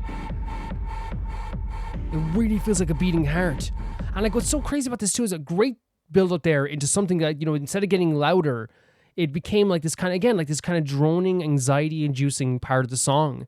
But that whole like bridge and breakdown there really felt to me like someone like screaming into like, you know, their emotions out. The idea of like, once again, like we talk about the idea of like, you know, them, that her like longing to feel emotion, but like the idea of like, I got to deal with the devil, but I got the stamina. I wonder if it is like, you know, trying to express the idea once again, where it's like this stuff is like clearly like punishing me and hurting me, all this stuff. But like, I have this ability to keep going. I can do this. I can do this. But that doesn't make it any easier, you know, as well to like, to go through this, you know, 100%.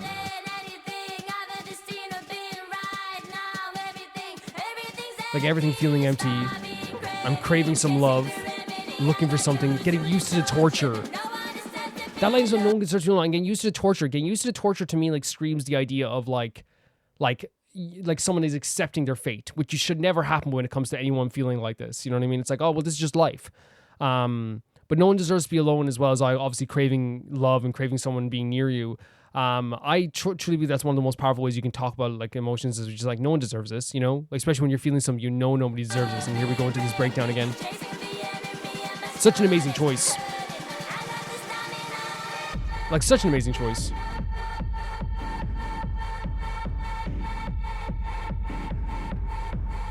Like that hits my, like I feel the beat of this. It feels like my own heart is beating through the song now.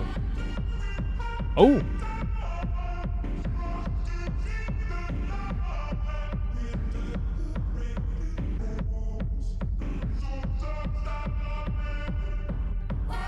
Such a crazy part as well. And now mixed with her vocals too. Decorated bones. Into this, like, you know, joining the heartbeat with like this crazy dance beat as well. Like it's really like, oh, we're almost finished. It's actually like really like well expressed. Like I feel anyway. Like I always, again, first listens for songs for me are always about like, you know, what emotions they make me feel in the moment. Like Virtual Angel, for example, like my favorite song of the past, you know, 2 decades, made me cry my eyes out. Like not cry my eyes out, but I felt like crying when I listened to it. But you don't cry all the other times. And I feel like it's one of those songs, the first time you listen to it, like my anxiety is going 90. But then afterwards, you can probably find solace in the song for sure. I feel like anyway. For me personally.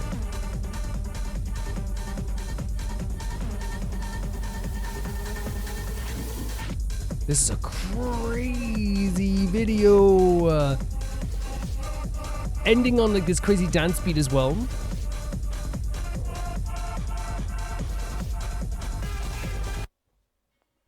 Whoa. Went into the next song.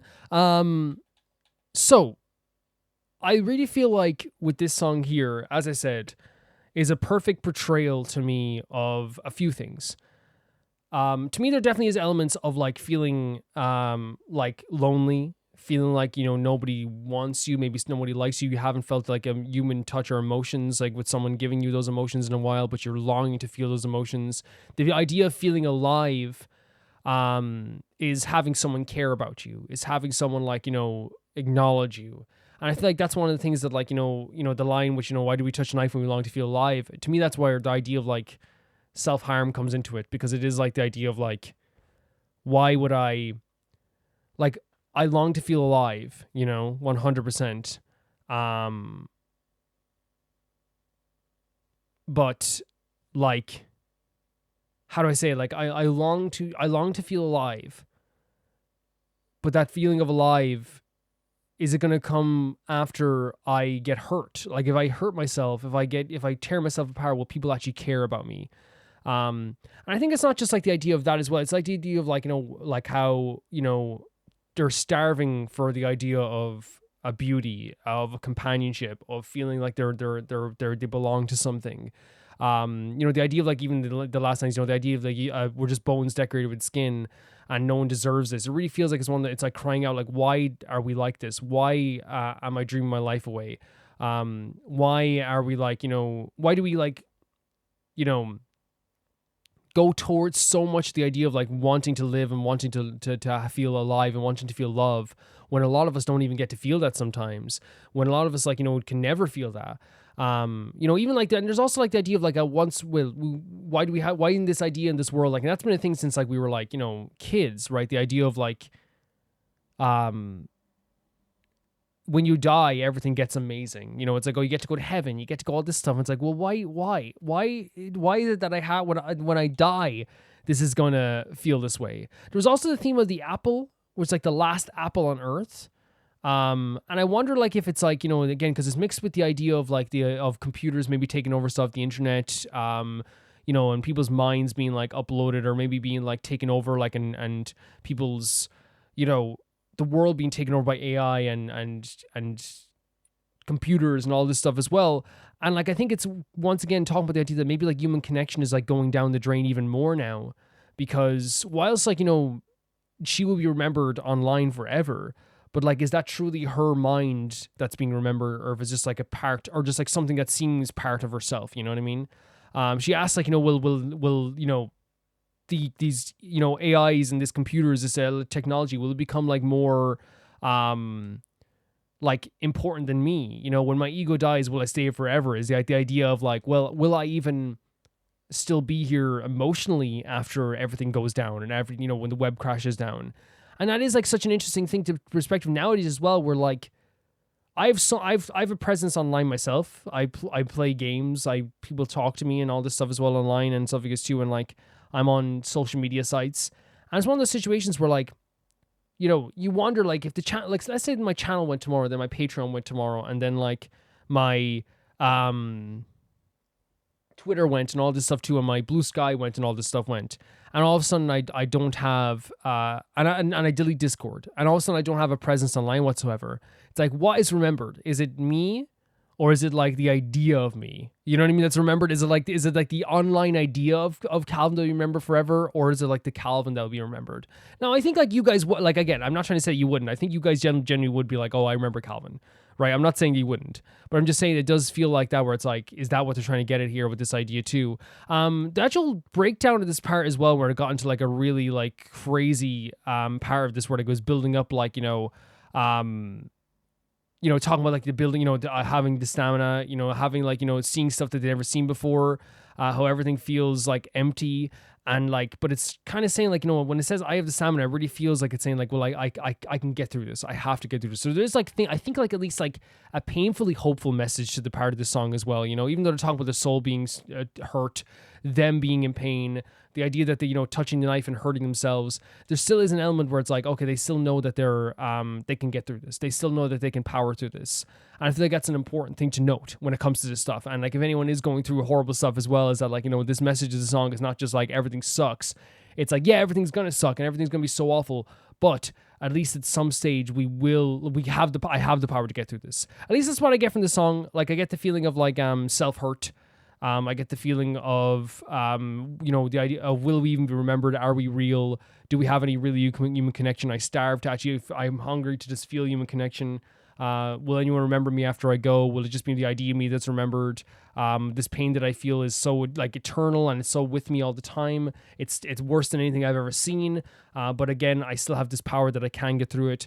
The music itself, like I really love her voice, but I love the fact that in terms of like the musicality of this, using dance beats to make you feel anxious, to understand the anxiety that comes along with this type of stuff, is like a really, really incredible decision that I think that should be complimented to the highest order. Because like I can't, like it's incredible. It's such an incredible idea to be like, I'm going to use a dance beat that boom, boom, boom, boom, boom, boom, boom, boom, like in different levels of like speed. To really exemplify how like through this, from the start to the end of the song, it's like a journey through like an emotional mind rather than just a journey through some lyrics. That's the way I feel about this anyway. Really, really cool stuff. Thank you for saying it's in Cosmic Cat Love. Interesting stuff. The next video is sent in by Tyree, who says, I'm back with a new girl group. This is StayC? Beautiful Monster. When the song came out, people were saying it's their worst song and that their music is going downhill, which is crazy because this is one of their best title tracks. Funny story, when they debuted, the girl I was dating at the time was the one to send me their debut, and I really like it. So we stand them together. Then we broke up like 6 months later, and I stopped listening to them while I was spy. Yes, I live for the pettiness. But then, of course, you came back around because you're like, man, this group's too powerful. You know, like that's, if anything, that's a good, what would you say? A good endorsement of a group. The fact that this group powered through a breakup spite. You know what I mean? Freaking fantastic stuff. Fantastic stuff. So this is StayC. I've heard of them before, but I haven't heard any of their music. I've heard of them just because I listen to a lot of girl groups now. And whenever like girl groups are brought up, you will have people be like, well, what about StayC? And all this stuff too. And I think, stuff like that and it's always brought up. But yeah, this is called Beautiful Monster. This came out 3 years ago. Very interesting opening frame. It's like a little country house. It's going down. Oh my god, your hair. Stunning hair. Loved already. Like, again, we're just hearing this group for the first time. Very cool, kind of breathy tones coming from this gal here. And already like it sets like a really I guess like a starting tone where it's not something too It's not something over the top, and it's not something that's like too subdued to the point that you can't even like hear it. But it's like a very like gentle but cool way of starting a song. It feels like the scent reminiscent of you. Ooh, gorgeous, gorgeous vocals. Very naturally pretty vocals as well. Oh. That beat in the background with like the melodic music over top as well. Like it has like the remnants of a dance beat, but also having something like very melodic and pretty over the top too. Really interesting video being shot here too, though. Really interesting video. Something only you can know. Oh, that sounds so good. Stunning vocals going on here. With guitar?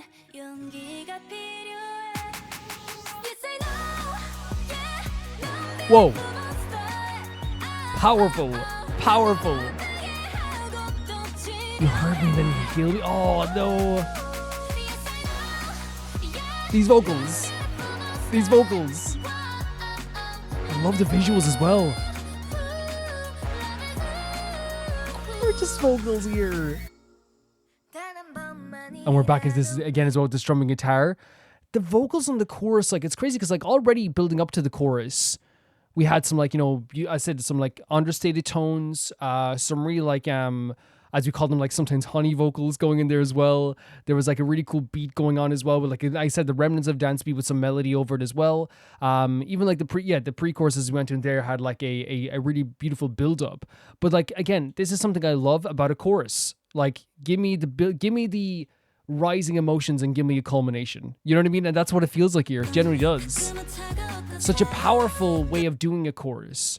Almost expressing all those feelings that you've been, you know, and I talk about this all the time. Like I want there to be like a culmination in a chorus of a song all the time. I do. And I feel like here when it comes to this, it's like, it's such a, how do I say, like such an instantly heart-hitting, powerful vocal that just like, I don't know, makes your heart jump. It really does, like almost instantly. This is a beautiful scene as well. Like this here. So powerful. It's so powerful while still having an element of like a sweetness to it, while still having an element of like a very naturalness to it as well, right? It doesn't go, it's not over the top, it's not over the top. It feels very natural. You hurt, you heal me is such a crazy line. It really is. Love the vocals. Love the choreo as well here. Oh my, the scenes are so good. Please be a man. What a line.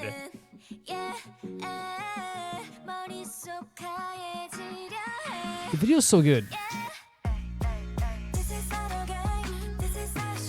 Yes. Their hair, it's like, I know like they get stylist done, but like I always feel like they all woke up and said, let's all make sure like this is our best hair day we ever had. The idea of this is not a game, this is not a show, right? This is my dream and this is a dream and I'm dreaming alone. Sick line. Sick line. Because I think that's like something that is so good to portray when you're talking about someone who is like, you know, hurt you, but also at the same time is like, you know, maybe playing a few games and stuff like this too, with your heart, like, you know, making you feel good, make you feel bad, but then building you back up. It is like a horrible thing that someone can do to you here as well. But like expressing that to someone is like, hey, like you may be having fun with this, but you're the only one laughing. I'm not laughing. This is supposed to be our big dream, but I'm the only one dreaming. It gets across this idea of you're on the other side of this. We're supposed to be a partnership. And even like the whole thing for once being a man, it's not like a toxic masculinity thing. It's just like more of its expression to kind of be like, for once, you know, because like it's not asking them to be tough and to be rough and all this stuff. It's asking you to like, hey, like portray your feelings to me. For once, treat me properly. You know, actually do something that actually like means something to me. And then that line about the idea of like, as you said there, I'm dreaming alone. This is supposed to be a partnership. You're not a part of this. You should be a part of this. We're making it worse. It's not a game. Stop acting like my emotions are a game.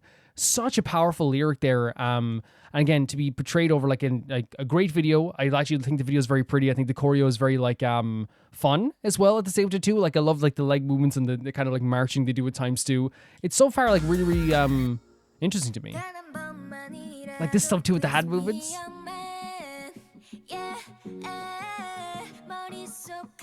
And it's again like look what they're doing to me. My mind's about to go blank. Gorgeous vocals as well though. I love your hair. Oh. Yeah.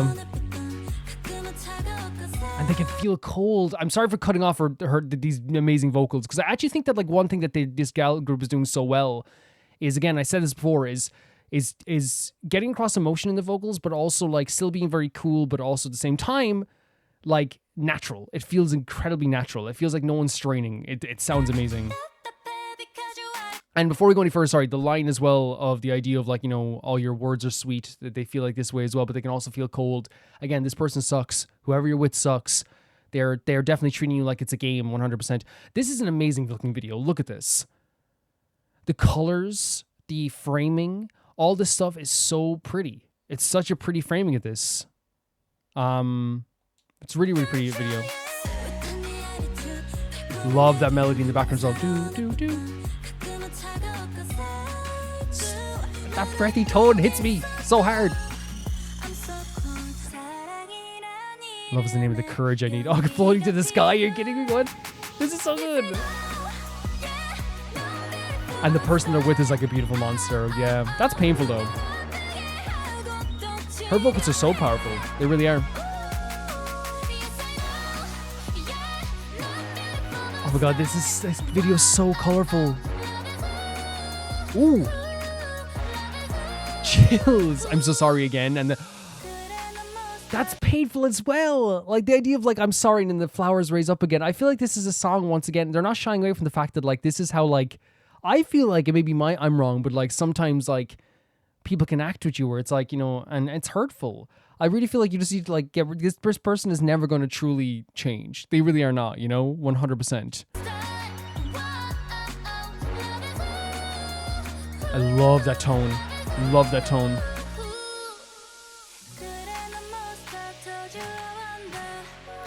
Oh. This is such a great idea for a video as well. Oh. As I'm talking about those breathy tones, so beautiful. I'm getting chills because we're building to something and we get the chorus again. Yes. Whoa, the vocals in the background as well. These gals like wait, it's over? I'm so excited when I see new groups as well, by the way. And like, to me, like, this has just been so colorful while also so emotional. I think that the gals have such a beautiful tone to a lot of their voices. Some powerful tones in there, some breathy tones. I said some honey vocals as well there as well. Some understated tones, some rhythmic tones. I feel like they really are talented as heck. I really do. And here's the thing. It's one of those situations where, like, I feel like this song is trying to get across, like, an emotion while also, like, making... Like, I feel like it doesn't shy away from, like, the emotions that they're trying to portray while also having, like, an unbelievably impactful, you know, vocal performance, beat in the background. It's still a song that, like, you know, you can feel in your heart, even if you didn't understand the lyrics. But now, like, when you're reading the lyrics as well, to me, it's also, like, a very hurtful song. Like, to me, like, it's a lot of pain there as well, you know? This video looks great, like, the animation stuff. Like, you hear the power of these vocals? It's so good. And it's a power, again, that's not over the top. It's natural. It feels like it's just... I'd love to hear this live. I really would love to hear this live. And this part of the video upsets me so much. I'm sorry. And then the flowers raise again. Because it shouldn't be like that. If you're sorry, don't do it again. You know? This gal's great as well. They have such a presence about them, honestly. Look at their hair. I love this. I'm not trying to pick biases already. I don't like. I'll take a bit, but like, there's something about it because they all sound amazing. I want to make clear they all have amazing style, amazing hair, all this stuff as well. They all do. But there's something about that gal's breathy tone that like it almost invades my soul. You know what I mean? I'm like taken in by it completely. It's really stunning stuff. Like, you know what I mean? It's like it's surrounding me. It's taking me. That vocal in the background as well. Are StayC known for like their powerful vocals? Because like I think it should be. Crazy ending it here, by the way. Yeah, and I honestly like I don't think it's like a bad idea because again, if you want to keep people on your toes, like I think that's one of the great things you can do with music as well because like, instead of like ending it on like a fade out, and there was a little bit of fade out, but like it ended on like they didn't even do the chorus like twice. They just said hey, it's over here,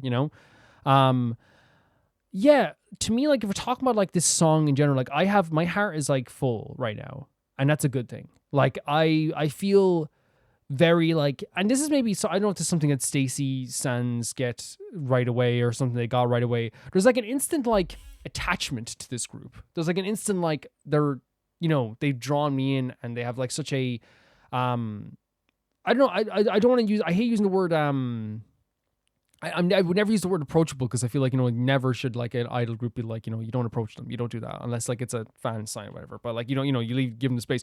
I think the word I probably use is more like this is very open and it feels very vulnerable at the same time too. But I think the reason why like I'm so drawn to them almost instantly is because they have such like a way with their voices and vocal performances to express emotions in a way that doesn't feel over the top, doesn't feel too extreme. It doesn't feel like it's overexerting itself. But it also just sounds amazing. You know what I mean? And everyone sounds so unique and everyone sounds so good. From like I said, like the breathy tones to the really powerful vocals of the chorus, the backing part, the harmonies in the chorus, the last chorus as well. The girl playing guitar has such like a great tone to herself as well. Like everyone has such an amazing tone to themselves. And I feel like it's also like, the way they express emotions to their choreo, the acting in the video, whoever directed this video did such a great job because I feel like this is like, while, apparently what didn't do very well in terms of like people, saying something about it online, I guess like some people, but to me, like in terms of an introduction to StayC, like I'm instantly attached. I'm like instantly just like, these gals are so talented. They have such a great energy to them, such a great vibe. What a way to express to me, a sad emotion, while also still having such a bright and colorful video that like every frame I feel like you could put it on a wall. You know what I mean? And that's to me like a sign of like an art, like someone thought about this. Someone thought about the framing, the colors, the outfits, all the stuff, because every single frame of this video I feel like you could put on a wall and just like be, there with it. You know what I mean? I think that's such a good thing. In terms of like what this song is portraying, it's to me a song about someone that you are with who is not being the best person in the world, who's treating your love like a game, who's treating like your expressions as a game, who builds you up in one line and then brings you down in another, who breaks you down in one moment and brings you up after that as well. Like there's even like there's lines in the song, I think it opens up with the idea of like I need you, right? The idea of I need you.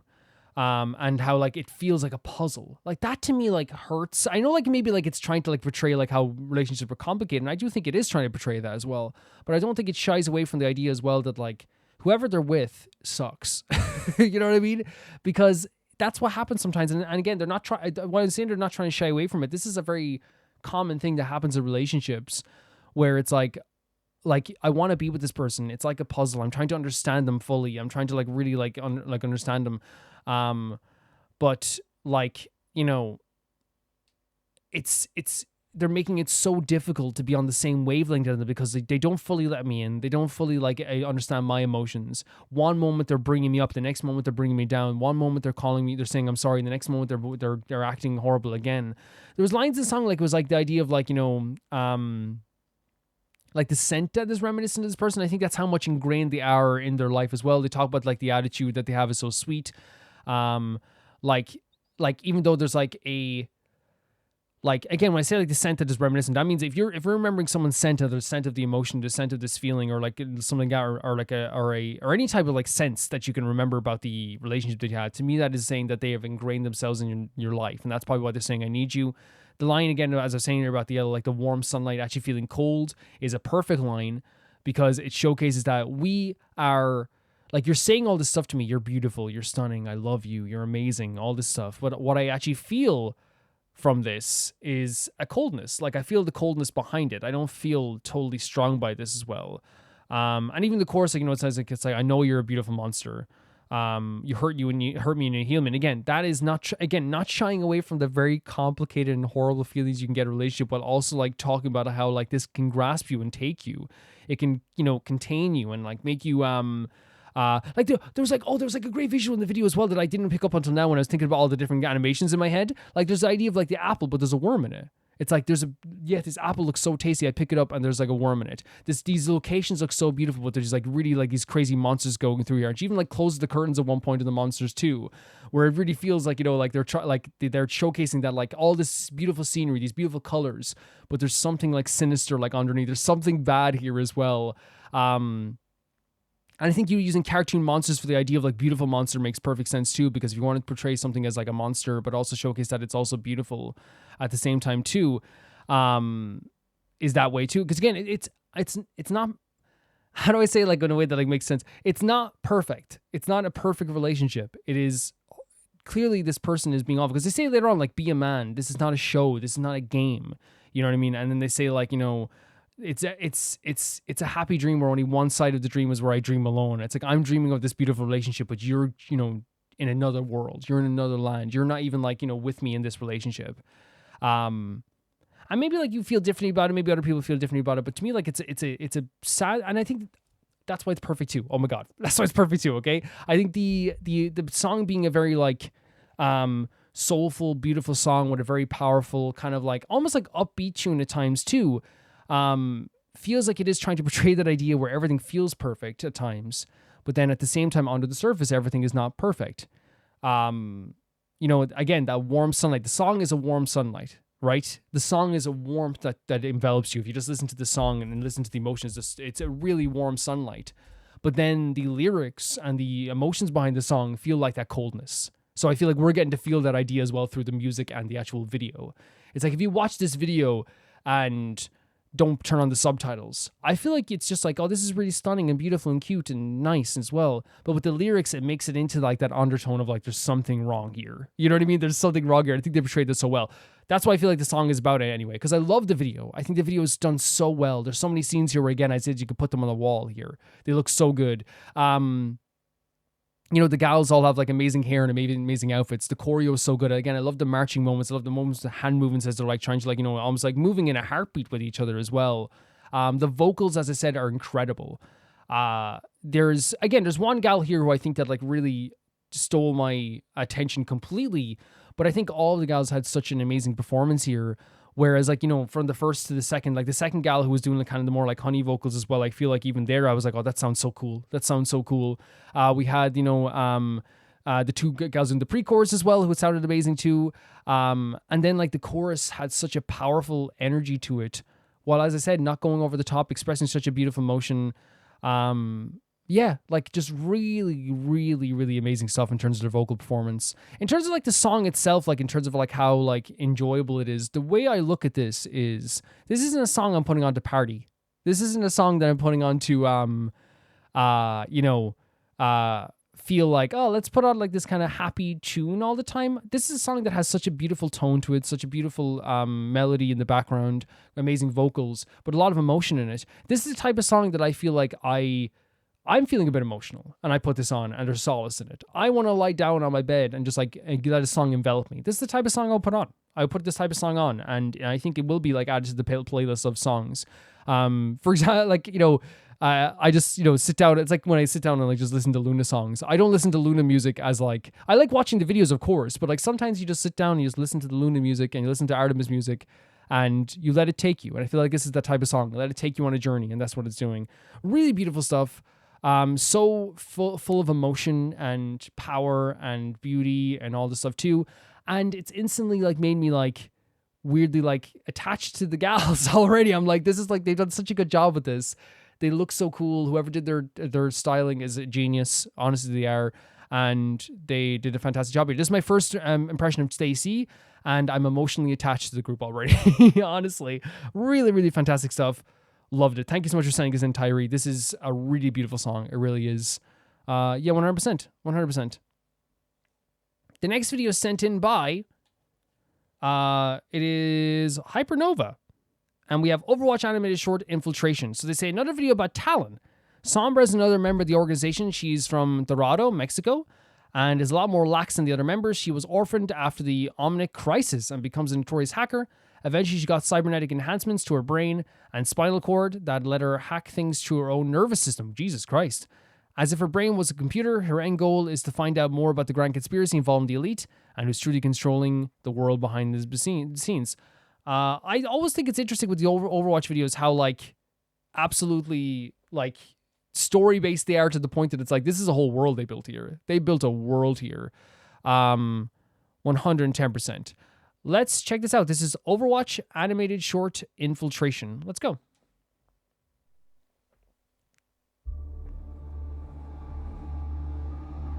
Droning start to this. Very, very dark and, like, interesting start to this. I thought this was supposed to be the most advanced security system on the planet. Oh, she's got a big personality as well, doesn't she? Already you see her kind of being like, this thing? You see how, like, maybe good she is at hacking here already? Very interesting stuff. Do you have satellite? Of course. I might turn off the subs not because they're not totally accurate, but because I feel like they're not made to be subs. They're automated, which means it could throw me off what they're actually saying, I guess, probably. Yeah. Are you certain the target is on site? These are all animated so she's well. here, all right. Okay, you're in. Wait. Oh my god. Imagine getting destroyed and, like, getting, like, basically suffocated, not suffocated, probably passed out. But, like, as you say, huh? Like, that's probably like the first, it's like, what do you remember after you got attacked? I said, huh? And then I got attacked. Huh? Ooh. That's your memory of the attack. Huh? Ooh. Really cool stuff here. One goes up, one goes down. Wait until the inspection is over. More hacking here as well. This character's so cool, aren't they? The door. Oh wait. I love that it's like, hey, you ain't aura farming with me, buddy. That's very funny. Adding a little charm to it, right? Adding a little bit of a charm to it. Very cool stuff. I'm in position. Sombra, time to target. Incoming right now. This music as well. Chairman Boyskaya, the new guidance systems. There will be the difference in destroying the hated Omnics. Tell me we're still on schedule. The Omnium will not wait for us to be ready before they attack again. Just have to build up these machines before anyone attacks again. Our first new mechs in a decade. This will ensure the future of Russia. Just a little Oh my god, she's going to assassinate this gal right now? further. Wait, so the alarm got stripped off? Oh my god, she tried to take the chance. Hold the perimeter. We'll take over. Oh, just going in and blasting. It's crazy because, like, I always think of that stuff when it comes to, like, stuff like that with assassins and stuff like that as well. Maybe it's a weird way to look at it because, like, I want to make it clear on the baseline, I could not be an assassin because I don't want to kill anybody. You know what I mean? But also, if I was an assassin, I just don't get how, like, they were able to do this. You know what I mean? Like, just like the emotions that go into it. Like, you can see there, like, they were so cool about this and they had no problem with this. But, like, there's something about, like, that, obviously, the idea of, like, ending someone's life that would, like, not be okay. I don't know, I'm like, there's something about it. Like you guys need, like, I need to explain it to you guys. Like, someone's gonna be like, Calvin, why don't you want to end some life? I'm like, there's something about ending someone's life that I don't really agree with.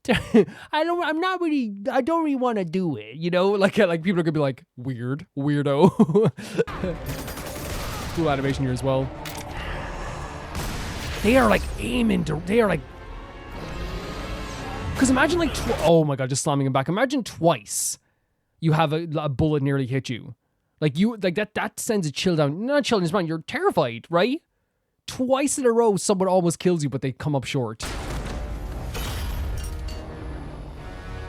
Oh, these mechs as well. Sombra, I'm cut off. It's on you now. I'm all over it.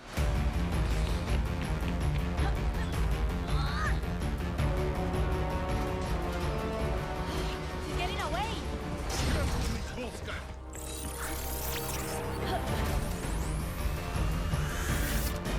The animation is so... Oh my god, the drama of this as well.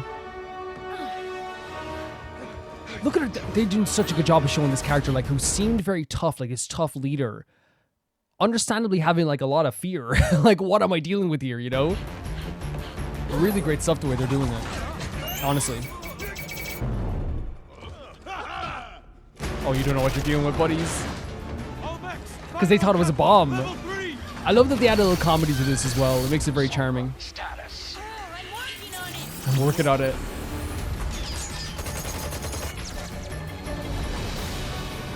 They give very good action here. By oh my god, this was Avengers before Avengers was a thing. I'm telling you. Wait, Age of Ultron might have come out with this, so maybe I'm wrong with that. But like, it definitely is like, you know, it feels like very Avenger pose, you know. Taking the breath as well. The fear they're showcasing in this gal is so good. I'm not saying I love seeing someone fearful, but I'm saying that like it makes you as someone watching this understand the severity of the situation and the panic that someone could be going through right now, and you know how desperately they want to get rid of her. You know. Oh my god, she got in! That's so cool. With the gun pointing right at her face.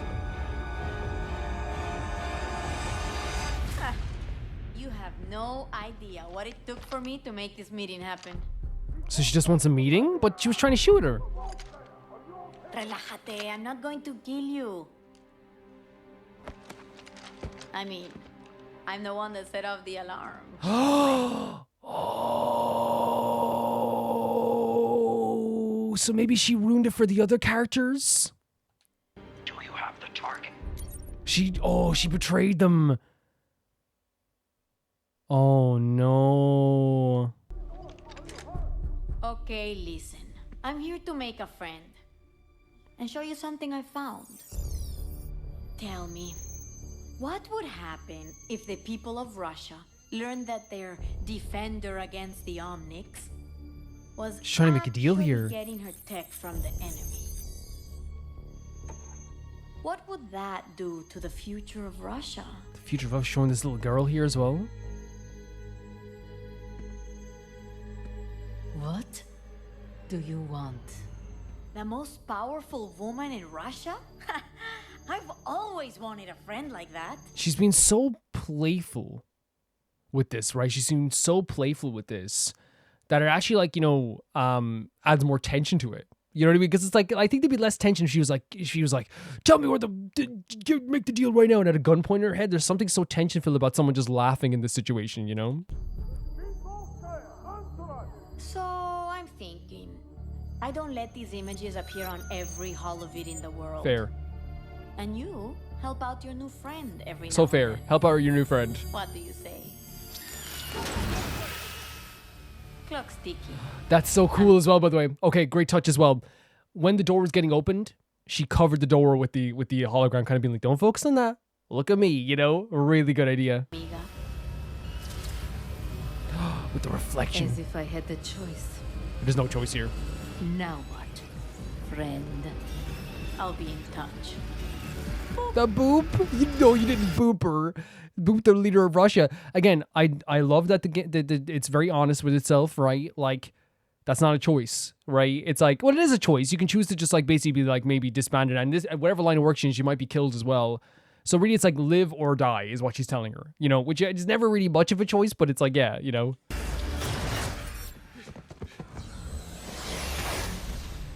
That's what that was. It's like a thing where she can transport herself. Very cool. Love the way they paid that back. Or failed. Target escaped. It paid off. Get back to the ship. Does he know something? Does she know something? To go radio silent for so long and then say target escaped. Very interesting, right? Wait, a boop to us as well? Very interesting. Actually, really well done. Probably my favorite so far. Love this carpet, man. Do you know why you are here?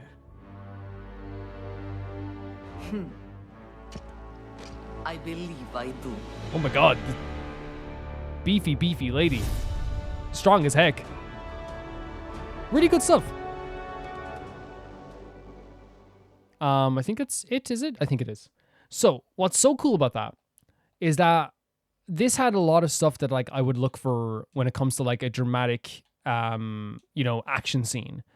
I'm not like someone who's like always like into the idea of action scenes. It's never been something that like was always on my like I'm always clamoring for, but I love a good choreographed action scene. I love it. It's not, you get what I'm saying? It's not something I'm always like, oh, I can't wait to see this action scene. But then when I see it, I'm like, oh, this is like absolutely incredible. And that's why I feel like we got here when it came to this action scene was like something absolutely insanely awesome to see, because not only did it have just like really good action in it and really good choreo to that action, it also had this like really cool, to me, really cool drama to it that wasn't like the typical type of drama you see, but like more like personality driven drama, where like I think they could have like easily like had like as I said, you could easily make a scene like this and have it like filled with tension, having a gun pointing at the girl's head and being like, do what I say or else, but there's something so amazing about her character for her to kind of like, first of all, show that she's willing to betray her friends, right?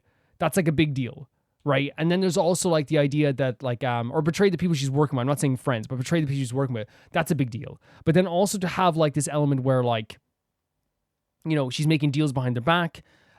She has this like control this situation to showcase how much control. And when I say control, she has like this feeling where like she's in front of this like Russian leader, and she's the one who's like commanding every single situation here. She has a lot of information. She knows how to like, really build up the tension without making it like feel aggressive. Because right now it did feel aggressive. It felt aggressive, but not in the same way that aggression usually feels like in terms of like punching someone or shooting someone. It felt like so tension filled in a way that like made me uncomfortable. But at the same time too, I was like, this is such like an interesting character. And the uncomfort comes from the fact that like, she's so playful with this. She's so playful. I'm just like, oh my God, like how are you not like screaming right now? Booping your nose, covering the doorway, smiling and laughing with her, like, and kind of like, being a little bit jeering towards her. All that stuff is like a really good way of showing tension without being aggressive. It's aggressive without showing aggression, and like, I think the build up that they did to that scene is a perfect thing. Like, I think, having the sniper pointed at her, then having, these assassination attempts over and over again, while also then showing that she placed this kind of like transporter down at the bottom of this thing. At first you think it's like a bomb. What is it? It's something like a sensor or something like that as well. But actually what it was actually a transport thing. And that again pays off in the end. But there's so much of a buildup, like, oh my God, like, again, the tension. Oh, is she going to shoot her? Oh, she avoided the shot. And they show the fear in this girl's face. I loved it. I'm not saying, I love seeing a girl afraid. I'm not saying that. I'm saying that, like, I love seeing that, like, they showed true emotion here. Rather than having this leader be cool and collected about it. It's a terrifying situation. Of course it's going to be terrifying. And then, like, you had the multiple assassination attempts, the effort that they're going in to assassinate this gal. And then that's what makes the moment so powerful when she points the gun at her head and then turns it away. Because your first instinct is like, where's this going to go? Is she just going to shoot her? That's what your head goes to. Like, she got it. She got it. She's there. But then she like turns it away, turns off her headphone and goes, I want to make a deal. Like, there is such a great build up to that. Like, the build up to that makes that moment so good, because you're like, wait, she had her, and then to betray the people she's working with and kind of like make her own deal and like make friends with this person to make deals. It's such a great approach to this. In terms of animation itself, like, it's just always really well animated. They do a good job of making this very cinematic in a way. The shots with the sniper rifle, the shots with the guy, fading in and out with the smoke and stuff like this as well is such a good touch too. Like, there's a lot of amazing stuff that happens here with like those things in terms of the animation, the choreo of the fights, and it even like, the moments, as you said, like with the bullet going past her and the bullet like almost hitting her then before the mech blocked it. All these moments like not only like have a great choreo to them and great animation to them, but that also like is just a perfect way of like telling like a story of like almost got her. Oh my God, almost got her. We have to get her. Like the aggression, we have to get her. And shown through those emotions. You see the facial expression when she misses the shot with the sniper rifle.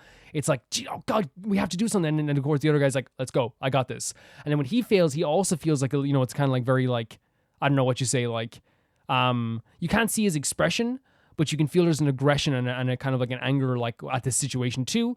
We also saw early on, like, there was like, there is a camaraderie between them, or at least like there is like a knowledge of each other. So there is that too. But it really does feel like, it's so well animated.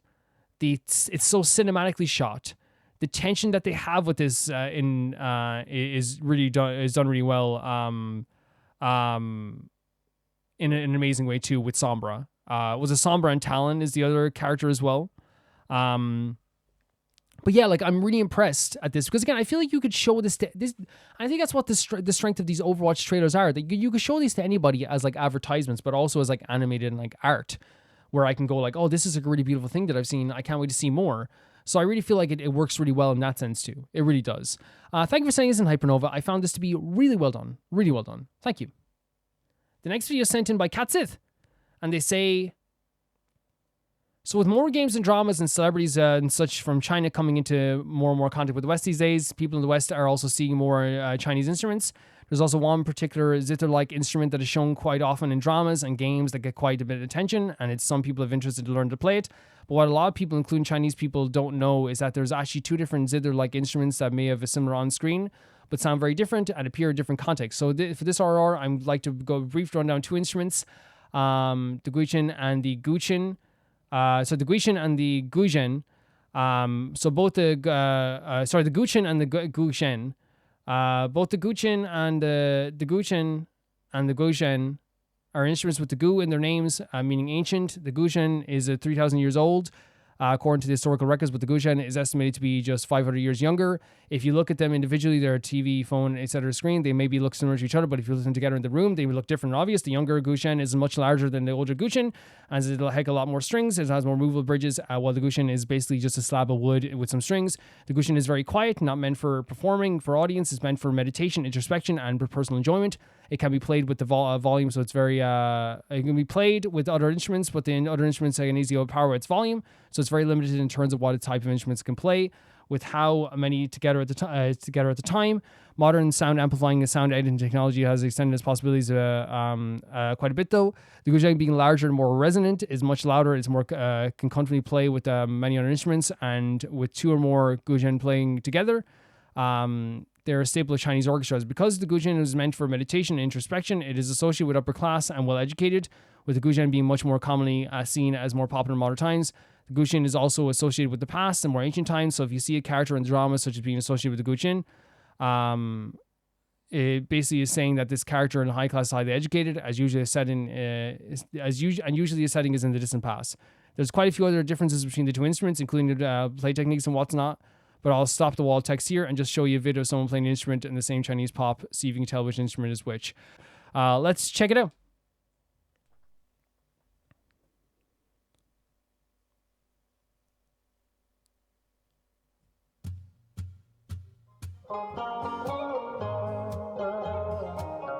Really beautiful stuff, isn't it already? It has such an amazing vibe to it, honestly. It really does.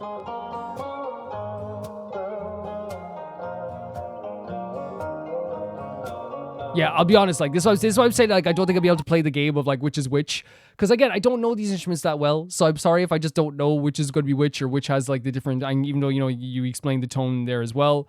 I don't want to just, like, you know, because I won't be able to make the guess. I won't be able, but I do think it sounds beautiful so far as well. Yeah. Or maybe I will. Watch me do it now.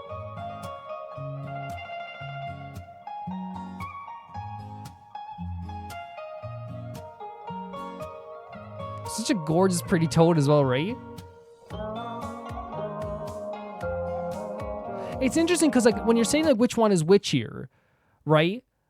I do think that the instrument that was played there in that verse there does sound, like, softer, while the other one sounds like a little bit, like, deeper and heavier. But I wonder if, like, that deeper, heavier is more of, like, a undertone that does get drowned out by other instruments, because, like, the higher tone instruments probably is louder. So I wonder if there is a thing where the instrument that is higher is the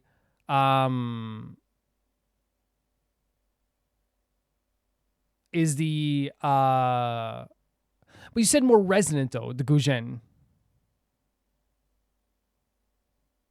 So I wonder if, like, the Guzheng is the, it could be either one, because I'm thinking that it could be like the Guzheng could be the lower toned one. while the guzhen is the one that has like a higher tone. The one that was played just in the verse, and the one that's adding in there, the do do do do, that one there is like the quieter one. Right? Do you think so? The guzhen, I'm saying that the higher toned one is the guzhen. Right? No, sorry, the lower tone one is the guzhen and the higher tone one is the guzhen. That's my guess. It's really beautiful anyway.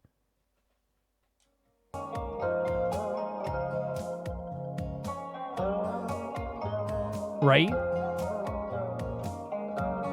But then again, it feels like the deeper one is kind of overpowering the lighter one as well in a way. But like I don't think it's overpowering. It's just like you can definitely hear it for sure. But maybe that's just because there's two instruments as well. There's a really beautiful tone to it. It's almost relaxing. Like I feel like I could like relax this for sure.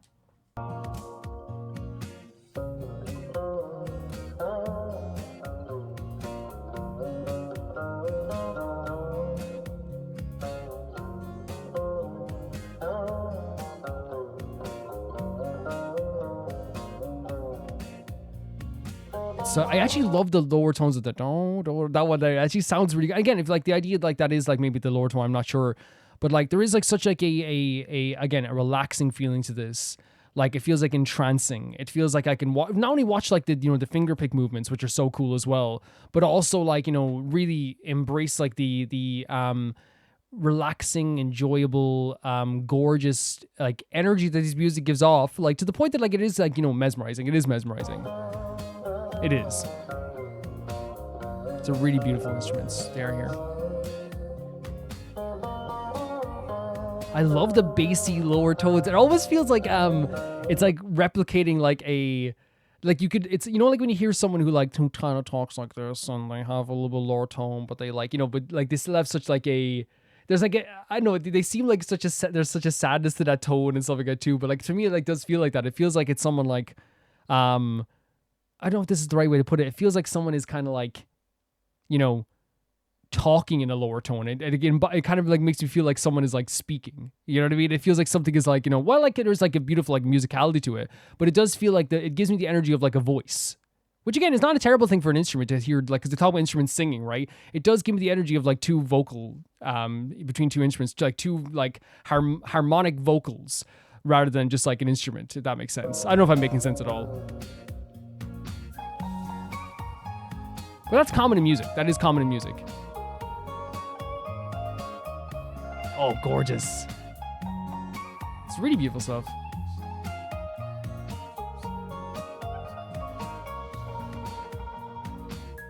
Like, you see, when it comes in, it feels like someone like someone's overpowering voice. I don't know what it is. Like something overpowering voice, like jumping in. Like with a little bit, like, I don't know, I think there's a little bit of sadness to it in that vocal. Like not the vocal, that instrument. Like, but I love when it comes in because it's so like surprising and different from the other instruments. So when you're hearing like the do do do do do, and then you're like boom, boom, like it's instantly like striking,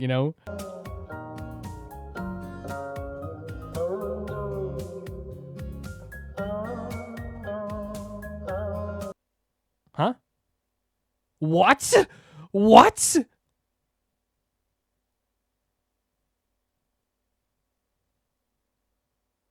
I am so sorry, Katsit. I did not think that was going to happen. What the hell are they thinking, man?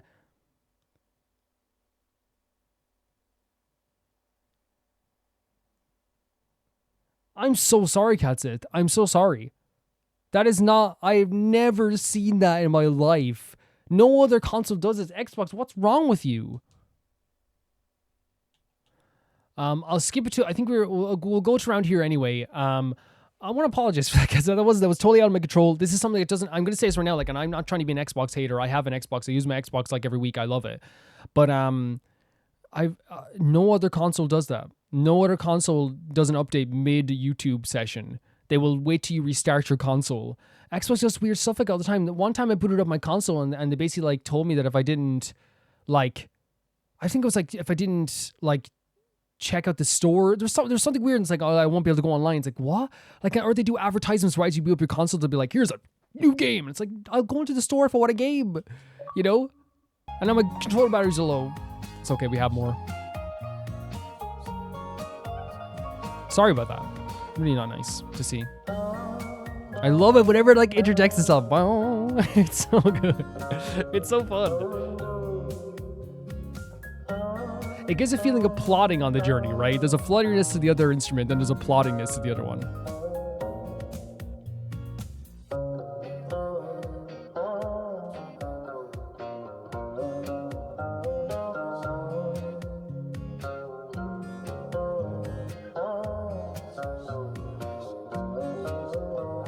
Yeah, I really, really like how, again, it's how mesmerizing it feels, how dreamy it feels, how enchanting this performance feels, you know? It feels really great.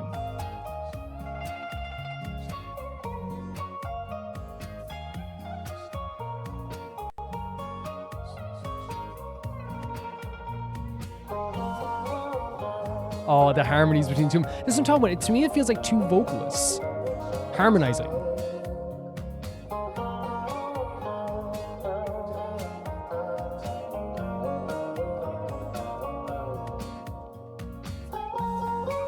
Oh, using the higher tones on the other instrument as well. Very cool.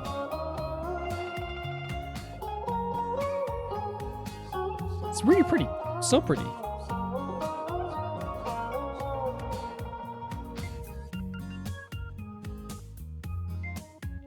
Nah, really stunning work, honestly. Really stunning work.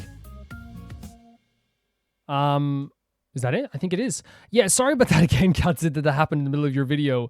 Yeah, I'm not going to talk with the Xbox update too much. What I'll say is that, like, legitimately, like, no other console does that. They just don't. They just do not. They wait for you to restart your console before you... I'm not going to get worked up. I'm sorry. I'm going to ruin your video submission if I get worked up, honestly.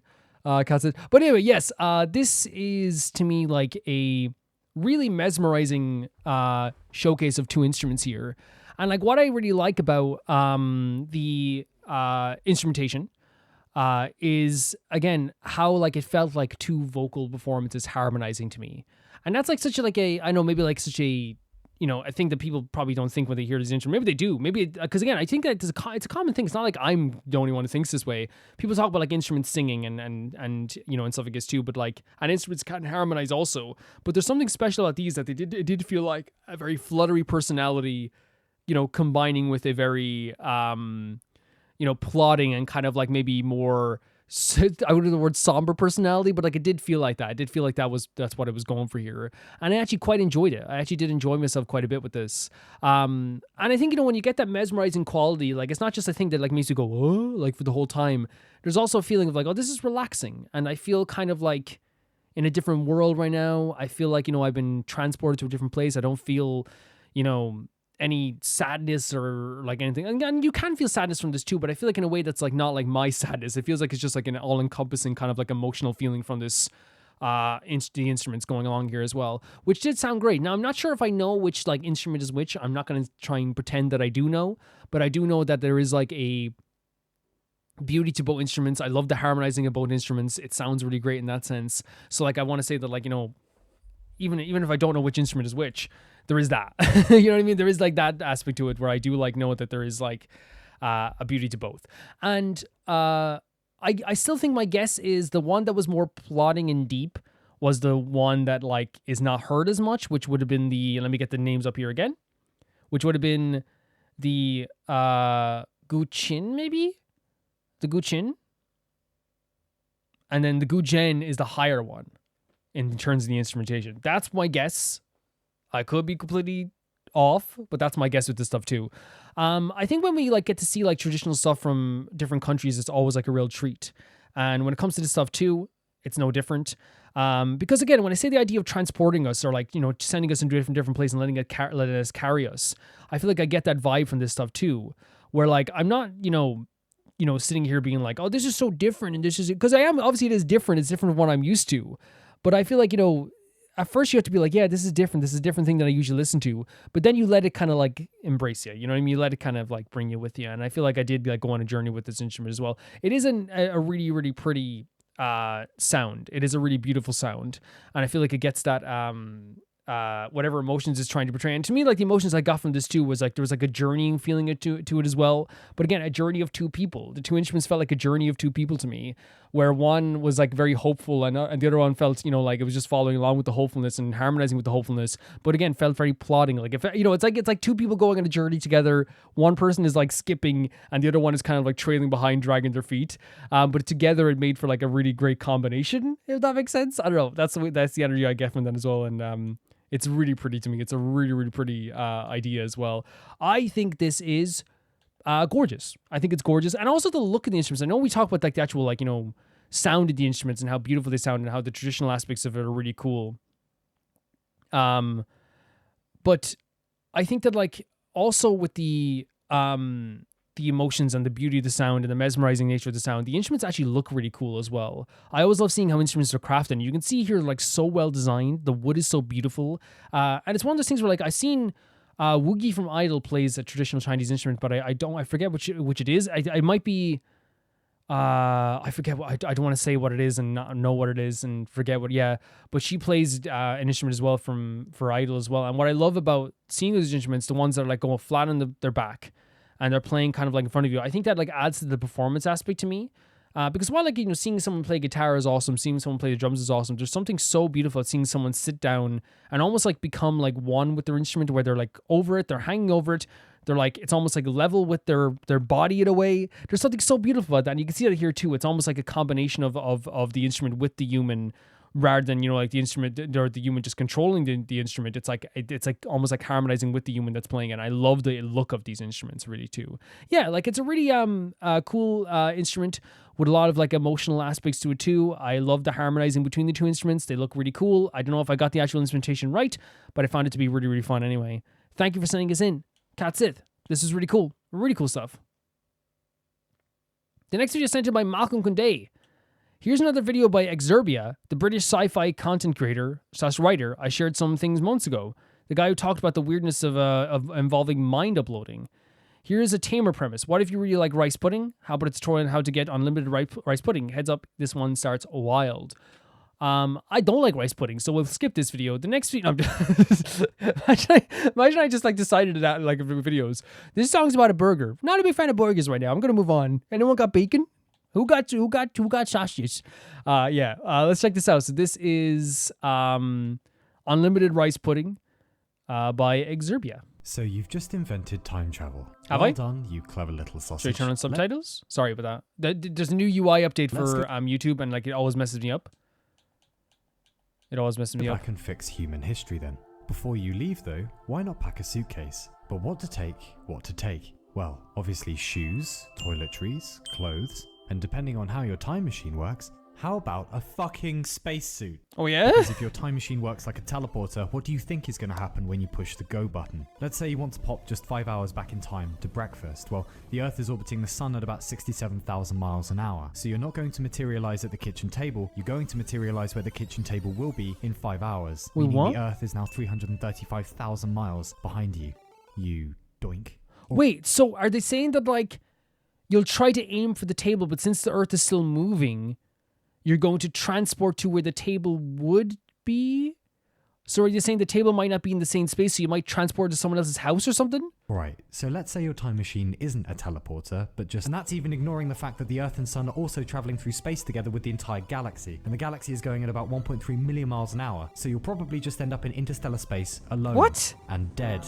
And alone. And dead. Yeah, but really, let's just say your time machine is... Well, I guess you could launch yourself in a rocket, fly out to where the Earth is going to be in exactly 5 hours, somehow traveling faster than the galaxy, good luck. Jesus. Then turn on your time machine and hope you got the calculations right so you don't end up materializing in the ground when it catches up with you. But really... So you have to somehow calculate where things are going to be if you're doing time travel in this way, if it works as a teleporter. Okay, let's just say your time machine is... Yeah, but even then, what, you're just going to rematerialize in the air, are you? What about the air you're displacing when you pop out of nothing? How dense is a person? Well, about 985 kilograms per meters cubed. Okay. Or air is about 1.2 kilograms per meters cubed. So when you arrive, there'll be a huge compression of matter as you materialize, causing, at best, a bit of a whoosh noise, and at worst, a cheeky touch of, you know, nuke nuclear fusion. It's so crazy because like I always like I don't think about this stuff on a regular basis whatsoever. I like the idea of time travel and stuff like that too. But like it's so interesting to think about like how there is like a lot of science behind the idea of like, you know, certain aspects of time travel, how they wouldn't work, how they would work. And I never feel like it's nitpicky. Like I'm sure like this person could nitpick the hell out of or like pick apart like stuff of Back to the Future. But that's fun. It's never meant to be like, oh, Back to the Future sucks or time travel sucks or like feel bad about like your dreams about time travel. It feels always more just like, well, this is actually what would happen if you want to know what happened. So really, let's assume your time machine isn't a teleporter, but something friendly like a closed time-like curve or a wormhole or whatever. Okay. Great. So go wrestle Genghis Khan, piss in Caesar's lemonade. Now, down to business. From here in, we'll assume that A, the past can be changed, and B, you're a sociopath. Let's see if we can nudge humanity off in a better direction then, shall we? Step 1, don't be dead. Okay. Before going back in time, why not make sure you stay the fuck alive? Pack antibiotics, lots and lots of antibiotics, especially doxycycline if you're going anywhere near the bubonic plague. If you run out of antibiotics, and under no circumstances do this unless you are in fact a stranded time traveler, you can make very improvised penicillin by leaving moldy bread until it goes bluish. Also, if you aren't getting water from... Well, that's actually like a true thing, because that's one of the things that like, you know, I always like love to think about, not love to think about, but it's like the idea of like, people are dying from like the common cold. You know, at times. A well, or the rain, or an aqueduct. How about don't drink that shit ever? Boil all of your water first. Then you'll need to filter it. Find something bottleish, add a layer of charcoal, layer of sand. Hooray and a cheer. You just beat diarrhea. Step 2, get clever. Before you go, read up on the basics of steam. So I didn't know about the charcoal and dirt thing to filter everything, or sand thing to filter to water. I do know about obviously the boiling of the water, because that's even something that like I saw in like movies and stuff like that. They would boil chlorine-filled water and stuff like that as well. I don't know if that works, but... Power, harmonic oscillators, pendulum clocks, germ theory, modern military strategy, monarchic history, the schematics of the printing press, and all the card tricks you can stand. Use a mnemonic technique to commit stuff to memory. A good one is the person action object system. Let's say you want to remember the dates of, I don't know, solar eclipses for no reason in particular. We'll aim for memorizing about 30 of them, so pick ones in the time and location of whichever era you're going to. Now you need to remember the date of the eclipse and the exact time of day. Now come up with at least 10 people, 10 actions, and 10 objects. So let's say we're trying to remember the number 326. Well, 3 in the people list is Winston Churchill, 2 in the objects is wash, and 6 is a unicorn. So Winston Churchill washing a unicorn. 326 is easy to forget, but good luck getting that image out of your head though. True, actually, I guess, right? You know? Remembering a code that way. Yeah, because it's like the way people like, you know, do, because I never did that. Maybe I should have, but like, you know, when people try to make, you try to remember like the names of the planet as a kid, and they go like, you know, my, you know, like, and they do all the my very something, you know. But even that stuff never used to help. But like, yeah, you're not going to forget this type of stuff, I suppose. Next, memorize any embarrassing secrets we now know about the monarchy of the time you're going to, and congratulations, you now have the foresight of a god.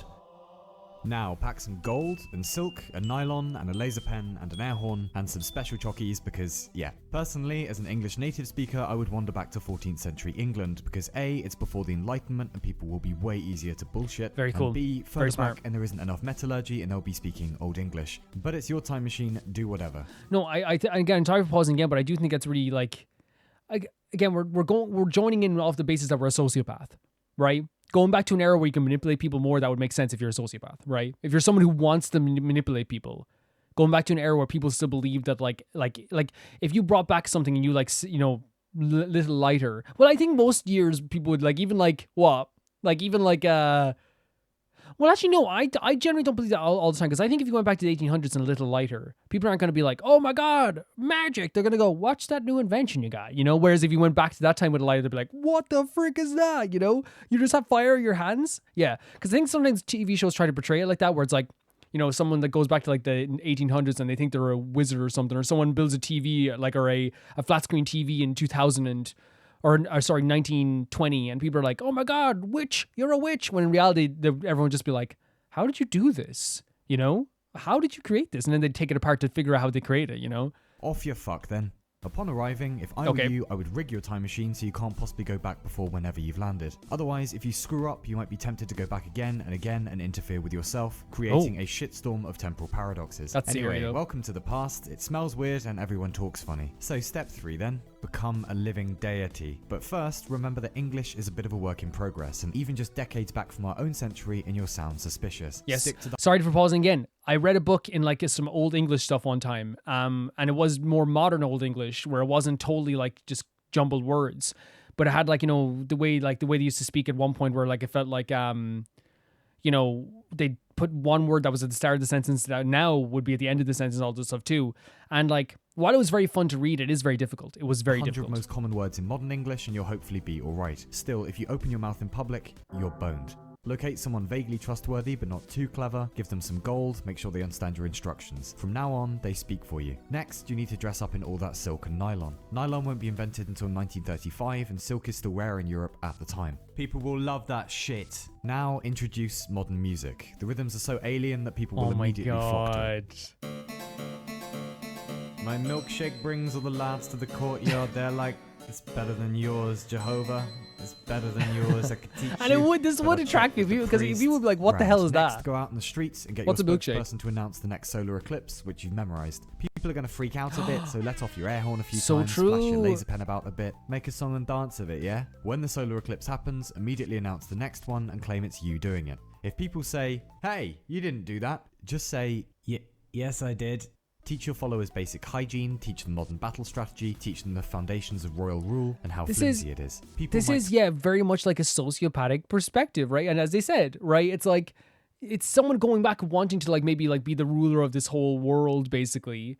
And like that would happen. It really would happen. Like, and I feel like it would, like, even today, right? Well, people are more skeptical today, of course.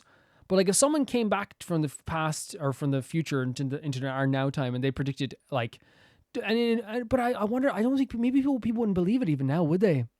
Because now if you came back in time, like maybe, let's say I went back to 2015 and I said, you know, Trump's going to be president, then Biden's going to be president, then Kamala's going to go for presidency, but she's going to lose to Trump again. But then I also say stuff like, you know, this stock is going to go down in price and this stuff, you know what I mean? Like, I think like you'd have to come up with something like, you'd have to almost, I don't know, in a horrible way, predict a bunch of natural disasters, predict COVID would close down everything, to get people truly to believe you. Because they think even at that point, people will be like, oh, it's just all bull crap. You know what I mean? It's all bull crap, you know? Talk funny in the past, but power still relies on more or less the same foundations as today, namely weapons and money. Yes. The monarchy will send an army and they will attempt to make you dead. You can't win against that, however clever you are. So instead, incite revolution. Most of the monarchs of the time retained their power by the threat of violence and the promise that God put them there by divine right. Invent Gutenberg's printing press decades before Gutenberg. Begin churning out pamphlet after pamphlet laying out the embarrassing secrets of the current king. Step up antibiotic production, cure people of basic ailments, move you and your followers to a remote patch of the countryside, declare it independent, give it a flashy name, perform miracles every now and then. Card tricks will go down really well probably, people haven't seen them before in Europe. Have your followers track down the finest engineers of the day. I would recommend Filippo Brunelleschi and Guido di Vigivano. Begin constructing basic steam engines, use them to pump clean water up from the ground for all your mates and followers. Have an elaborate underground temple built for you, disappear inside with I love this is like a really elaborate, like it feels like maybe he knows something that we don't know. It does feel like an actual tutorial, you know what I mean, of how to like, so in a sociopathic way, take over the past. Machine, only let your spokesperson come out and give orders. Leave behind extremely specific instructions about how to begin the Industrial Revolution early and grow your army and maintain your future empire and design good irrigation. Finally, have a very basic like, and some of this stuff is good. And stick it out the top of your temple. Right? So let's travel a few decades into the future and see how everything is going. You know what I mean? Like, oh, they're going to see what changed, I guess. But like some of that's good, like the irrigation and teaching people hygiene. Like you would be technically doing something good, but then someone could argue you're doing something bad with the manipulation aspect. And also, no, you would be doing something bad, but also the thing that they'd argue doing bad is like, well, the future's going to change now. Slowly accelerate the passage of time. Day and night will begin to pass visibly in front of you until the sun appears a single golden line across the twilight sky. The seasons fleeting by in seconds. The fevered commotion of insects no more than a blur, than the flurry of passers-by outside, of generations waxing and waning, of great structures built in your name. The fingerprints of science and philosophy born long before its time. The drumbeat of industry coming alive. The development of modern medicine, of scientific materialism, of the mastery of nature, of the acknowledgement of the right of all humans to exist in a state of international equanimity. The dawn of an age where millions need not die of disease, of hardship, of war. You steer humanity now. There have been leaders and thinkers and sages throughout history, but Right. none of them had your advantages. Now you can refashion history in the image of dignity and kindness and universal concern Okay. for every human alive, and all of it presided over by you, half human, half deity, moral, just, indomitable. Before maybe the shoe drops or something, this would I think you'd probably like end up like just going mad before any of this happened, because like I really feel like to truly prevent all the most horrible things in the world, you need to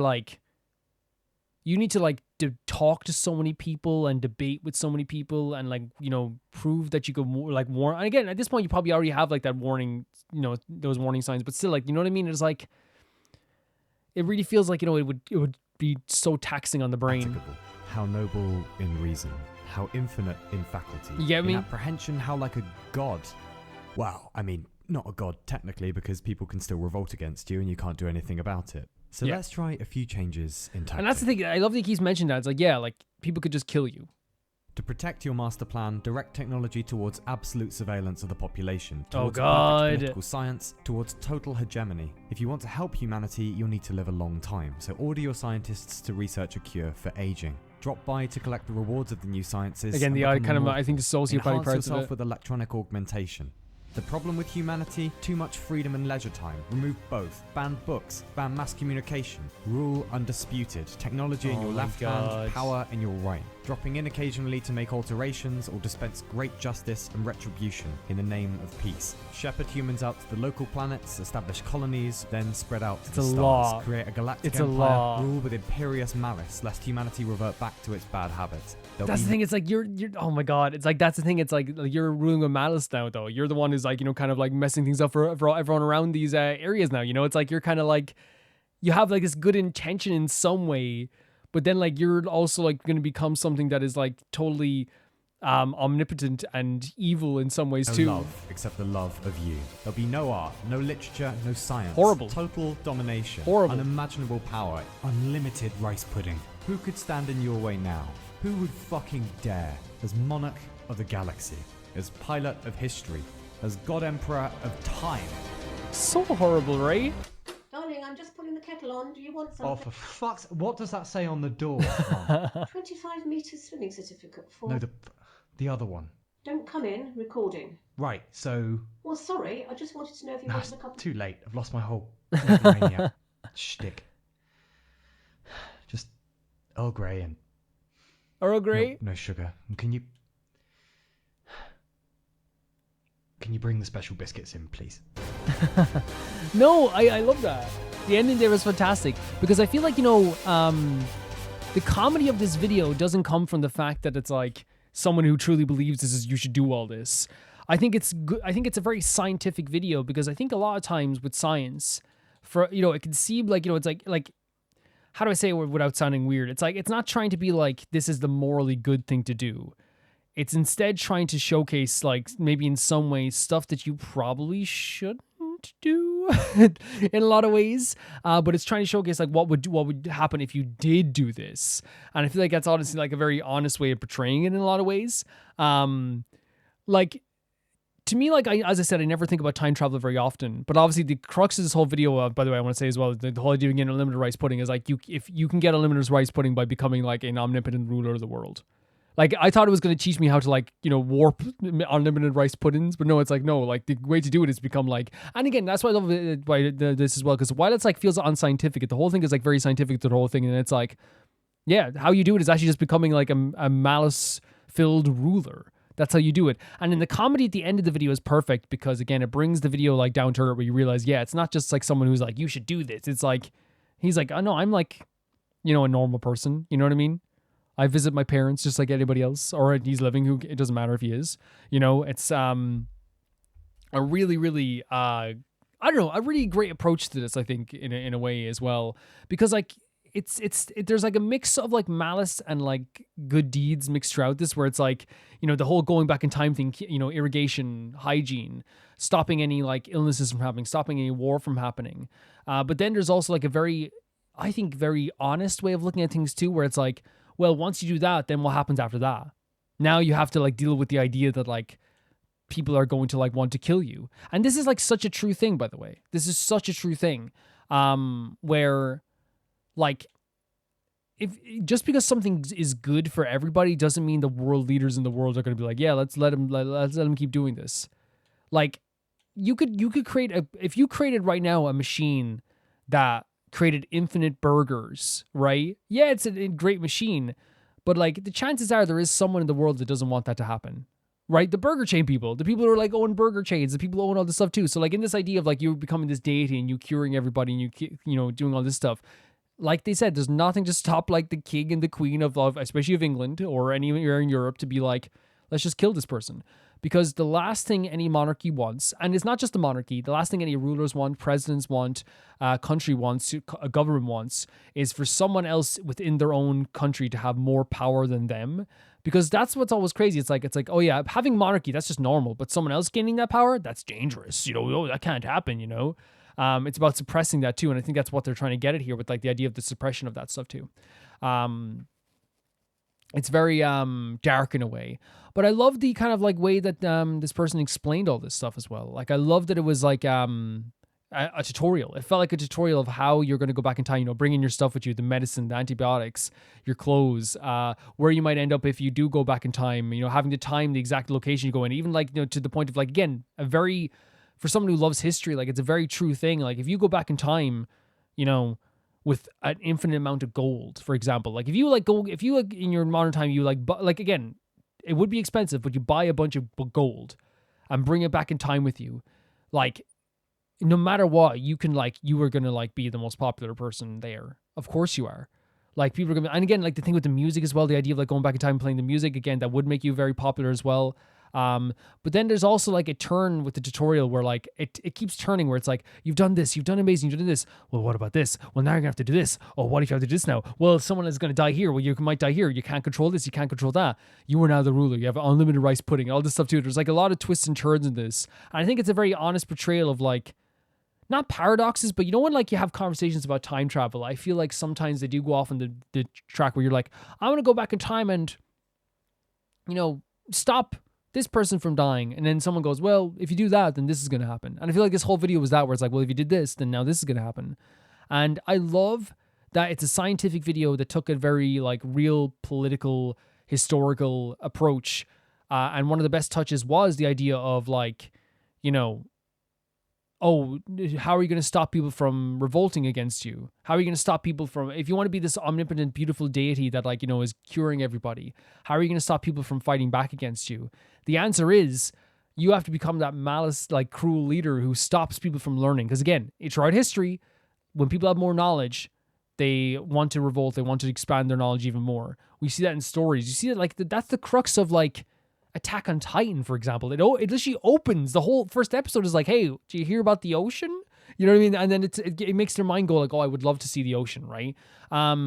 Like the people who fought in the rebellion in Ireland were some of the most like educated and like, you know, they read books and all this stuff too, and they, you know, they read newspapers, they knew all this. I'm not saying that people who don't read like obviously don't want like on books, because I don't read books, I'll be honest, but there is that thing where like, you know, we have so much knowledge now that it does like it does one or two things. It either subdues you or it makes you like more knowledge about the world. And what would happen is like you would eventually just be, someone's going to be like, you know, reading up on this stuff and maybe see some flaw in it and want to revolt against this too. But if you keep people without any knowledge, you keep people in place that way. That's why most like, you know, dictators burn books, they control media, because they know that if they control the media, they control books, they control knowledge, they control TV stations, then they control a lot of people's thought processes. And here's the thing.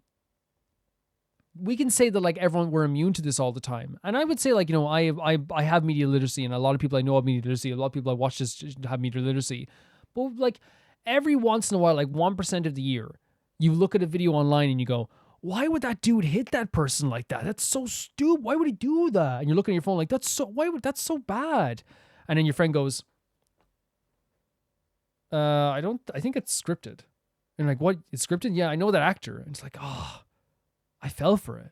You know what I mean? And it happens every once in a while. And you imagine that on a grander scale with like, for example, like, you know, news stations controlling what your grandparents think. You know what I mean? And, you know, it's one of those things where like, you know, I know it like the same with like with my grandparents, who are lovely people. They have like a, you know, it's one of those things where like they so forward thinking, so progressive, But then, like, you know, there's also like a tinge of just like they'll listen to like anything like the leader of our country will say. You know, and like if they say something like, like it must be true. It's like no, like you can't, you know, that's what happens. That's what definitely happens. Yeah. So, sorry for going off a tangent, but I thought it was very interesting. Taking a very historical and scientific approach.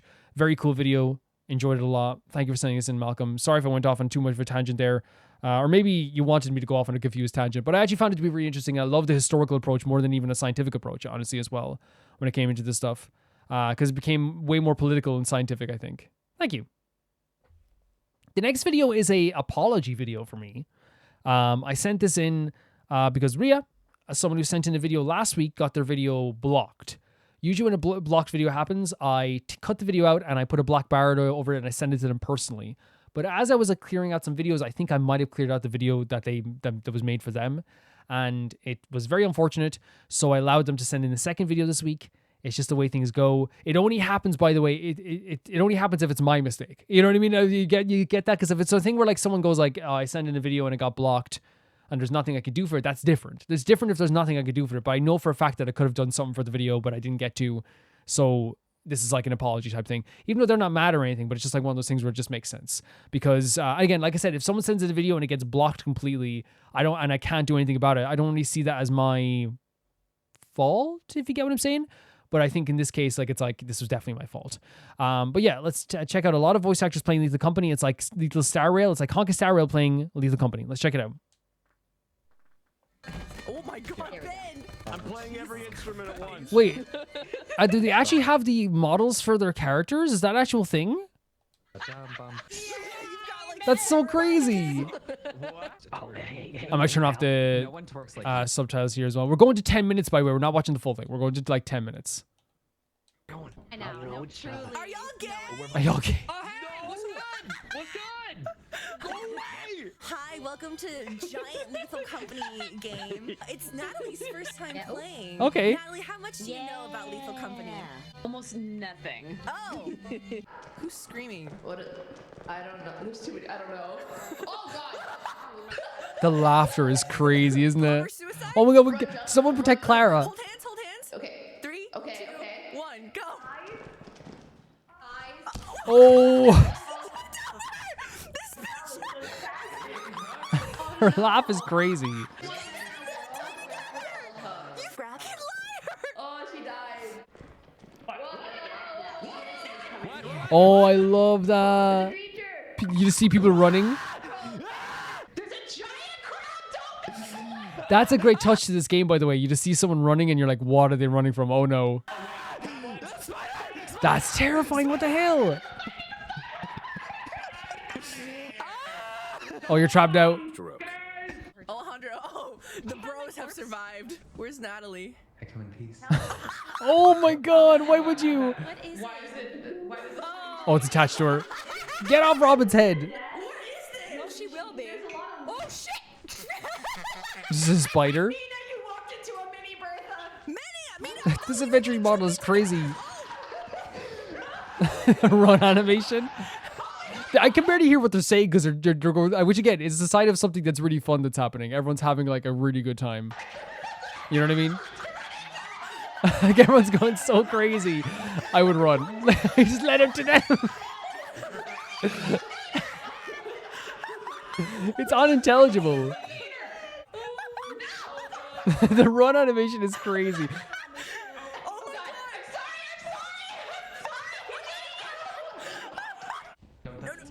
Don't touch the spider. Okay. Oh my god. She's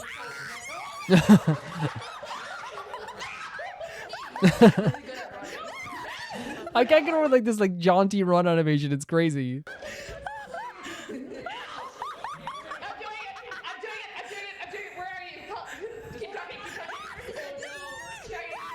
Oh my god, how much they're caught here. I might turn on the subtitles just to see if they're like, yeah, no, we can't even hear what they're saying. It just says talking or music, which I think again is an enjoyable part of this. It's funny, right? It's funny having like everyone be so nuts and going mad like this.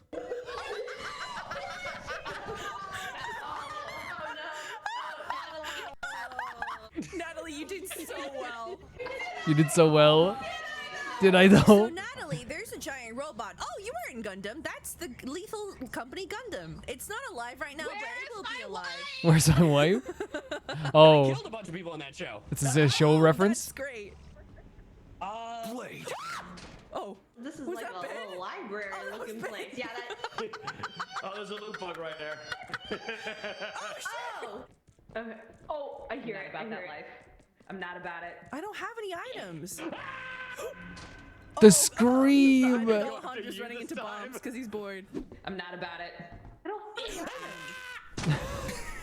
I wanted to see if I could take someone with me, but I guess not. I love hearing the other perspective of the scream first. Oh, let's go. I do a lot of things in this game. I can't do this. Are they carrying him? Do you want to go? Oh. There's a loot bug at the entrance. The walk animations are hilarious.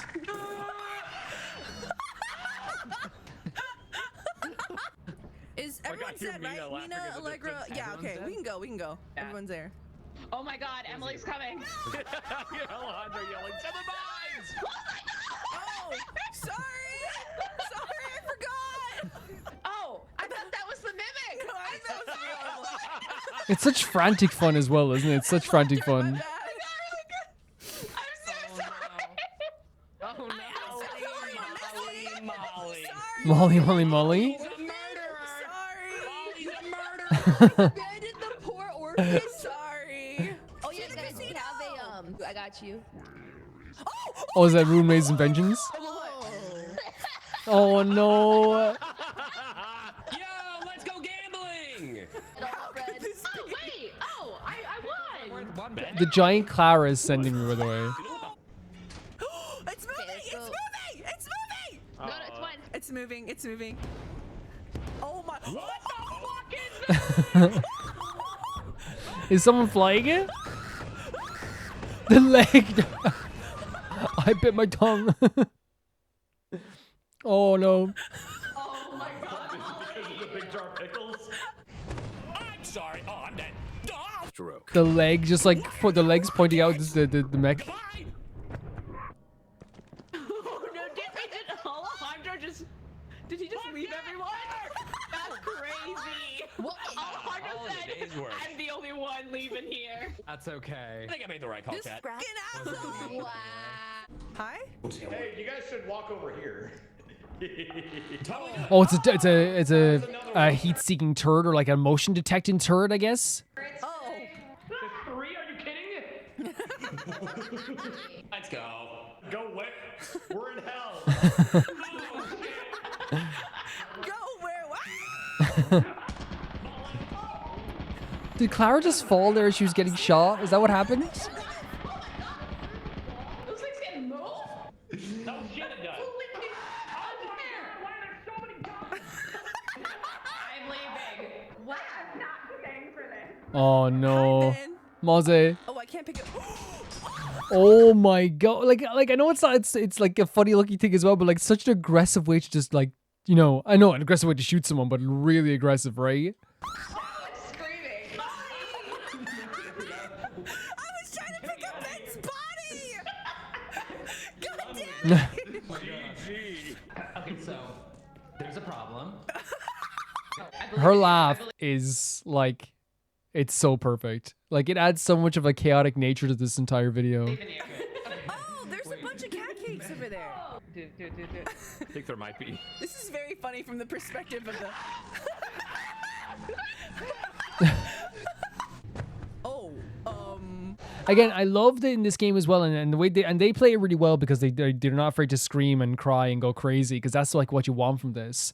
So we actually have like this like this like, you know, this frantic nature of everyone screaming, but you can hear it in the distance. You can hear people like through the proximity mics, and because they're so energetic, it actually works really well with like, you know, the horror elements, but also like it's so comedic just to hear like someone screaming and then not knowing exactly like you know, what they're screaming about, or then you see them in the distance like dying to like a bug or something, and all you hear is the proximity chat. It just works really well comedically and horror wise, you know.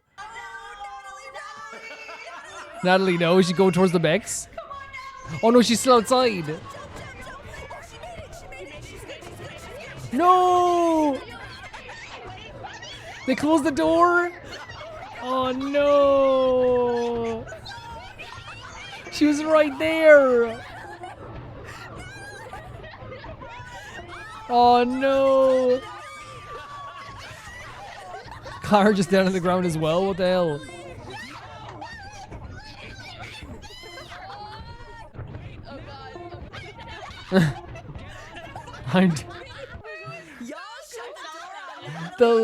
The laughter as well. Again, the laughter just sells it so freaking much, honestly. In our defense, if you hear a giant robot baby crying at you, are you not gonna close the door? No, I'm right. You knew I was right there. Hey, don't yell at me. I didn't close the door. If I didn't close the door, all of us would be dead. Hey, I don't want to hear it from you. Miss. So we gambling or no gamba? No gamba. Got it. Gambling is rigged in Lethal Company. You just It's rigged in real life. That's true. That is true. In real life, it is also made to take your money. Natalie, my chat says you're doing a great job. Thank you, Dad. I appreciate it. Natalie, you've contributed way more than I have. I still feel like it's quite minimal. Thank you. Oh, there's a trap over there. God damn. So many traps. Okay. Oh, this is dead end. Oh, God damn it. Yeah, there you go. There we go. Did they go into What is this button? Oh. Wait. Alejandro, if you want Natalie, to press come in it, here. let the rest of us leave. Push the button, 30 seconds, okay? I hear a thumper. I hear a thumper. 2. Let this be a science experiment. I'm gonna see how long it takes for it to explode if I'm inside. Oh. I see. So even if we're upstairs, he's still I love it's like a science experiment. Understandable. You know. I counted to 30. You did not count to 30, you scrappy liar. Hey, roll the clip. I counted to 30. 7, 8, 9, 10, 11, 12, 13, 14, 15, 16, 17, 18, 19, 20, 21, 22, Oh, I did the hide and seek method. I see. 25, 26, 27, 28, 29, 30. Whoops. Oh, okay. Dude, I love our Lethal Company. What about Natalie? Don't you guys dare leave without Natalie again. I don't know where she went. Oh no. Fucking Natalie, Wait, you run. can see the That's enemy? not Do me. we have to? I'm watching my mimic chase Natalie. Oh my Did you not find the ship? Is god. that what it is? No, I blame Molly. Natalie, don't go back. Oh, I have neck pain. I can't turn. Natalie, run. Oh no. Again, the run animations make this a million times funnier. Run. no. Oh my god. God Oh, Becky, you're not the mimic. Where the heck is the ship? Why is she laughing? Okay. The teleporting her. This is so frantic. This is so crazy. Where's the teleporter? To be very dead. Another line. Oh god. Help me. Following her. What's this electrocution thing that's happening every once in a while as well? Why are they? It's not teleporting her. The teleporter's glitched. I think adding someone who hasn't played this game before, we have to stop it here anyway. I think adding someone who hasn't played this game before is like a really great touch. You know what I mean? It's a really fantastic touch because like it's like I think it's already like a game that seems very frantic to me, but like to add like another layer of frankness by having like someone who has not touched this game before makes it even more fun to me. Especially like, you know, with them having like you know, such a welcoming, because again, I think what's so funny about these guys playing it is that they understand that this is like very like, you know, it's a fun time, but also at the same time too, like, you know, it's supposed to be frantic. You're supposed to have like, you know, a crazier time with it as well. And because they're so all over the place, at times it's like really hard to understand what's happening. Like at times I'm just like, what am I looking at? Especially someone who doesn't play Lethal Company. But then like at times I'm like, oh no, this is like the crazy nature of just watching everyone like fly around the place, seeing people run from these creatures, just hearing screams in the distance is actually like the fun that they're trying to portray here with this. It's not trying to be like this game that is like, you know, very like succinct and really easy to follow. It is a game that is like about like these crazy moments that are happening and this really mad thing that everyone's got involved in. And like you see that here, like you hear the characters screaming, crying, you know, calling for each other, blaming each other. You see those moments of like that they almost get to the door, but then they don't get into the door. Moments where like they try their hardest, but they still die in the end. Or moments where they do something really silly that you're like, why that's such a silly thing to do? You know, it's such a, you know, but at the same time, like if you're if I'm a viewer watching this, I'm laughing at the silly mistakes. You know what I mean? That's what I love about this. I think like one of the things that like the worst thing you could do when watching this is like take it too seriously. You know what I mean? And there is people in chats who will always be like, "Oh my god, I can't believe they did that when they're so close to the door. It's so annoying, it's so frustrating." It's like, dude, like if you want to watch pro gameplay, it's somewhere else. Like this here is just about like a bunch of people having fun. And yeah, adding that new player to Natalie into this game too, really like adds a lot of comedy to it, because and also like there's a lot of like a motivational thing to it as well, where you're watching it and and like even like as I'm watching this 10 minutes, I want Natalie to succeed. Like I'm looking at Natalie, I'm like I want her to do the best possible. Like there's actually a feeling within me that I'm like I support this gal so freaking much. You know what I mean? Which I think is such a great thing. Especially someone who like I barely even know. Like I think I've heard her singing before, but I don't know or anything like that. But yeah, the very like underdog story is like a really great thing that they use to approach here as well. It's really fun and it's really sweet at the same time too. I also loved how like within like the personalities that are on display here, what it led to was like a lot of moments where like, you know, some people are running. Some people are heading towards the danger. Some people are like, there's one moment where like one of the characters like who was playing Aventurine, led the spider into the corner where the gals were and then turned around and ran the other way. And then like led them into the corner and they basically got trapped in the corner. Like those type of moments in games that you get so excited about. You know what I mean? The type of moments you'll remember forever. I remember specifically when we were getting chased by an invader one time in a game, me and a pal in like in an online game, and I remember like, you know, trying to climb up a ladder, and you know, he blocked me on the top of the ladder by accident, and I fell down and died. And it's those moments that you remember forever. You know what I mean? It's those funny moments. Like remember when I trapped you there? I remember I did that there. Like the moment where Natalie nearly gets in the doorway is a moment where like. There's a mixture of like, oh my god, she almost got there, I feel so bad, but same time too, you're laughing your head off because it's like, oh my god, this is a hilarious moment, and they're gonna have to explain why they closed the door. Like it's all fun. It's all like really, really fun. There's nothing about it that seems ever like, you know, out of place, or no one's ever being mean or cruel in this. It's all just like genuinely just like entertaining stuff. You know, and it's just about, yeah, it's just about that frantic fun, the proximity chat that makes it even like more fun. The voice actors, like, you know, being able to like project their voice in such a way that it's always like, you know, really loud and frantic. And then also like there's some stuff in this game, I'll be honest, like some stuff that's happening in the screen, I don't know what's happening, but still I think it's an enjoyable watch to watch. Thank you for sending this in, Ria. This is really cool to see. The next video is sent in by Pauline Grint, and I'm sending in a compilation of some Jin/Jimin moments. Their friendship is so precious. And we're watching it from 30 seconds to 10:30 in terms of the timing. This video I think is 22 minutes long. Pauline knows this, and like whenever I have to say this, I always have to just make sure for like new people who are coming into it. We do like a limited time on videos, not because I don't want to watch a full video. You tell me like I could watch a full video of Jin and Jimin 100%. I would love to do that. But yeah, like everyone knows, and it's just because if I watched, you know, anything more than 10 minutes for every video, we probably would be here for a very, very, very, very, very, very long time, to the point that it probably would take so long. So yeah, everyone kind of understands as well. But just for new people coming in, I'm not just disrespecting the amazing, talented BTS by just shutting them off at 10 minutes 30 seconds, and neither is Pauline. Let's check this out. It says, what happens when you put Jimin with his Jin Young? Okay. I'm very excited for this. You know, I'm just gonna be so happy. This is gonna give me so much energy. I'm gonna have so much energy by the end, like by the end of this. Sugar, spice, oh my god. and everything nice. Oh, what an intro. Oh wait, no, 30 seconds is when you asked to start. Sorry. Okay. Okay. Honestly, we're not gonna count that as the time in the video because that's my bad. Okay, that's my bad. But still, a great intro. Really great intro.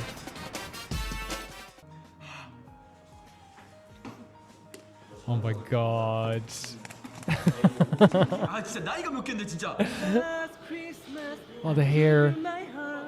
But the very next day, you gave it all. This is Just okay, I'll join in. Oh my god, their voices. 지민이와 저 말고는 이렇게 서로 드립 Oh, 잘 yeah? 받아주는 친구가 저희 팀에 많지가 않아요. That's very sweet. 아 인정. Oh my god.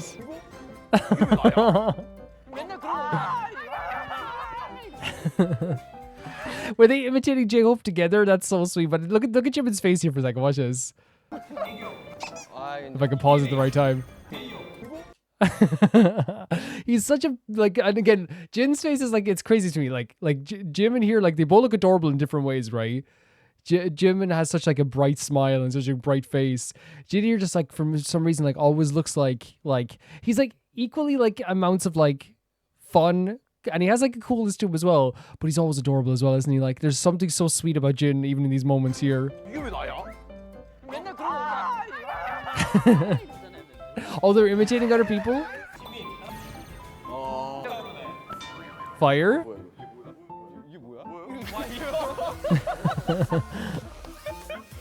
Oh, that's so sweet though. If the other members were girls, who would you date and why? I don't like them, but Jimin is so kind and Aw, gentleman. that's lovely. So I want date with Jimin. But Jimin's like, yeah, for sure. okay. No, I love that as well because, excuse me, the reasoning is like, it's not like, oh, like, which is true, Jimin's, he's pretty or all this stuff as well. It's just like, yeah, like, if I was in a couple with Jimin, he would treat me nice, he would be nice to me. Oh my god, look at them. Just having such a good time together as well, right? There's entertainment wherever they go.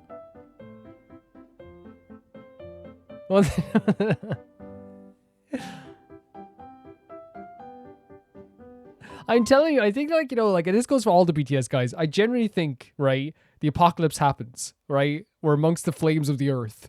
And like still like in the distance, use your binoculars and you see the BTS guys in the distance still having a laugh with each other like a day after the apocalypse. You know what I mean?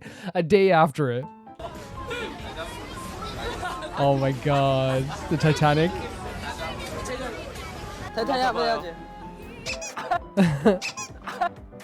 He did the same thing. He took it up again.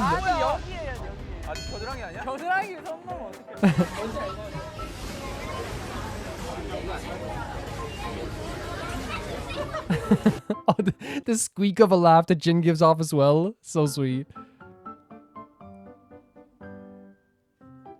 Jin looks so good. Look at the wind in his hair.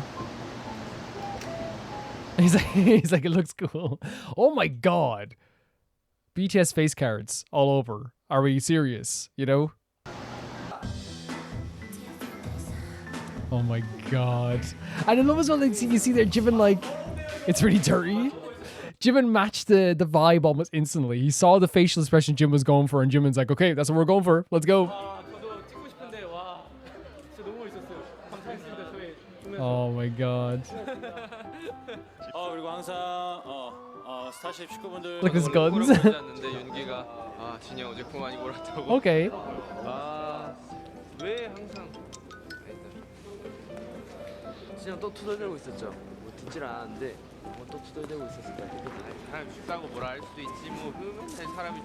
Did he wait? I need to hear this conversation just from the start again here. To confirm some suspicions here.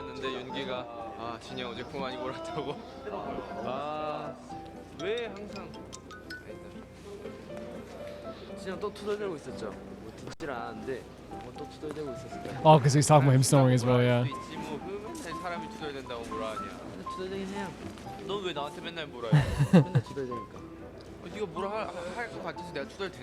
It's a cycle. It's a cycle. So he was saying that like, hey, like, I didn't hear you snoring, but like I think you always complain about the cold or whatever. But again, I love that, like, again, that's one of those things with BTS, and I love that is that You know, if someone else is talking, you know, when your friends argue like this sometimes, and you can tell there's just like a little undertone of like seriousness.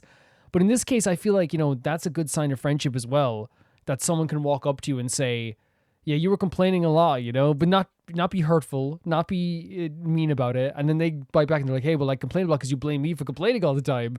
And I feel like it's one of those things where like that can also show a friendship like in a really powerful way as well. Because like we've all been in those friend groups, right? Or those around those people who argue with each other, but you can tell that it's very serious, even if they're pretending it's joking. But here, like you can feel like it's like they're not even like bickering or arguing. It's just like a little thing that they're like, first of all, very comfortable enough around each other to be like, hey, you were complaining. You know what I mean? You were totally complaining. I've known people who've known each other for 2 years who still can't talk to each other like that. That just shows the closest to me. That shows that they like care enough to even say that as well. And also like, it's not that they're like seriously going at each other. It's just like, you know, even if they're, you know, joking like that, it's like, but I hope it doesn't sound like I'm saying like he walked up and said you were complaining. I'm not saying that. I'm saying that like there is a comfort amongst friends if you can walk up to someone and say, oh yeah, you were complaining a little bit. And the other one goes, oh, well, you know, you always blame me for this. And then at the end of the day, you still feel warmthness from it. You know, it's like there's no bad blood or whatsoever. It's fun. It's fun, you know? Wait, did he give him like a... It was like a shock thing? Oh no, it just sounded like a shock. I can't give Young anything. He always goes trouble. 진영에게 감동받았던 일 없어요. Oh yeah? 근데 둘 다 여자 키야. 지민이 때문에 힘들어요. 너무 높이 올려가지고. Sugar in the middle. Get outside. Oh my god, I love as well that they're like legitimately arguing about who could do a higher range. It's like, you're more talented. No, you're more talented. What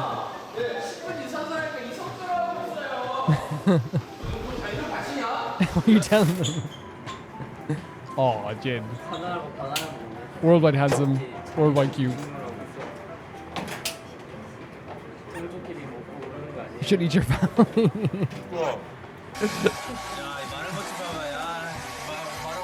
It's drier than dry squid. He's putting his hair under it as well.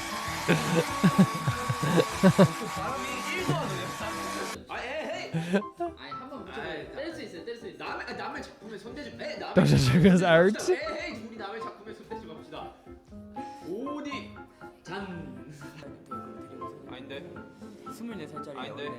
A 24-year-old child.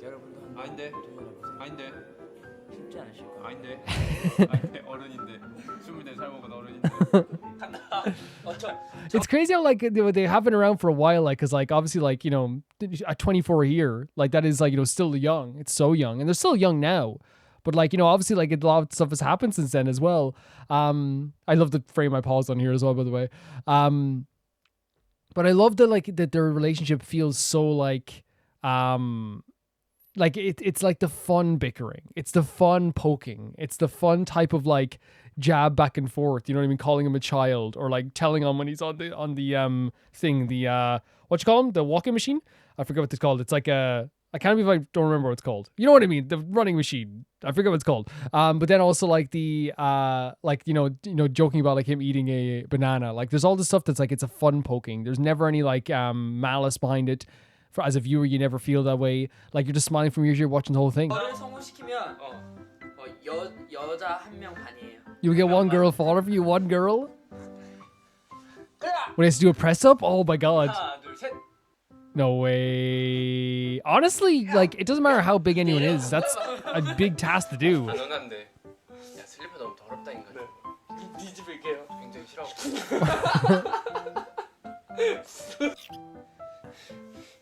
Angry Ginny.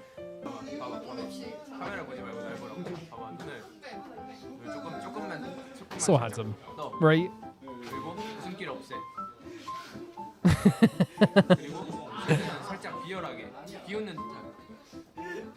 The side smile. The eyes as well. No, honestly, like it's so cute because like again, like when you say to someone don't laugh, that's when they laugh. You know what I mean? For sure. Look at the face he's giving.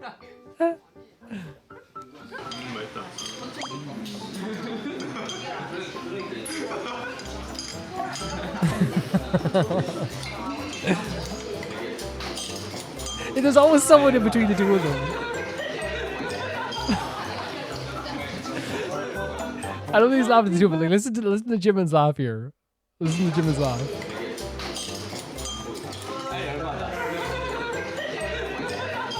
It's so fucking cute. Oh my god. How can he be joking singing to Jin and still sound like a top 10 vocalist in the entire world? Actually, I put him in my top 5 Jimin personally. But you know what I mean? Like, he's actually, I said this before, but like my biases are Suga and Taehyung. They're my biases. But my bias wrecker is Jimin. Right? Always. Happy birthday to you. Like, he sounds amazing. I told you to go away. Turn off the camera. You might get violent. 너무 뻐근한데. 아니 저 웃기려고 하지 말라고. 욕심 말.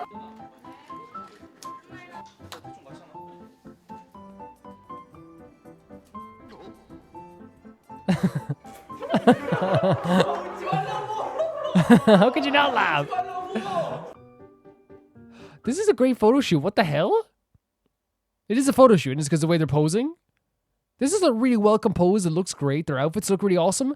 I feel like whoever ever styles BTS like all the time does a really good job, honestly. I know they have definitely input in their own style now for sure.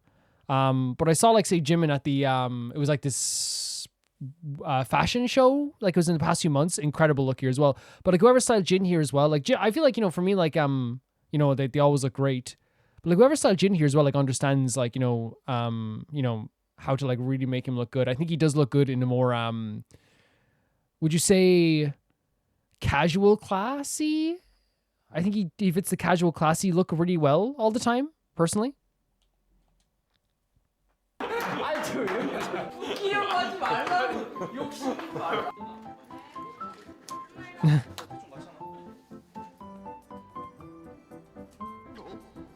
How could you not laugh? 웃지 말라고. 웃지 말라고. 내 손 한번 쳐다볼까?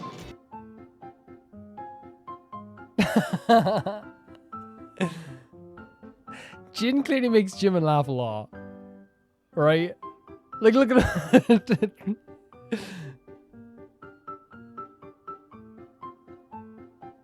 Oh my god.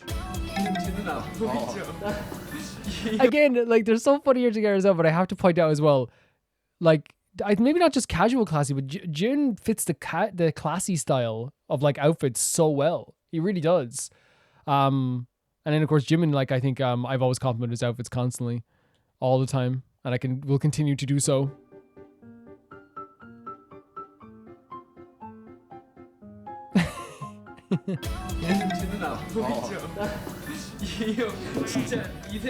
So funny.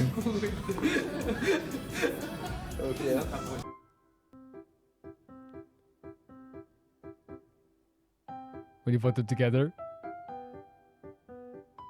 it just seems like two sweethearts getting along so well, right? Like I get biggest sweetheart vibes. I'm sorry for pausing in. This is what I'm talking about with Jimin's outfits. I haven't seen him look bad ever. I've never seen a bad outfit on Jimin ever. Now here's the thing. I feel like if someone else, like, this is a beautiful jumper, right? But I think also just sometimes I feel like if you take some of Jimin's outfits and put them on someone else, they might not look as good. But I feel like he just has that. You know, there's people out there that no matter what style you put them in, they always look good. And I feel like that's with Jimin. Like I see that every time he does any fashion statement, he always just looks fantastic. I feel like he could set a trend as well. You know, he probably has, honestly. I need that jumper, by the way, or at least a lookalike. I probably won't be able to afford the real one. Give me a lookalike.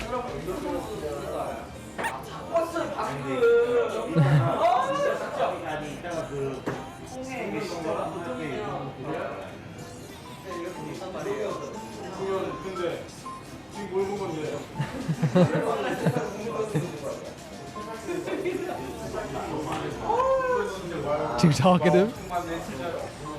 Oh my god. The tiptoe war.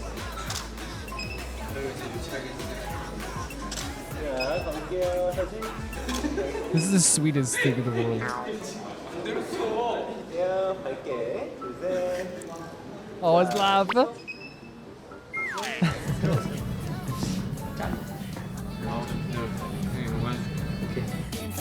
Also support you as well.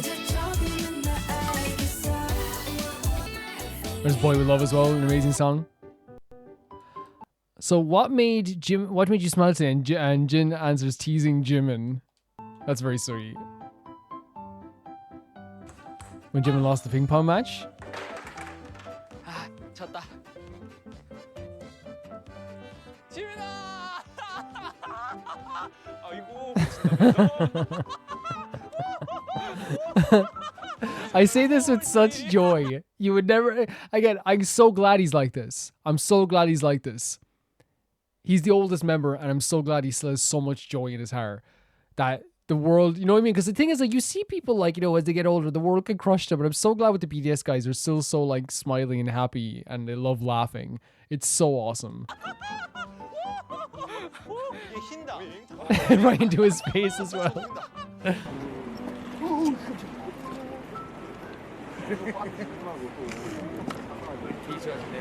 왜 이렇게 애 같아요? 컨셉이 애라서 지금 초점을 애로 맞추고 있어요. 아 그래요? So fun. 형 그렇게 소년같이 웃는 거 처음 봤어요. 형이 넌 운이 좋은 거야. 형 같은 사람이 바로 앞에 있어가지고. Oh, of course. 너는 진짜 눈에 띄긴 할 것 같은데. 너는 형의 노하우를 받을 수 있는 거야.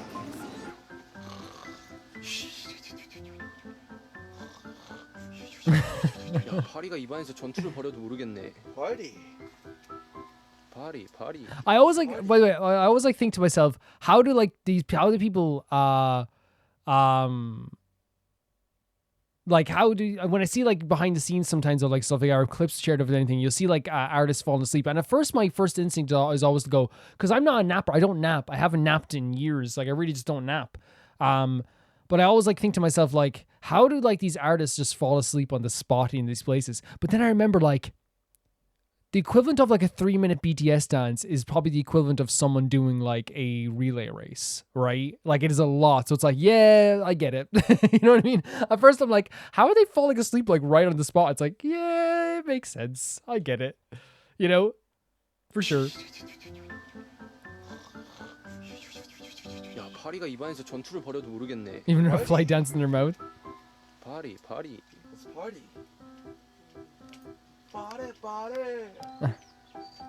자는 모습도 굉장히 아름다운 재민 씨. Oh, true. 커뮤니케이션의 왕이라. That's very sweet. 빨리. 왕이라 부르기 전까지 해줘. 왕. 맛있겠다. Trying to steal the letters from Dream. I noticed here, sorry, I got a little bit distracted because there's something I noticed about this video that's actually very interesting to me.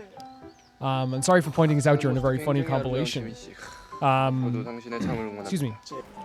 This was before the era when they would like blur people's faces out and stuff. Because they do it now, obviously, for legal reasons. But like, I think, from what I heard, BTS were actually like some of the biggest pioneers of behind-the-scenes stuff. And like, they even said, I think Suga even said at one point, I saw a clip of him on Twitter saying that like, they were like the first people who like showed like their tired moments. Like usually like with idols, it was a thing where you don't show yourself off like in such a way that was like, you know, you don't show yourself tired or upset, but they had no problem showing like, say, the picture of themselves after practice when they're all like sweaty and tired and all this stuff as well. So like it definitely makes sense that they were like, you know, some of the first to kind of do this stuff. Because now I think like in every single vlog, no matter what it is, especially in Korea, at least in Korea, they blur everyone's face. And it might just be like a Korean law. You can only do it in Korea. You have to blur out people's faces, I think, as well. Because like it's different in like America. Because I think in America, in most places, if you're in a public place, you somehow agree to be filmed because it's public. You know, it's like you agree to be under public inspection, I guess, or something. I don't know. It's interesting. I'm not saying, by the way, they should be blurred these people's faces, but I'm just saying it's interesting to see the difference over time. That's all I'm saying. I'm not saying that like, oh, BTS, how dare they not do this? I'm more just saying like, oh, it's interesting to see like how like again they were like, you know, doing older vlogs and people weren't like, it was different. It was definitely different. King of communication. Call me King first is so funny. Trying to see the letter that Jimin completed. Oh my god, the strength of Jimin here. He just came right. What did you think was gonna happen?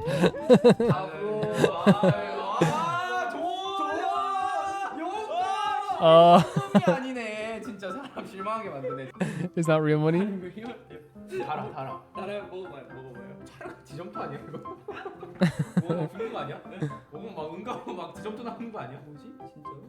아니야 케이크야. It's definitely edible. I love that they both questioned it. Is it? Oh, I'm gone past the time we were supposed to go here, by the way. But I'll go to the end of this clip.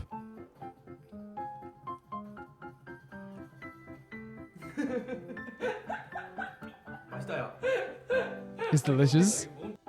There we go. Okay, I've gone past the time by 30 seconds, but it wasn't like intentional. I just didn't. I just got caught up in the moment. It's okay. It's happened before. I've gone past the time with other people's videos too by accident. You know what I mean? It happens. Okay. Like I, of course, I don't know if Pauline wants to send in the rest of the video next time, or if they want to send a different video. That's up to them completely. If not, Pauline, let me know if you don't mind me watching that by myself. I would love to see the rest of it in some way. Even if it's you want to send something else, and I can, it's no problem whatsoever. It's definitely no problem whatsoever. What I adore instantly about the relationship between, and this goes for a lot of BTS members, but like what I'm learning from this video with Jimin and Jin is that it's a relationship of two people that like know each other so well. And we always talk about know each other's boundaries, know each other's humor, can joke with each other, can like, make like a very close to the heart jokes, like that they know it because they know each other so well. Like, and nothing is ever like, I don't want to make it seem like it's like, oh, they're being cruel. I mean, like in the type of way that like, they can like poke at each other, they can prod at each other and not make it seem too over the top or mean or anything like that as well. It's always like very, very sweet, if that makes sense. There's never a time where I'm looking at this and I'm like, oh, like this is like, every BTS compilations is always like very, very sweet here as well. There's a care for each other that comes across in every single clip. And also the feeling that like, that for a fact that they want to be around each other. They for sure want to be near each other.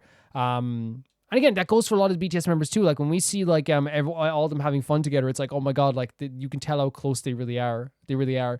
And also like as well, there's certain moments, like for example, at the start of this when like Jin was like singing, Last Christmas to Jimin. And instead of like Jimin be like, oh, I'm not doing this, he like moved away for a bit as friends do, like acting weird out, and then sings to the camera and joins in. Like it showcases like a joint feeling of like they have like a similar humor. They love joking with each other. They're comfortable enough to joke with each other about that as well, which is always like an unbelievably sweet thing to witness when it comes to these guys as well. You could see then as well, like, with other stuff like the stuff when he was talking about how Jimin was going to be like his if you had to date someone in the group, who would it be? And he said Jimin.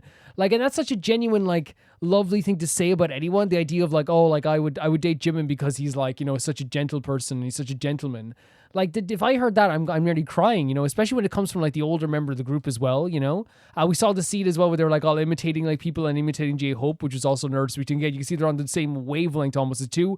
I loved the clip of them like bickering and arguing about the snoring and the complaining that it's cold, because again, that's also a showcase that the both of them, again, we talk about boundaries, right? We talk about understanding each other and being comfortable with each other. Like a lot of times it's really funny because from the outside, I see it all the times in bad fans on Twitter and stuff like that, where K-pop fans would be like, I can't believe, I'm going to make up two names, Greg is being mean to John. And you're like, what do you mean? And you check out the clip and you're like, that's two friends. You know what I mean? I think a lot of times people, because they have friends who they walk on eggshells around sometimes, and they have friends that like sometimes like they don't have like inward jokes with each other, and they don't know each other's boundaries, and they haven't talked about each other's boundaries, and they haven't like set those boundaries. What happens is they think that any type of poking and prodding and being like kind of funny in this way, like, hey, you complain a lot, well, you keep nagging me about it, you know what I mean? Like they think that looks like a bad friendship. But in reality, and I say this all the time, it's like, say with my friends, like if anyone saw me and my best friend arguing with each other, like the stuff that she calls me and like I say back, it's like people would be like, Jesus, do they like each other? But it's like, yeah, we do. But you know each other's boundaries. You don't go across that boundary. And if ever like we do ever go across the boundary, my friend will go and I will go, that's too hurtful. I don't like that. Or I don't like this. And you're like, oh, okay, fair enough. I'm not saying that this is even nearly bad, but I'm saying like the comfort to walk up to like an older member of your group and to be able to be like, hey, you complained about the cold. is like a very like it's a warmth. It makes me feel unbelievably warm when it comes to this stuff as well. It does, because it showcases that they do have a lot like that. Not only is Jin approachable, not only Jimin is approachable, but they also like have like a very good understanding of each other and each other's humor and all this stuff too. We heard like Jimin singing "Happy Birthday" in this, which for frick's sake, both him like, and they're all such amazing singers in this freaking group. By the way, they are such amazing singers. But it's crazy, like, you know, to be like no inner ear, no microphone, just like singing into like a vlogging camera or maybe even a phone, and being able to sound that freaking amazing in that moment as well. Like, it's so freaking amazing to me. It really is. And like as well there, you could also see him like, once again, having a bit of fun with Jin. Like this, oh my god, when they're trying to make each other laugh as well, when like Jimin is like, across, that amazing photo shoot, they like Jimin can't stop laughing, like with the banana suit as well, they can't stop laughing when they're looking at each other during the other photo shoot with like the kind of fancier outfits. They can't, obviously Jin loves making Jimin laugh as well. You can see in his eyes, he wants to like crack Jimin up as well. But Jimin like cannot stop laughing as well when he's around him. And Jin knows this too, by the way, which is like really, really sweet also.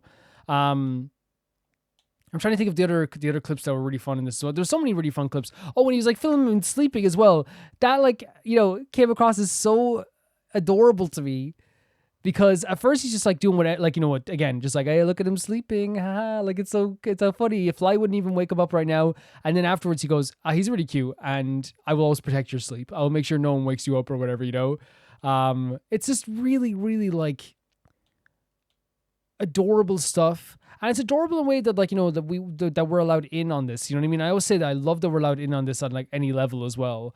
Like him doing the press up with Jimin on his back, or like, the both of them kind of like, the hairdryer.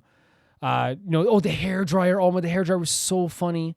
Like him tried to convince Jimin to like not use the hairdryer anymore, which again, he's not wrong. Like you don't want to use the hairdryer too much on your hair, but like, of course, Jimin, like, his hair is amazing. So like, I don't know. But it is like this very like sweet moment, the sweet and funny moment where you can see like instead of like getting bothered by it, instead of getting annoyed by it, instead of like getting frustrated by it, it's like, okay, let's I'm gonna put my head on this too, and I'm gonna get dry as well. You can tell how much they love each other. You can tell how much they have fun with each other.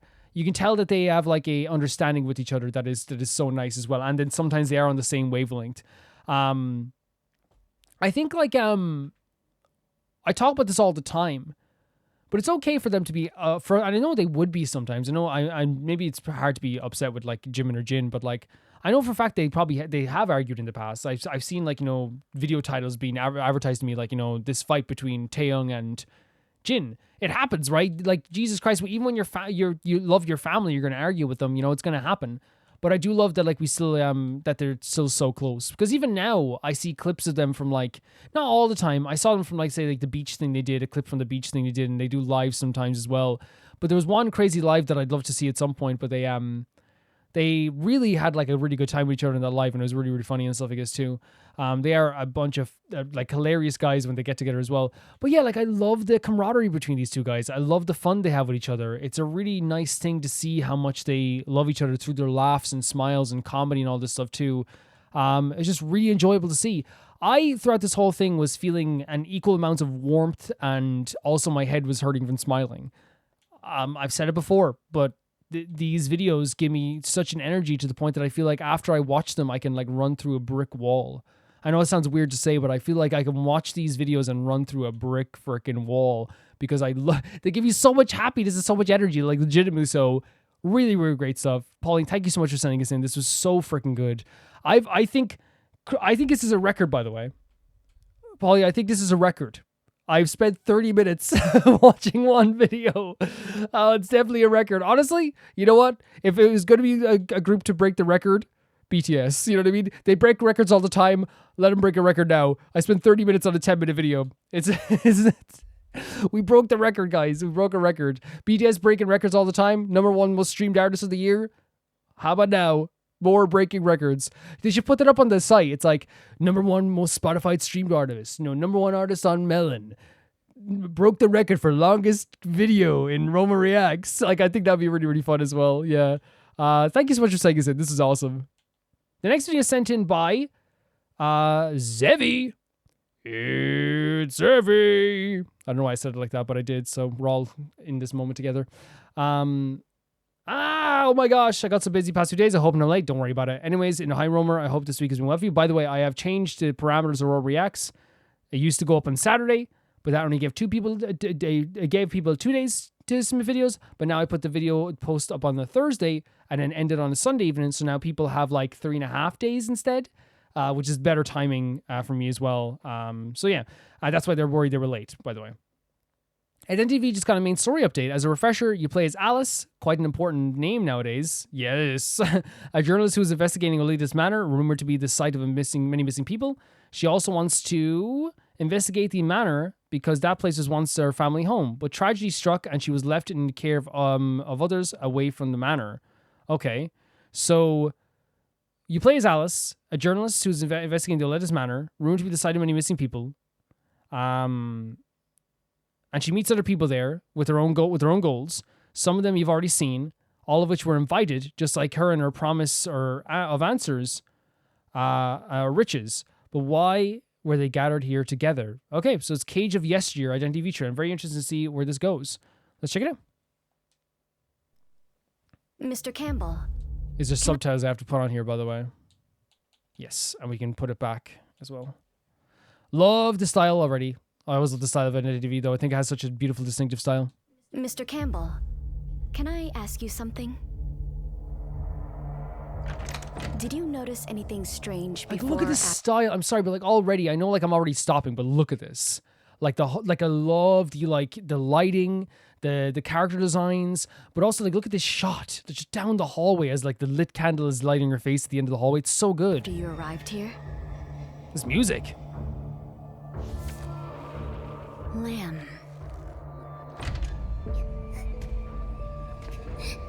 Oh my god. Myth. If anything around here wasn't strange, that'd be the strangest thing of all. Oh, so it's a commonly strange thing. I can't get over like what they're doing with one lit candle and like a bit of moonlight coming through the window. It's actually such a talent, and I think that I hope that it doesn't go underappreciated by the Identity fandom with these videos. This is amazing lighting. It's gorgeous. It's really gorgeous. But yeah, it's saying it's strange if anything didn't happen. That means crazy occurrences happen all the time around here is what they're saying. If those 4 files, as the owner returned, are about the 4 of us, Hope you don't mind if I join you. Oh, wow. then based on those diary entries... Too much curiosity is trouble for everyone. Oh. It is most likely we are the final 4 participants to join this game. This is the 4 participants in the game. He's talking about how curiosity can like really... Is that the guy who turns into like something...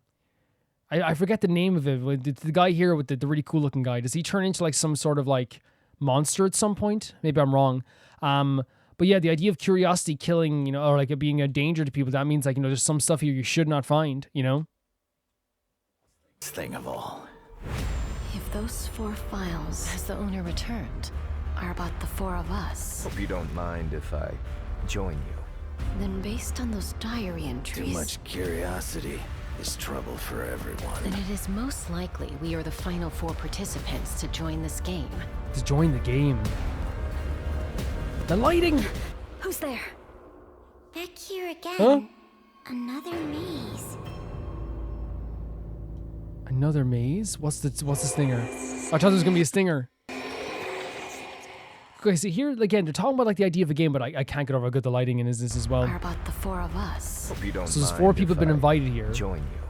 Then based on those Participate in the diary game. Too entries, much curiosity. Love this guy's design so much. is trouble for everyone. then it is most likely we are the final 4 participants to join this game. Who's there? Back here again. Another maze. Another maze. What Identity V does better than even most games can do would like quadruple the budget. And I'm not saying it's not it doesn't look like it has a big budget, but I'm saying that clearly it doesn't have the same budget that other live service games will always have, right? But what I adore about the fact that it has like what it's able to do is that it showcases such a great talent for ambiance, for location design, and lighting. I think these shorts always look so incredibly well animated.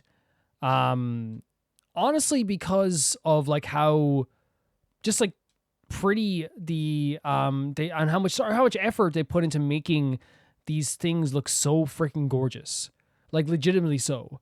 I have like this like thing whenever I watch Identity V for me personally, where like I don't know exactly what's happening all the time, right? Fully, and you know this as well, Zevi. I don't know what's happening all the time fully, but when I come away from it, like I respect like the artistry and the vibes and the way that the music is set up and like the way the story really sets the tone for like some things that they want to get across.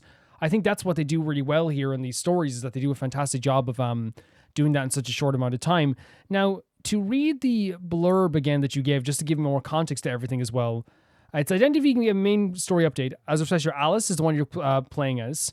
Is a journalist investigating the old Alice's manor, rumored to be decided missing people. So that's where she wanted to come to this manor, I guess this manor, to investigate missing people. She also wants to investigate that manor because that place was once her family home. Yes, I remember that as well. But to tragedy struck and she was left in the care of others away from the manor. So this is interesting. Tragedy struck and she was left in the care of others away from the manor. Does that mean as a child she was taken away from the manor? Right, okay. There seems to be that she meets other people with their own goals. Some of them you've already seen, all of which were invited, just like her in Promise of Answers or Riches. So what you're saying is everyone was invited here on a different reason. Sorry, I hope you don't mind me reading it again, because when you read it the first time, you're like, okay, cool, I get it. But then afterwards, you're like, oh, I get it all the time. That happens to me every single time. So there was like a promise for her of answers. Like, it's, hey, Alice, if you come here, we can like, tell you exactly what's going on. But obviously, like, she when she came here, there's some other thing happening, like a game happening. But everyone else has their own motives and why they're invited too, which honestly makes like a lot of sense, right? It makes a lot of sense that they would do something like this, at least. It's a very like again, mysterious energy to this video. There's obviously a feeling of like something wrong is happening here at all times. There's a worry of like what could happen here. There's definitely that feeling there as well. And I think they get across that idea like really, really well in this, where it's like, you don't exactly understand what's going on, but I think they want it that way. But something is happening, right? And there's a voice in the background there. The character with that I forget the name of, with the kind of the burnt eye, or maybe it's a burnt mark, I'm not sure. He like definitely knows something is up here as well. The other characters are kind of being a bit mysterious. Also, everyone's trying to investigate what's going on. There's a dark energy to this place. Like, there's that mystery that Identity V do so well all the time that I'm always like so impressed with what they're able to do here. And this is no freaking different. It's no different whatsoever. They are so good at doing this. They're so good at doing this. And like, again, the character designs are always great. We saw the lighting here as well, with the candles lighting the face, like the kind of like the moonlight coming through the windows, the way that like, the kind of low dim lights light up the central areas of whatever manor this is. It's all so well done that I'm always like so impressed with this. Yeah, it's really, really cool, Devi. Really, really interesting to see. I'm actually like really curious as to what like this story could be. It's so interesting because like now I have like so many live service games that people like I think would like to see me play. I think people would like to see Identity V, ZZZ. What else? Reverse 1999. There's so many at this point. But yeah, it's so cool what they do here. I think they're also good at making like this, like the art of this so beautiful and making it so interesting. Yeah, it's really awesome to see, Zevi. Thank you for sending us in. The next video is sent in by Candace Shield. This is Wasp by John Sub and Intac of P1 Harmony. They wrote and composed the song together. It came out in the Sad Song album in 2024. So this is it's not a music video. So we won't have like a music video to analyze, which is fine. We'll just talk about the lyrics and the vocals and all this stuff as well. Okay, not sure what I said there, got cut off there, but I will say that P1 Harmony to me are like a group that like I was surprised that they were only around for, I think, was it 5 years, which is a long time, but like it's also, I feel like, I've said it before, I think they act like, or they sound like, and they have the presence of like a 10-year veteran group. They're really fantastic. They really are. And this is Intac and Jungsub doing a song together called Wasp. Let's check it out. Let's go. Oh. Where's my hive? Interesting. Star. Star? What is happening? Oh my god, I love his voice. Nice, okay, great. I love both of the voices, and actually one of the cool things about this as well is showcasing like both of their talents and both of their contrasts in their rap vocals as well. Where like I think with Jeonsub he has this like very sweet and soft tone, but like he has a very cool nature under it. While I feel like Intac has a very dangerous and in your face vibe as well, and like very like direct type of way of doing things. Not direct in terms of like it's like all very clear. I think it's more like he does like put like an accent on it, and he does put like a little of his a spin on it too, but it feels like really dangerous too. And like, when you combine it together, it has like again this really great contrast with each other. It sounds great.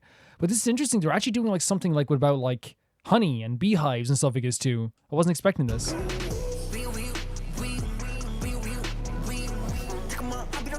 Yeah, I wasn't expecting this at all.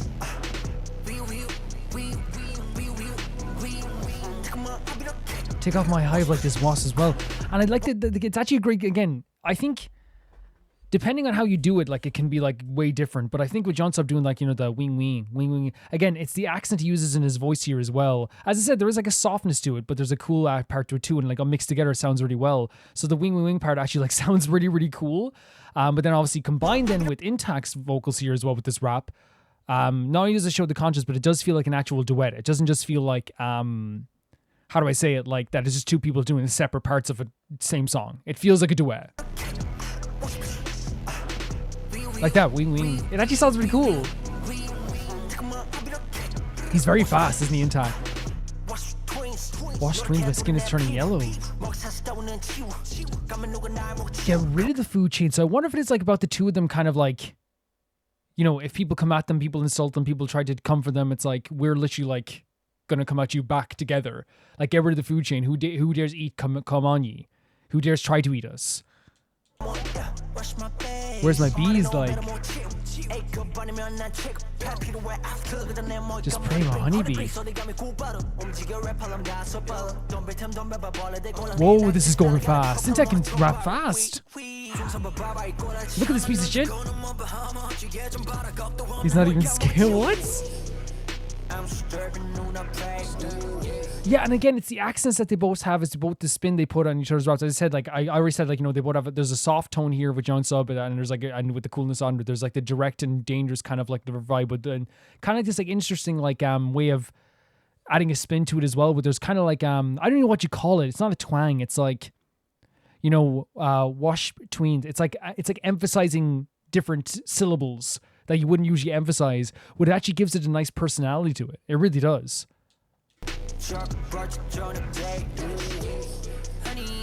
I love Jeonsub's voice. And the contrast there as well, it's so great together. But now they're swapping back and forth.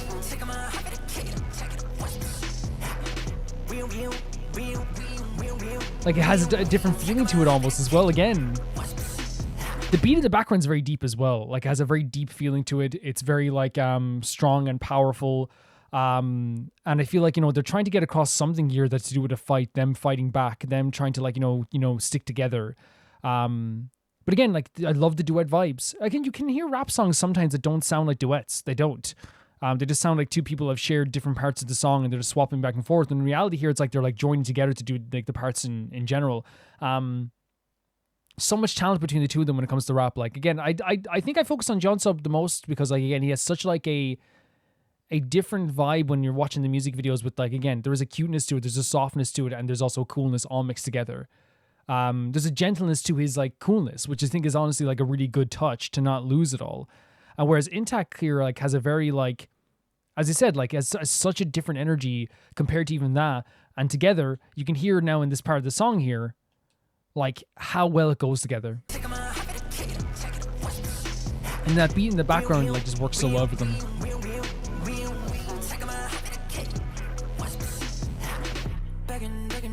The beginning of the war. Of course, even sounded amazing.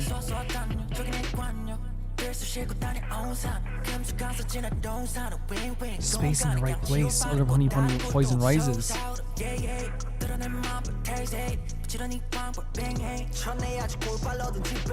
That's another. Again, I'm gonna keep talking about the contrast, how well they work together, how good they sound together. Like, look at this here. Like from the gentle softness into once again that kind of dangerous vibe as well. It works so well.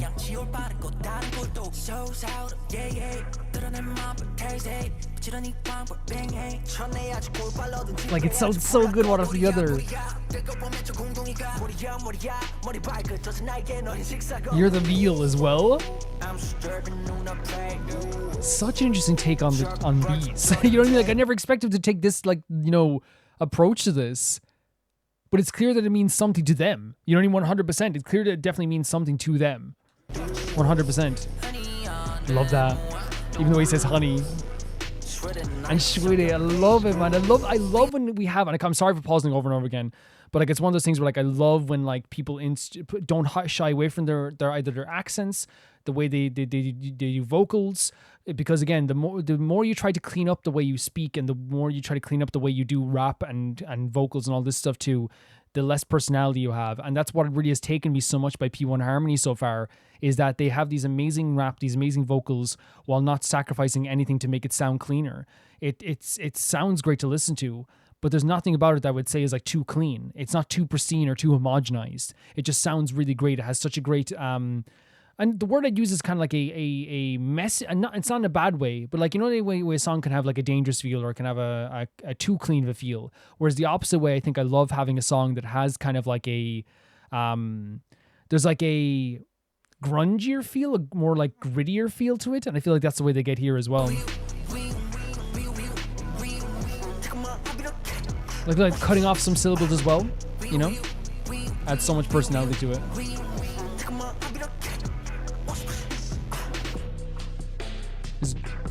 Oh, it's almost ending. Oh, this deep beat ending as well, right? Before we do anything again, I want to just like, before we go forward and talk about the song here, I want to like, oh, wrong thing. That's the wrong song. There we go. The instantaneous moment here, and I keep talking about the contrast, but like I think that like I'm so impressed by this group's rap performances, and they're like they have such soulful voices as well when it comes to singing. But here we're just showcasing here, like again, I just want to show this instantaneous moment at the start of the song where you're like, okay, this is gonna work so well.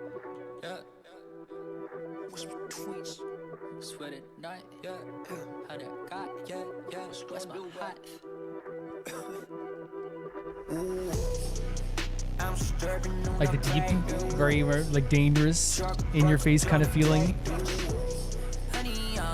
and then instantaneously Johnson comes in, as we said, the softer vibe, but it has again a coolness mixed in with it as well. So all in all, it works so well together. It really does, almost instantaneously. And this part is a perfect example too. Yeah, like I think that when it comes to this, the P1 Harmony, like I can't praise them enough, which I think I do praise them quite a bit, because I'm always like legitimately like impressed by P1 Harmony and what they're able to do, and it's always like, so far anyway, I haven't heard a lot of P1 Harmony. I've heard like maybe 4 songs at this point, maybe 5 songs. And I've gotten to know the members, and you know, I've actually seen a side video of them like doing for BuzzFeed, I think it was. That's what I saw as well, like with them. It was a very long video, so I couldn't watch it in Rome Reacts, but I saw them like doing like someone's fashion. But still, it was one of those things where like I instantly like could see like how much talent that these guys had, honestly, and it's so apparent and it's so great, and we can legitimately see it here as well, because I think, you know, to do it, I talked about it in the song, to do a duet, I think the worst thing you can do about a duet is like have it just be like, okay, I sing this part and you sing a part that doesn't even feel like it's part of the song. Because you can have someone sing one part of the song and then someone sing another verse and it sounds great, but if it sounds part of the song, sometimes when people do it, it just sounds like it's someone else, you know, entirely, who hasn't even been a part of the song, like adding to it. It's like, here's my part that I phoned in and sent it in like to you as well.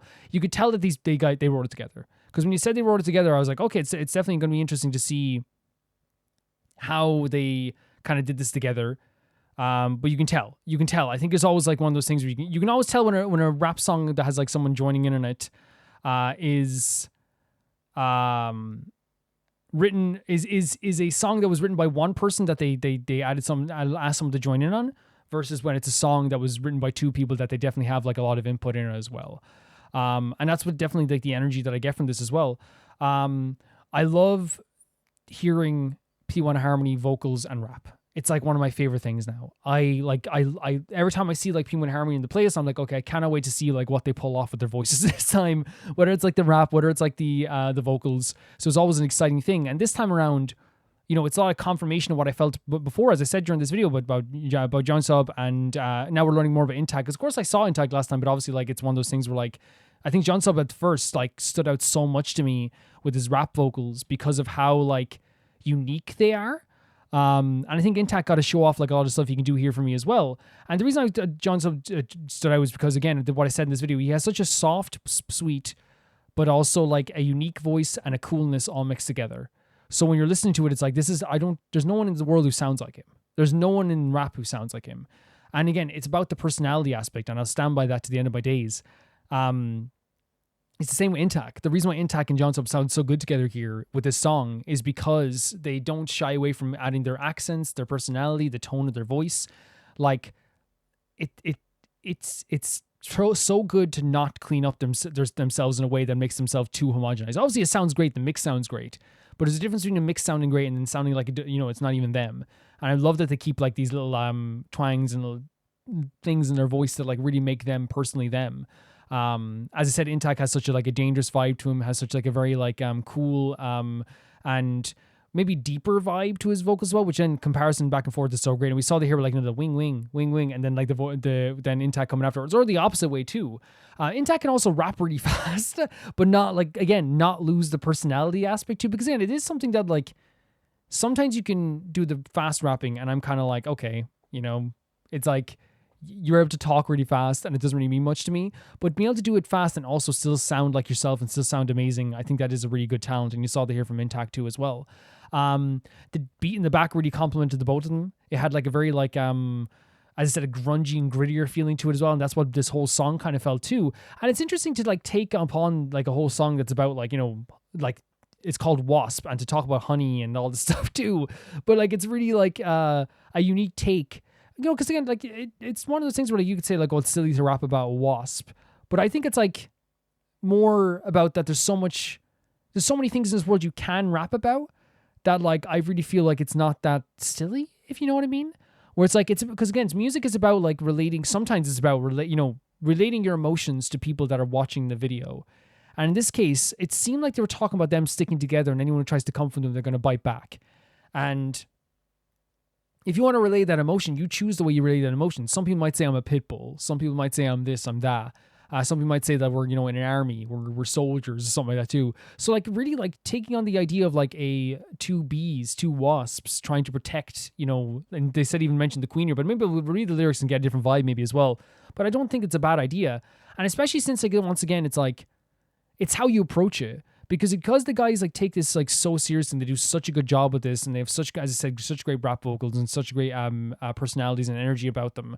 It actually comes across really, really well done, And I feel like that's one of those situations where like, if it's if they were treating this as a joke, then it comes across as a joke. But they didn't. They really like portrayed this in a very, very good way as well. Yeah, Intact definitely like it also surprised me here as well, because again, I'm still getting to know all the guys here. I know all their names now, of course, but like I'm still getting to like know them as individuals. And I really feel like Intact has like taken a approach to me where right now it seems like he is like a lot like, I don't know, he has a lot of emotion in his rap that really he's able to portray this kind of like aggressive tone that he was able to portray here as well. While also not making it sound silly. You know what I mean? It's not like someone just being angry into the thing. It's like he has an angry tone, but it's like very understated. And I think he did a really good job of that here too. Yeah, both of them sounded amazing. They're really good with their rap vocals. I could listen to them both do this multiple duets. And I love that they chose to do this with each other together. In terms of the actual lyrics, I have it up here. So the lines are, I'm starving in front of me. There's a beehive. Let's attack dinner time. So they're seeing some other beehive and they're going to attack. Maybe they're the wasps attacking the beehive. Maybe that's it as well. Honey, gathered all, sweetie, suck your vein. Take off my hive, take off wasps, buzz, buzz, buzz, take off my hive. So again, it's like the idea that they're like maybe gathering something for themselves, they're taking something for themselves, they're taking something to maybe to give themselves more energy or in some kind as well. My skin wrapped in yellow, clear away the food chain. Who dares to eat me? Come on, yeah. So it's like saying, if you want to come for me, come on, you can do that. Where's my bees? One won't fill me up. If it's not an A grade, I won't accept it. I need F killer, just my prey, honeybee. So I think it's actually saying, it's not saying it's comparing himself, because it's called wasp. I thought they were also comparing themselves to a bee. I think what they're saying here is like, bees are their prey. It's like, if you want, like, we're wasps, you're bees. I think it's actually like such an interesting way of going about it. We're wasps, you're bees. We win in this fight, right? Honeybees, how dare you suck nectar? Move if you want to rap, write lyrics fast. So this is also interesting to me as well. This is them saying like, how dare you even like do this type of stuff if you're not going to do it as good as us? And I love that kind of self-confidence there as well. If you want to challenge me, come at me, bugs. I fly with wings, flak, propelling the wings. John Sub, and I love this, he calls to John Sub during this as well. But again, I love the idea of them challenging someone. It's like, you know, an aggressive kind of like, hey, what the nectar, them sucking the nectar feels like them. Why are you doing this? Why are you rapping like this when you can't challenge us in this? And which some of the best hip hop and K-pop to me, easily. And it says like, you know, he calls to John Sub, look at this. I can't bear to see my eyes open. And it's, oh my, look at this one. No fear. What are you doing? Just eat it up. So it's like, again, like even like it's so united, this song. It's so like together, the song as well. I'm so starving in front of me. That's the same line before as well. Begin the beginning of the war. Chicken game, of course. Live in my hive. Bees sting and fly. There's my target. So it's like they sting and they run. Right? Digging around in the mountain, passing through the golden mountains into the hills, buzzing the space bright and correct. Other honey, poison rising. Yeah. Show your wasp dance diligently. The queen bee flies. I need to chase away the nectar sucker. So I think it legitimately is like a mixture between, like, we're passing through this honor journey. We're seeing this honey that we can collect. There's also a thing where it's like, it's a war with other people where it's kind of like some people are trying to take stuff from us. People are coming for us. Maybe they're insulting them. Maybe they're criticizing them in an unfair way. It's like, do it for yourself. Take your own honey, all this stuff too. So it really works in that sense also. And then I need to chase away the nectar sucker. Sounds like it's I'm chasing away people that are trying to like take stuff away from us as well, honestly. It's hot. It's I'm going crazy in my butt. It's a swarm from head to toe. And then kind of the same line before as well. There's a BF that's attacked dinner time. Honey got it all. Yeah, it really feels like that's what the song is about. And I think it's such an interesting take on that idea of like a very like, hey, come on, challenge us type of approach, which is like, hey, you're coming at us. Let's do this then. How dare you even like try to do this? You shouldn't be doing this. Like, it's interesting. It's honestly interesting and an interesting take on this as well. That's what I get from the song anyway. It's about two people who see other people coming at them, criticizing them, but it's asking them like, you know, you're just trying to take stuff from us. What are you doing? How dare you even like try to do this? How do you even try to take from us? At least that's the vibe I get. I definitely get the vibe from it. While also kind of challenging people as well. And again, I love the united front. I love them talking with each other. It really feels like two people talking at someone else. With P1 Harmony, I think this is another showcase of why I just think that they're like so freaking talented. They're so like ahead of their years even now, even after 5 years. They're still so young and they're going to be so much better even in years' time as well. I can only see them getting bigger and bigger and bigger. They're just so freaking talented. I'm so happy to be able to listen to them at times as well. And I'm finally be able to like get into them as well, honestly. It's really, really cool stuff. The next video is sent to by Blop. Mirror versions of the Fire Emblem Fates OST from last time. This is the Hoshiden track All Alight, which plays exclusively for the last few chapters in Fate's Birthright. Instruments are therefore more traditional Japanese inspired this time. Okay, cool. Both songs in the game feel very prideful, but the Hoshiden version gives me more of a hopeful vibe in a way. Okay. Even though this version still has a wartime feel. They nailed it in the way that both versions, Conquest and Birthright, feel super distinct, yet connected to one another. Fantastic. Thank you, Block, for sending us in. Let's go with Fire Emblem Fates Alight.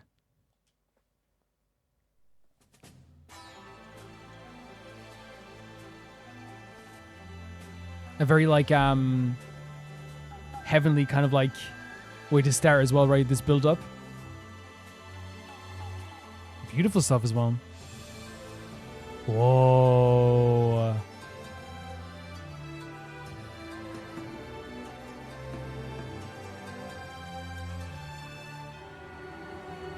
Gorgeous, honestly gorgeous music here. Stunning. There's like such a beauty to this, honestly.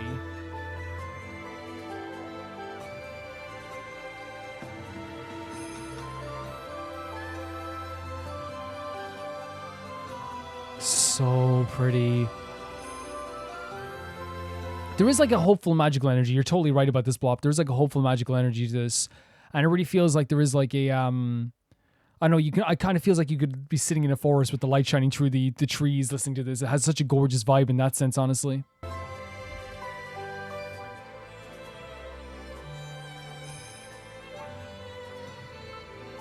stunning as well. Very emotional, honestly.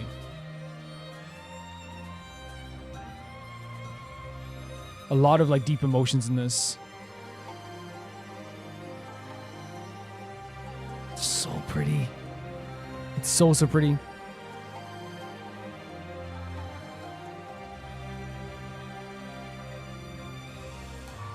Oh man.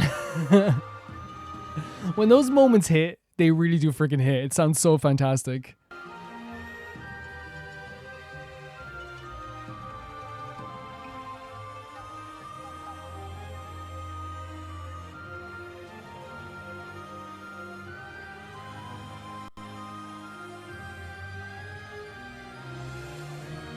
Oh man, that's not how these moments. They sound so freaking good. Like this generally feels like someone's flying through the air. It generally feels like this magical moment. Like it feels like almost in like a cartoon movie when that magical moment happens, and there's something amazing that like, how do I say, just happened, right? Like it's like, you know, flying through the air, walking through the forest, running through the forest. There's such a vibe to this, honestly.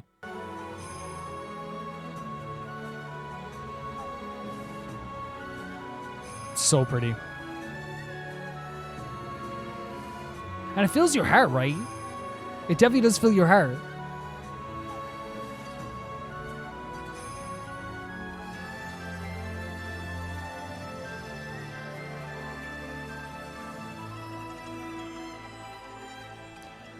That's such emotion in the oh wow. It went into high gear. It went from very emotional, somber, to being all of a sudden into like a freaking high action scene as well. Or at least like, I guess like, you know, preparing for battle, on the march to battle, I guess. It seems like it went into. It's really pretty stuff.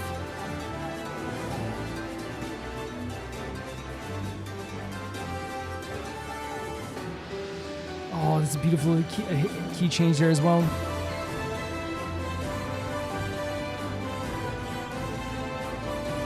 It's inspirational. Yeah, it's stunning. It really is. It's just beautiful.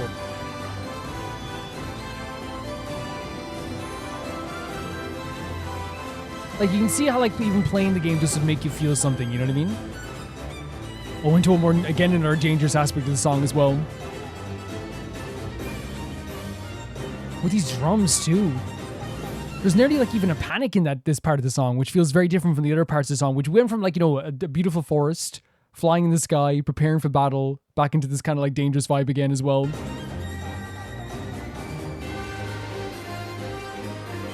It's very cool.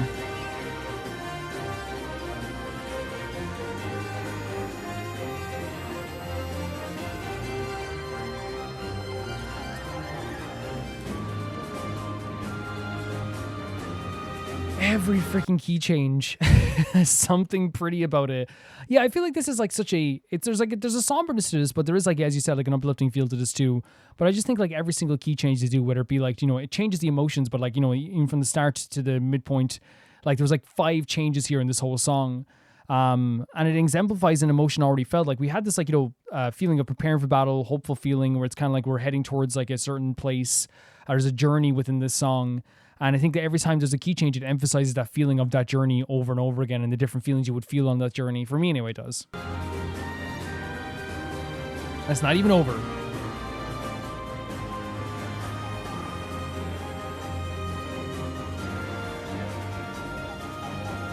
Are they building up to something here, or are they just, is this the crescendo of the whole song? Oh my god.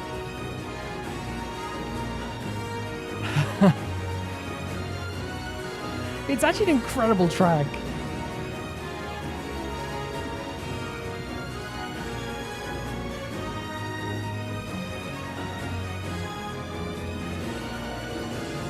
Oh my god. There's so many key changes, but it doesn't feel overbearing. It works really well. I actually love it. It works really, really well.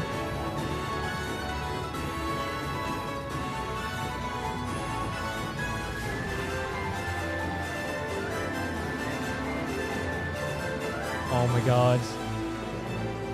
And like, it's coming to the end of the song as well, but like, I'm actually excited to see where it ends here, but like, we hear this now, it goes like, again, very elevated stuff, and then it kind of lowers down a little bit, but it's not like lowered completely. It's almost like, again, I don't know what you call it, more of a subdued part of the song. And you'll hear it now. Yeah, here it is. I wonder how they're exactly gonna end. Is it just gonna fade out?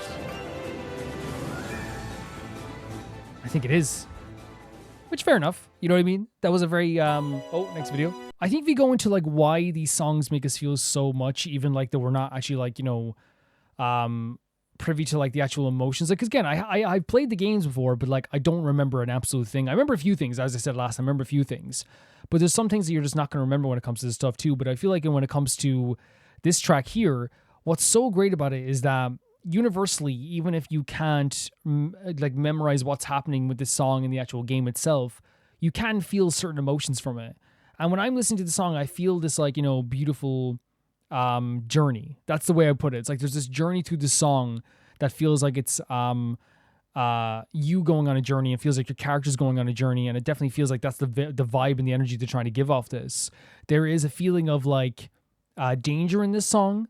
There's a feeling of hope in it as well. There's a bit of hopelessness. There's a bit of like drama in it. There is definitely like a feeling of going forward and moving forward. And even towards the end, there's like so many changes and higher keys that they put into the song that it also feels like it's trying to, like, you know, emphasize these this forward motion, like this heading towards the end of this journey, this culmination of everything. It feels like it really is like coming to that at the end of this as well. And all of these like key changes, all these moments in the song are so beautiful too. As I said, when I started the song, I really felt like, you know, I could imagine like this almost like a Ghibli-esque movie where like the light is shining through the trees and there's like this beautiful landscape around everything. And then we went into like this section where I felt like, you know, we were like flying and moving towards something beautiful. And like there's a lot of hope still in that song as well. Like you were saying, Bob, there's a lot of hope there as well. And then afterwards, when we were like going into like the more dramatic pieces, like there was like a lot of like pieces that felt like it was like, you know, as you said, marching, moving forward. But then there's also like pieces where it felt like it was like mid-battle, like a lot of danger, a lot of swords clashing. You could hear it in the distance and like in the song itself, that emotion that comes into the song, the drama that comes into the song, it already was portrayed really well within every part of the song. It really was. And I don't think that like, I think you can have a song that's too excessive with like key changes. But I feel like with this one, you're trying to tell that story, and it's about multiple things you're doing in the game, and it's like multiple, it's a song that's going to be playing quite a bit, I guess, in your journey too, maybe. You know, I think the multiple key changes is probably going to motivate you as you're playing, but also like make you feel like you're a part of something as you're moving towards it as well. Or at least that's the way I get, the vibe I get off anyway. It has just such a fantastic energy to it. But I feel like this song just works so on so many levels of making you feel those emotions. There was times where I was just like, I had my eyes closed for like a lot of it, just like, you know, feeling every single change, feeling every single moment, which I think that, like, you know, they got really right here when it comes to this. There's no time during the song where I really felt like anything felt out of place, honestly. And yeah, full of drama, full of emotion that is like, you know, hopeful. There's like some danger there too. There's like a really like a spirited feeling to it. And it's like a really long track, but I feel like every single moment in this track still made me feel something, you know, still made me feel like, you know, like a personal energy that came into this as well. That sounded really, really fantastic too. Yeah, it's a really great song. Thanks so much for sending it in, Blop. This is really, really cool. The next video is sent in by Minu. And the reason why it's like here, what it should have been earlier on, is like legitimately just because I clicked on the second link instead of the first link and I had to swap it around. I was really looking forward to this song. It gives me so many different emotions. There are dialogues in this video that talk about it, but the text disappears very quickly, so I'll just write about this here. Their high school years are slowly coming to an end. And Haruki, following his dreams, decided to study abroad. Oh no, which means Miu and him and his path to Miu is the virgin, and they never really got to like have a good chance there. There was a good song at the very beginning of the series that foreshadowed this. Yes, about them moving on, and the 10 centimeters between. I was so happy when the song came out, it turned out to be focused on Miu. I don't know if you noticed, but she was the most left behind of all the characters. It's true that the group songs, but each character also had their own songs. Akari and Mosujiki had additional songs focused on the relationship. Natsuki had an extra song where she just realized her feelings. Yu had an extra song about Hina, and Haruki had a whole story about his older brother and teacher. Miyu was the only one so far that started this series many years ago. By the way, Miyu works as an art teacher in the future. I think I remember this as well, right? Or something like that. Maybe I just wanted to add. Maybe it was something else, like she just got a job in the other clip. I did rewatch the other one, just in case. But it's about like they were like they wish they made the chance with each other. They wish they took that chance with each other. So obviously this is kind of the culmination of that idea as well. Very interesting to see where this is going, because honestly, like I feel it for them. I really do. But that's what the whole song was last time. I remember just like, because the first time I was like watching, I was like, oh, it's a long time ago. But then I clicked on it, I was like, okay, that makes sense. This is a song I've heard before, for sure. Let's check it out. So Honeyworks meet Sphere. Let's go. It's going to be very interesting to see where this goes. Already a very, like, stinging track, like a stinging song at the start where you can feel the emotions already. Let's start by like the start already. You can feel it, look. Already. It's really there.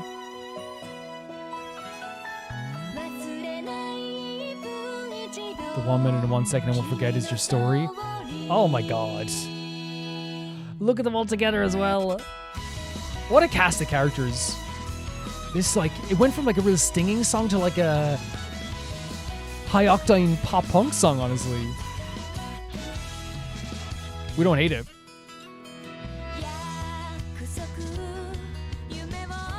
Is there something you'd like to confess? Gorgeous vocals as well, right? Well, seriously, for people who've been bewildered by your first love. Such a sweet vocal here. Oh my god, her hair is always amazing too. This is such an emotional song. Like the music behind it and the vocals. Oh my god, what are you talking about? All your collective youths.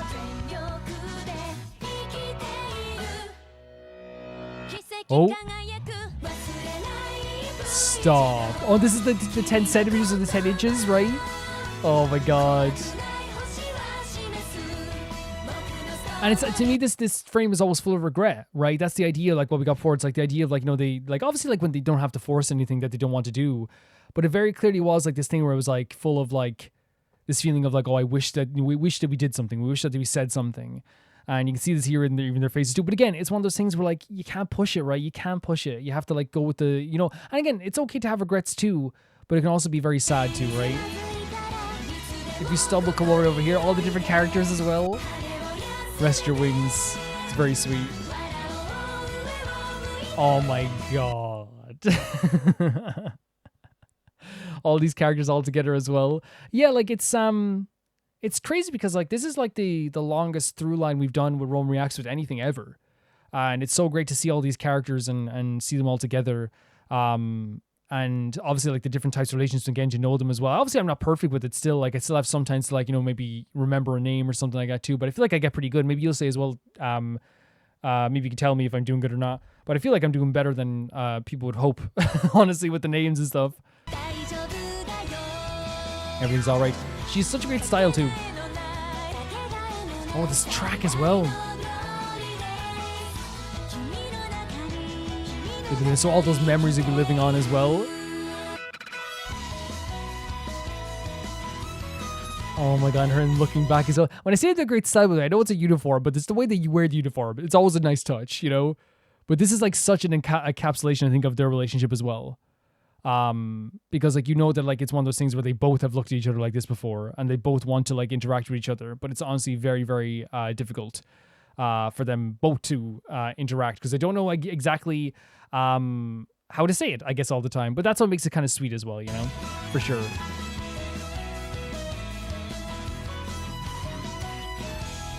It's a great track.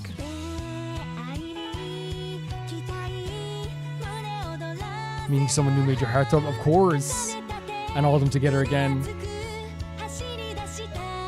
Am I wrong in saying that this is like, while it is like a song about them two clearly and the idea of like, never forgetting those moments with you and all this stuff too. And, but it also feels like it's like it's a complete, like, it's also I don't know if it's comparing them to the other relationships, but I also feel like it is a song where they're being honest, but not honest about the other relationships, but it kind of feels like, how do I say it? Like, it feels like they're also referencing the other relationships as like, you know, the memories that they will have as well. But maybe I'm wrong as well. It's just about them as well. But it feels like it is about memories in general at the same time too, while also being a very beautiful run into their what could have been relationship as well, especially with them diverging and going in different directions. Because that's one of the things that you always talk about as well when it comes to like all the like in real life as well. And that's what's so tough about this is that you do remember all these memories no matter what. And it's not even just like with love as well. Like, I remember when I was like leaving primary school, like I thought about like, you know, I remember I was watching Back to the Future one day and I was thinking to myself the memories I had with all my friends, and like it's tough to move on. But like imagine how tough this is as well when you're like kind of full of like some regrets as well, you know. Again, as you said, the 10 centimeters, it can only be just like, you know, even more tough than before, you know. Oh my god, the Maid Cafe. Okay. And the winter when everyone I found you made up my mind. Let's go. I want to connect all respective maps in the future. So it's not just about regret. And look, this is all talking about like connecting all the maps together again. It's memories of those friends you've had, that loves you, the love you had as well. I want to make sure that we can reconnect that. These are great shots, by the way. I love the sketches in the background with the characters here too. Live this moment that will never happen again with everything you got. And that's so true too. Again, it's like about not having regrets. So I thought that maybe they were having regrets here. So maybe it is like some regrets, but it more feels like as well that they're like trying to remember, like, I will remember these moments at all times. I will never forget these moments. And this is an important line because it's like that line from that show, right? It's I wish you could remember what the good times were when you're actually in them. But like I think it's one of those things, if you can like be aware like that and be like, this is such an amazing time, want to make sure that it lasts forever, that's a gift. It really is. It honestly is a gift. Fly off tomorrow. Oh my god. I won't forget your smile. For these thoughts of you, the dream I want to draw is our future towards the skies. There's such a connection here, right? It's so hard. Again, because you have to face forward, right? Look at this. Staring at her like, you know, bewildered but amazed, you know? Oh my god, this is very heartbreaking. It's very heartbreaking. And he just fell deeper in love. He just fell deeper in love at this moment. Oh, that's such a nice touch. Having all of them like disappear in these like moments, because we remember these moments specifically. Like at least I remember like, you know, them not, you know, the characters not talking to each other, for example, like in this too, or like are not knowing how to talk to each other. With Akari and like Moshiziki, you know, these characters, like it's really like was hard for them. You know what I mean? All these scenes that they had in the past, them at the whiteboard. I'm sure we've seen some of these scenes before, but the reason I'm just really impressed by that is that they have like it's almost like a fading memory as they're going by here, you know? Yeah, like here, it's like a fading memory. The locations you used to hang out in. Let's take a picture. It's really emotional. Oh, that's her as a teacher? Thinking back all those times, and that picture was so important then, you know? So important. Such a beautiful thing.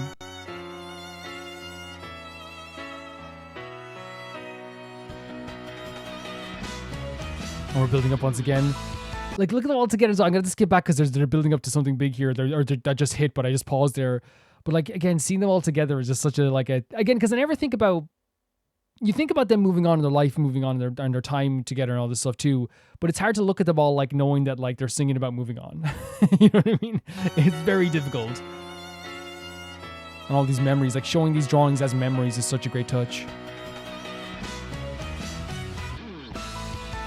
Great change of key there. Love hearing the piano, love hearing the instruments in the background. So good.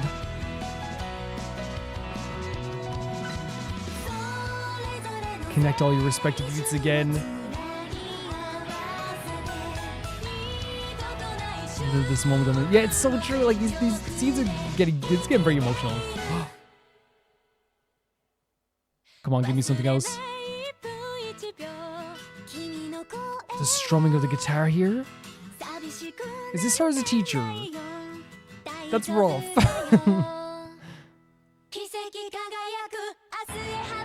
No way. I'm only laughing because like I like got like tears. I was like, oh my god, you can't do this. Like I was like, this moment, genuinely, are you serious? You can't do this. I thought they were just gonna have them move on, or like just remember each other. Oh my god! Look at how cool he looks as well, by the way. Does he have a leather jacket on? The handout as well. No, he has a cool bomber type jacket on. That's so beautiful. Is this actually happening? Please say this isn't a dream. Please say. Tears welled up in my eyes. Please. No, as soon as they touched. Oh, that hurts. Let's go to the festival. They're still 10 centimeters apart. Man, that hits so hard.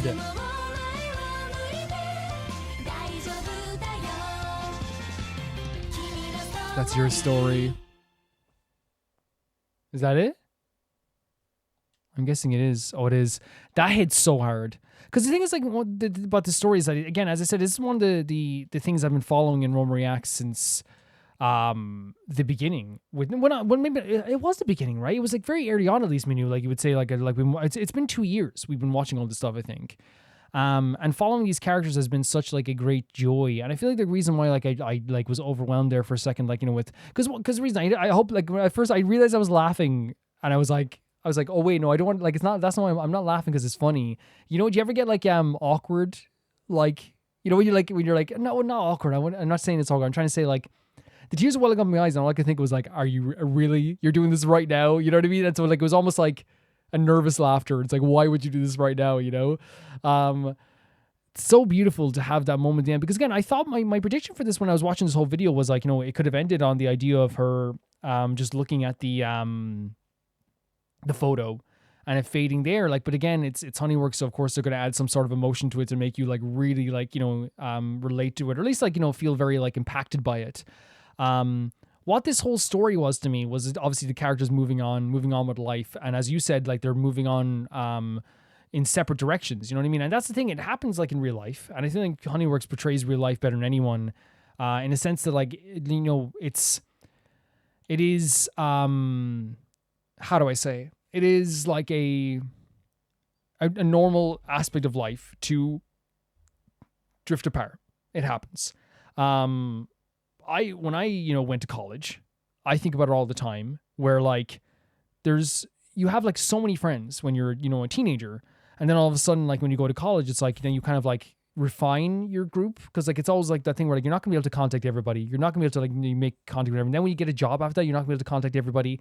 So really, like, you make time for, like, you know, as much as you can, and then, you know, people make time for you and all this stuff. And it's one of those situations where, like, even though you can be like, hey, and everyone says it, I want to be clear, everyone says it, they at the end of the school day, they go, end of the school year, they go, we're never going to lose contact, we're going to meet up with each other every week, we're going to still hang out in the park, we're going to do all this stuff.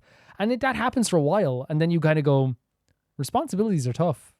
I got to move on, and especially diverging paths. You know, if one person goes to college and one person gets a job doing, you know, does a trade work or goes to a different college, it literally is like you're talking about different schedules altogether, different ideas, different worlds. Because it's one of those situations where I say, like, I'm a person who's like, I want to hang out on Saturday with you. Can't. That day I go to like my mechanics job and I need to do that. Okay. Well, I want to hang out with you though on Sunday. Can't. I'm going to be writing my essay that Sunday night. It's like, okay, how about we try Tuesday? Can't, because of this. I'm not just saying that he has like a trade. I'm saying that I'm talking about different like college or trade. Or you can be two colleges as well, because even two colleges has like two different worlds.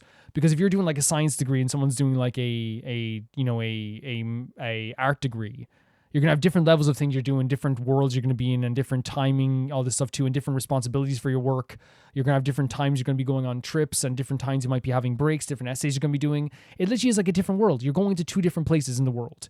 and you have to like really make time for other people as well. Like in fact, me and my best friend went to the same place for college, like not the same college, but the same like in America be a state, the same county.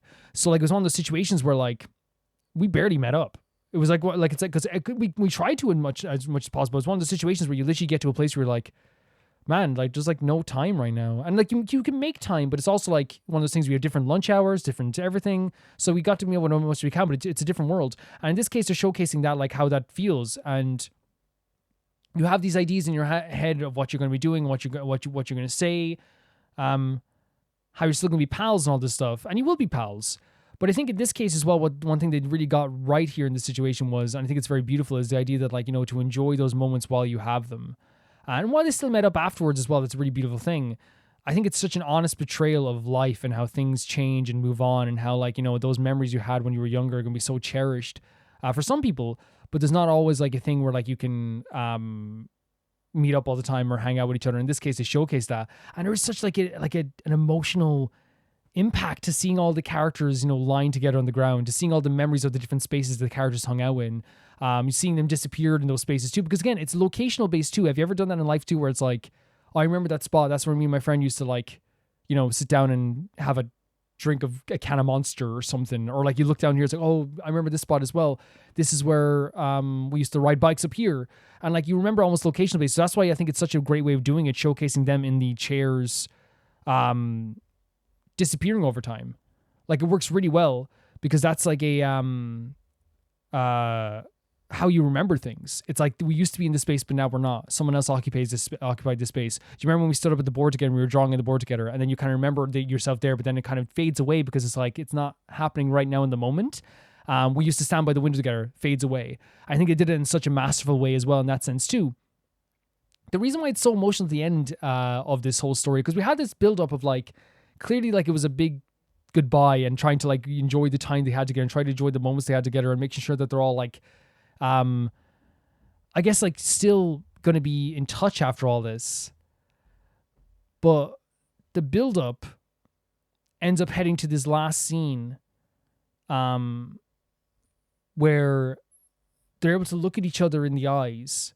And I feel like it's one of those ones where like she was looking at the picture, which already is showcasing that she still misses these times. And of course you would. Like it's one of those things where you're still going to remember these characters.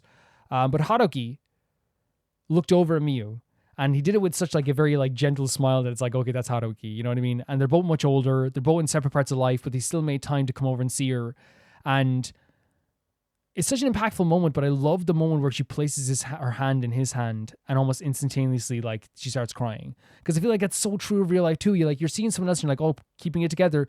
But almost when they like, close that 10 centimeter gap, she felt this overwhelming emotion as well. And I think it's such a real way of portraying it. And I love at the end as well, they had them sitting together on that same steps. And I think what's so interesting is because she's a teacher, she's probably in the same school. So they both sat on the stairs together in the same spot, or maybe a similar spot. It could be different, similar spot as well, 10 centimeters apart. But this time, like, they kind of like maybe more sure of themselves in life. Who knows where that's going to go for them in life? Maybe they will end up like, kind of like together.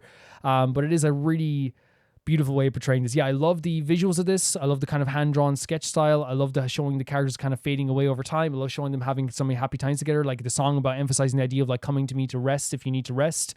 Like there's so many great emotions in this that I'm actually just so impressed once again by what this was able to do. Really emotional stuff. Thank you for sending this in, Minu. This was awesome.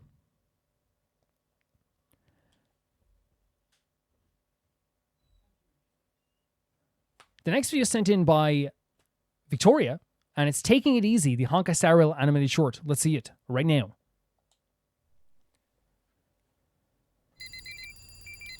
Oh, wow. Starting off an alarm is terrifying. Oh? Wait, are we showing the two generals and how they start their day? There's no way. Beautiful beds, by the way. Jesus Christ. Perks of the job. Oh my god, the speed at which he makes the bed, it's so cool. Such a pretty interpretation of her character design, right? Oh my god, Genuine being late to get up is so funny. Love the cut transitions here. This is so sweet. This is so sweet. And again, it shows the different kind of like energy they both have for this, But both effective, so like whatever they're doing, keep doing it. Oh my god, Genuine. They both get a call. Oh, is it subtitles on So Sorry? Maybe there isn't. Who knows? Let's check back anyway. Yeah, this is so awesome. I love the split frame here. It's so cool. There it is. Okay. It's still early. Oh my god, he's already dressed. Look at him. Oh. Oh my god. The food is so cartoony while also still looking appetizing. And of course, Fei Xiao puts a big emphasis on the idea of like making sure you're fully fueled. I think it's such a great thing she said to Yang Xing too as well. I can't get over how good the actual split frame here for this is. It's so pretty.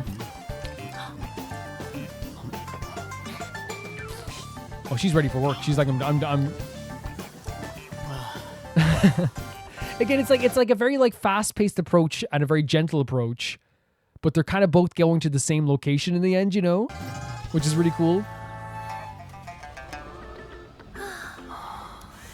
Oh my god, blow drying your ears. Zhao Shou was like, hey, I can still make it. Oh my god, she's so cool. I love the art style for this. They made her so pretty. And she's already a pretty character, but like they made her so pretty here as well. Honestly. Let's move out. Oh my god, this artwork.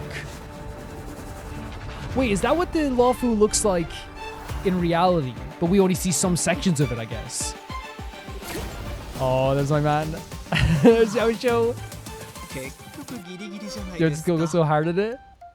He's just happy to be there with, you know what I mean? Like, again, I think that's his whole personality and I love it. He's like, no, there's more to his personality, but you know what I mean? When he's around Fei Xiao, it's like, I'm happy to be here for you, you know? And she's happy to be there for him too. 950? Oh my god, the animation on this as well. Zooming through this area. And she's definitely trying to make it, I guess. Oh my god, with the electricity coming off her too. This looks so cool. But the music as well is going freaking heavy. Oh, she's like flying with the kites in the sky too. Wait, what? There's a child flying. Oh, they're actually bad. Okay, I thought it was an accident. There's a child flying through the air, so Fei Xiao's gonna definitely deal with this. Walking on the freaking kites. She's such a cool character. She's so cool. Look at this stuff. This music's really cool as well. I hope she deals with this, guys. Yeah, there's a child flying through the... Is she just the coolest character who ever lived? Is she so... I know, I love Jin Yuen, but I think genuinely Fei Xiao is just like... She's doing a hero pose. Oh, it's so cute. Love the art. Oh, she pushes the ice cream a little bit closer to her face. Fixing everything. Yeah, buddy, you deserve this. A child that she went flying through the air. Oh my god, the wink. This is it. I'm sorry, but look at this. This is one of the best pieces of animation I've seen for a Honkai Star Rail short, and that says a lot. Hero pose. Saves the kid. Look at these colors as well. Eat the ice cream. Save the apples. Stop the kids from getting wet. Beat up this evildoer. Gives a wink. It's so good. Oh, it's 10 o'clock. 10:01. Love how good this looks. Oh my god, why is she so cute here? ラフの食べ物は口に合うから。ちょっと薄いけど悪くないわ。だがまさかあの天撃将軍が遅刻する日が来ようとはな。手ぶらってのも悪いからね。Get the wink as well. So she's saying like I had to get food on the way to give you a gift, but in reality she like really did like hustle to get here. No, now first I love her personality was like the general kind of took it easy and only did a few things. She did so much in the space of a few hours and like ran here, but then also had to save people's lives along the way. Yeah, deserved. Absolutely deserved. Oh, he didn't come down until now?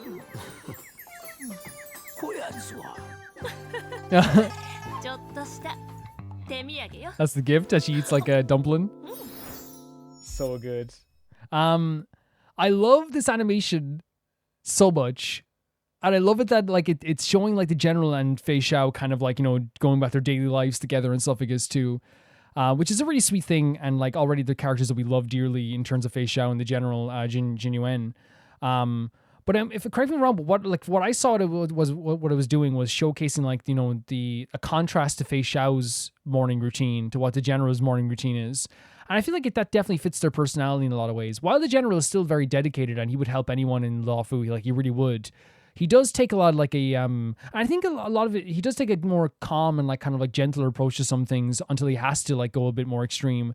But I really feel like, that's because he is a character who's like stuck in time sometimes. I feel like he is like, he knows he has so much time and he's like stuck in time. Whereas you look at Fei Xiao as a character who like probably is used to being urgent because she doesn't know when her last day will be, if that makes sense, because of all what was happening with the illness and stuff like that. So not to bring it down as a downer, but I really feel like, I probably have made it like this beautiful animation into a downer already. But like one character definitely is frozen in time, like Jin Yuan, and is taking it easy because he has such a long life, but also at the same time too, like I feel like he's always frozen in place sometimes emotionally. Whereas Fei Xiao is like, rushing through things because she wants to get everything done as quickly as possible in the most efficient manner possible, because again, her life is kind of like, trying to get stuff done as quick as possible.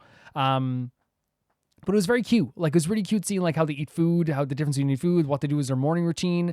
Jin Yuan is like watering the plants, so she's like doing exercise on the treadmill. There's like, her having the shower when like, it's already almost time for the meeting. I think Fei Xiao is that type of person who says, I'm on my way when she's in the bath, possibly, but she still gets there at the end as soon as possible. And I do love how she like was rushing there like so fast. The animation was so great when they're rushing there too. But yeah, I think they were showing the contrast of Jin Yuan to show exactly like how like different their lives are and how much like Fei Xiao like compacts so many things into one day. Yeah, the animation of her running towards everything was so great. Even the animation of her like blow drying her ears and like, which is so sweet seeing that too. Her eating the food, closing, even like, the lighting is, with the bathroom door and everything. It all looks so great. And of course it would look so beautiful on the other side too with the General, as we said, like the General with the watering the plants and doing all his stuff as well looks so beautiful too. But I feel like Fei Xiao was like such like a high impact and high octane person in this that like it was a lot of focus was on her in this. The animation of her running is fantastic. The animation of the combat at the end where she was like saving everybody, the pushing the ice cream closer to a kid, stopping the water from wetting someone, grabbing one of the kids and stopping them from falling, grabbing all the apples and then winking at the bad guy. It's one of those situations where like that guy deserved it so badly. He deserved even worse than that. Like imagine like driving a boat through an area where there's kids there. Like it's freaking awful.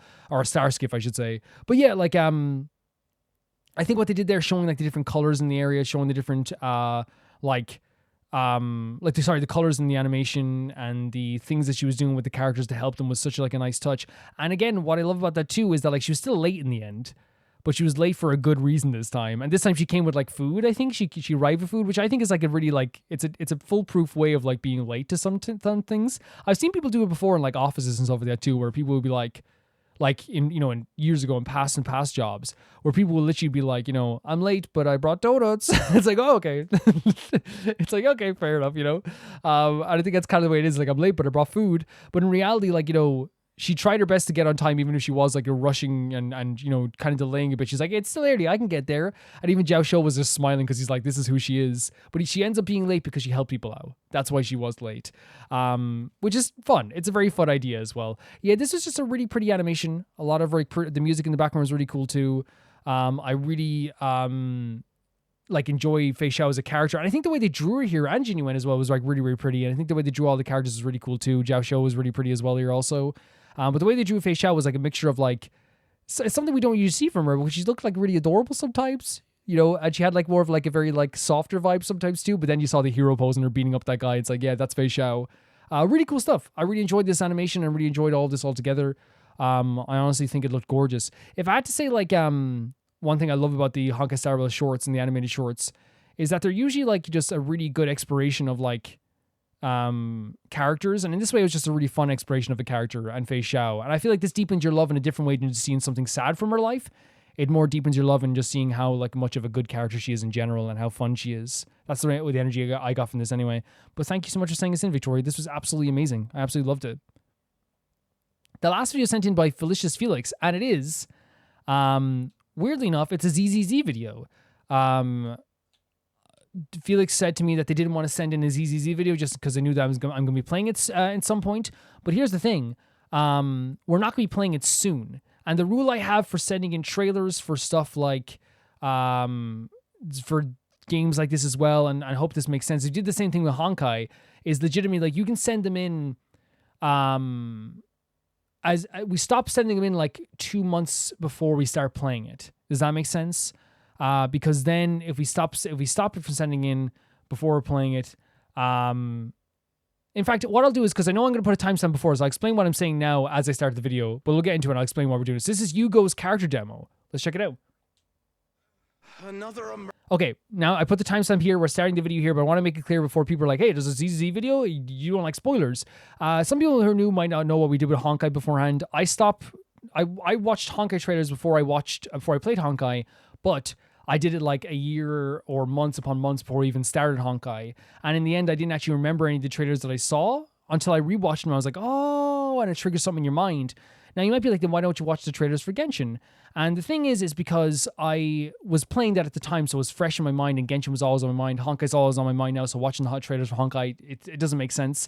But with ZZZ, it's one of those things where like, I'm going to watch this trailer, be entertained by it, just like we've seen some Modern Waves trailers before.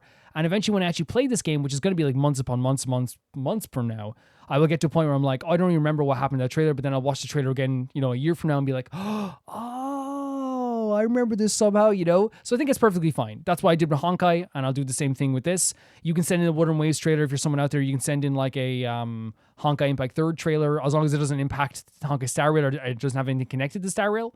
But yeah, it's kind of that way. I hope that makes sense. I'm just saying that because I know someone's going to be like, wait, spoilers? But that's what we always did. I will stop the sending in of ZZZ videos around... If I see the end in sight for Honkai Star Rail in terms of like us catching up, it won't be the end for Honkai Star Rail. We're going to keep playing it.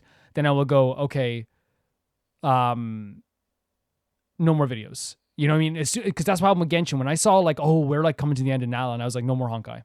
No more Honkai. That's the way we'll do it. Let's go. Another emergency meeting? Emergency meeting. Love the animation. They always do like this like really cool 3D animation. Like it feels different from Honkai and Genshin, right? For sure. Sorry, I'm running behind. That's a cool looking character. A really cool looking character. Listen up.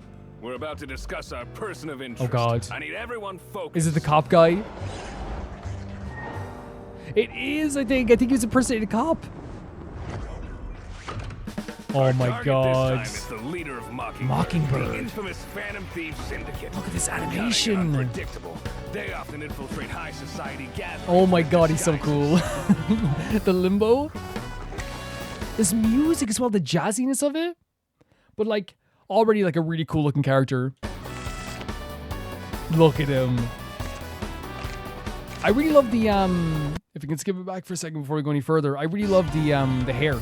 Like how the hair hangs over the face. The pointy ears obviously means probably maybe a different race, so maybe it's like an elf or something. I'm not sure what they are in ZZ. But like I do love the design and the hair over the face, like being a little bit messy, but also like looking kind of classy at the same time too, is a really cool touch. This jazzy song, man. Look at him, he looks so cool. The hair hanging down is a style. Is that like a calling card? No, he's gonna take his hat up, is he? Wait, what? What? He's like a magician. Oh, this guitar. Make a flashy exit, like he's this is a crazy edited video. With this strumming, this electric guitar, and all the different images he had when they caught him on camera. Love the way they put the text on the screen behind the character too. Look at this guy, right? Really cool, like pose here as well. But like he has like such like a, as I said, there's like a grunginess but an elegance at the same time too that I like a lot. Look at this. But the bastard found the perfect moment. Smash through the window and jumped straight into a hollow. The guy's a lunatic. Farewell, my friend. Oh my God, the voice as well. When looking at the camera as he says it too. He's a very interesting like honey-filled voice, honestly. Smash through a window and jumped straight into a hollow. The guy's a lunatic. Farewell, listen. my friends. I shall return. Great voice. Treasure doesn't shine brightest. The music. By the covenant of darkness, I shall steal your light. Who is the? Oh my God, this is so freaking good. Starting on a flash here. Already this is like such a great, like a well done like introduction to a character, because I feel like it's one of those things that like I'm getting so much just from again, this is what character demos do, right? This is what they do. They like introduce a character in a way that's not too much, but obviously like for me, it's one of those things where I don't want to like get spoiled for it, so I obviously wait to watch it. Sorry, I had to pause there. I'm gonna skip it back a little bit as well. I was just saying there as well. I think that like one of the things I just love about this already is that we have this like slick and cool character who clearly is having so much fun, right? That's the thing you get like right away. As well. I wanted to skip back as well for a second too, because I saw the word Archon, but I don't know if I should read too much into it, so I'm not. So I'm just gonna leave it there. But like I really feel like he is a character that legitimately is just having so much fun with this, is getting so much entertainment about this out of this, while also just being really good at his job, and also having this like really kind of like, again, this grungy but like weirdly elegant vibe. You know, this like, it feels like he could like slip in and out of anything. You know what I mean? He really does have a that vibe. Like it's like sneaky, grungy, but elegant at the same time too, right? The guy's a lunatic. This track hitting is so good. I shall return. Love his voice. Oh my god, this song is so good. By the covenant of darkness. Oh my god, look at the with the smile. This is so good. He has like a scythe as well. He's like cutting it out of colors here. You can barely see like it's. Did you see that? Did you see that? The flip of the hair up as well, but the smile is crazy. This is a cool looking character. Look at this. That's great.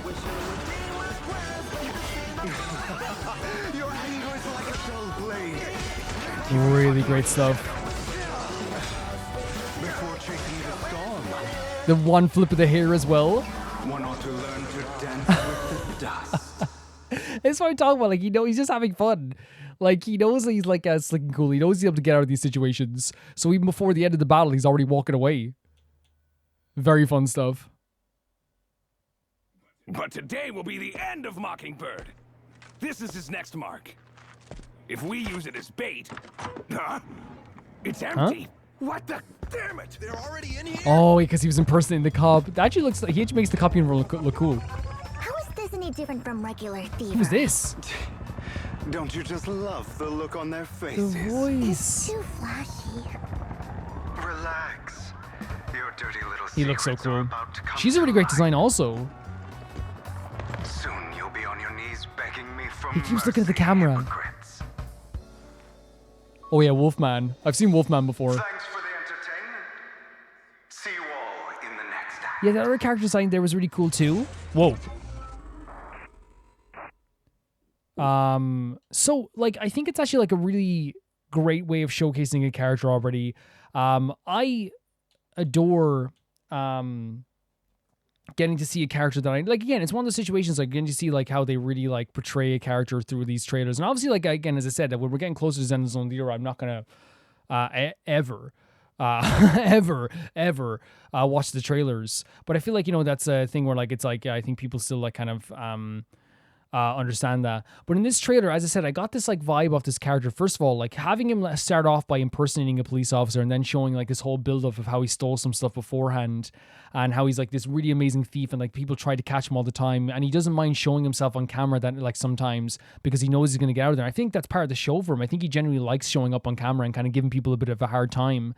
Because we definitely got that here with this idea too. I think he likes being playful with these characters, and I think he knows he can get out of these situations. That's what we saw with the battle at the end there, which had that amazing music in the background. Even with all this battle going on and all this stuff too, we still had this vibe of like he knows he's gonna be okay. He knows he's gonna get out of here. He like smiled back at the like like not smile. He smiled at the camera a few times. He looked at the camera a few times. He looked at us a few times. But I don't think it's like going to be an actual fourth wall breaking thing. But I do think it is a situation where like, you know, it's kind of being playful with us as well, which I think is a great character trait too, to show how playful he really is and how much fun he's having. In the middle of a battle, he smiles at the camera. He walks away with his hat, putting his hat back on as the machine is destroyed. He flips his hair up like it's nothing, you know what I mean? Which again, the hair is a really good touch. Again, as I said, I love the kind of feel to it that it doesn't feel like totally like a clean style. But he has a very like, again, this like these elegant movements and these like very like theatrical movements while also having kind of a grungy, kind of devious feel to him as well. I feel like it all works so well together for him. And a great way of showcasing a character who is kind of like this kind of, I guess, like a thief, like almost like a phantom thief, stealing all this stuff. And then again, at the end, having him like steal something right out of the nose of the police officers by dressing up as a police officer. It's just a nice touch to have him starting off like just impersonating someone. You get this full story, and then at the end, you get like this, reason for the impersonation at the end as well. There's another character there. I don't know who they are, but again, it was a really cool design, some great color palette. But I think all the ZZZ characters I've seen so far, like in randomly, have like great designs and a great color to them and a great vibe to them and a great outfits as well. But I haven't seen all of them. I've only seen like, I guess like maybe 4 or 5 ZZZ characters. And I feel like in this way, like we get to like have like this kind of like, another great design. And I think this is like a thing with Hoyo. They do have like great designers, and whoever they hire for the games do have great design choices too. But yeah, there's great action in this. I love the kind of like craziness of the UI, not UI, but like the text they had on the screen flashing up and down. They had like a, him moving in like around the text. I love how they had the police officer kind of narrating how like, he's like the slippery devil, and then showing him be a slippery devil as the police officer's talking about something that basically already happened. He took something already off the police officers as they're narrating something else that happened too, which again showcases how good he is at this too, which is a really cool thing. There's like a lot of elements to this like are really, really enjoyable in that sense, that I have nothing but like a lot of praise for. It's very quick, very fun, very... it has a lot of energy to it too, but I really also at the same time too, it was to make my heart pound at times, just like looking at this character, really showcasing what it being like a slick and cool thief is all about, to the point that like it gets to a point where it's like, I know he's probably doing something bad, but I'm already rooting for him, and I already think he's cool, and I already want him to succeed. And he also has like clearly like some sort of like companionship with this other character, like maybe as a part of his group or something. But like a really interesting vibe for a character, because what I get from this character is slick, cool, but elegant, a little bit of crazy, and a little grunginess. That's what I get from this character already.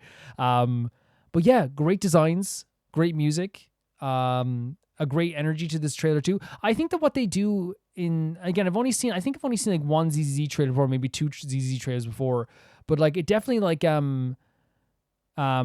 was ramping up like kind of the electronic feel to it as well. There was so many like moving parts, so many like crazy things happening at once, a lot of flashing lights and images and stuff like that too. So I do think it does have like a great vibe in that sense. And it feels different from like say Genshin and Honkai in that sense too, even though Genshin and Honkai can do that type of stuff too as well. But I feel like they focus a lot on like the futuristic kind of electrical stuff in this too, more than even those other games do as well. Yeah, really, really cool stuff. And I think like my favorite part of the trailer was again the reveal at the end was great. The reveal at the start, like, well, he's impersonating these characters as well, is really cool too. But also just seeing this character like go from like this very slick, cool, calm and collected guy to like still being very calm and collected, but like ripping through this machine, because that showcases he's also able to fight if he needs to, if he's backed into a corner. I think it's a perfect depiction of a character like that as well. And yeah, really cool stuff. Thank you for sending us in, Felix. That's gonna do it for Roman Reacts this week. A lot of great videos this week. It's probably a very long one. I think it is, but it's okay. It's fine. I still had a lot of fun doing it. I think this Roman Reacts is more variety than ever before. I want to say thank you to my patrons at the highest tier, that being Typhar2, Jamie Bull, Jonathan Banana, The Ghost of Nuzuma, Felicius Felix, Yule, Radish, Anusta, Lynx Markey, Assassin, True Peanut Butter, Peter Shelson, Leon, High Kasperian, Jared Beanham, Neo Showerite, at the highest tier of my YouTube, Royal Grimmer 7, Blasco, and Usanagi. And I'll see you all so soon. Bye-bye.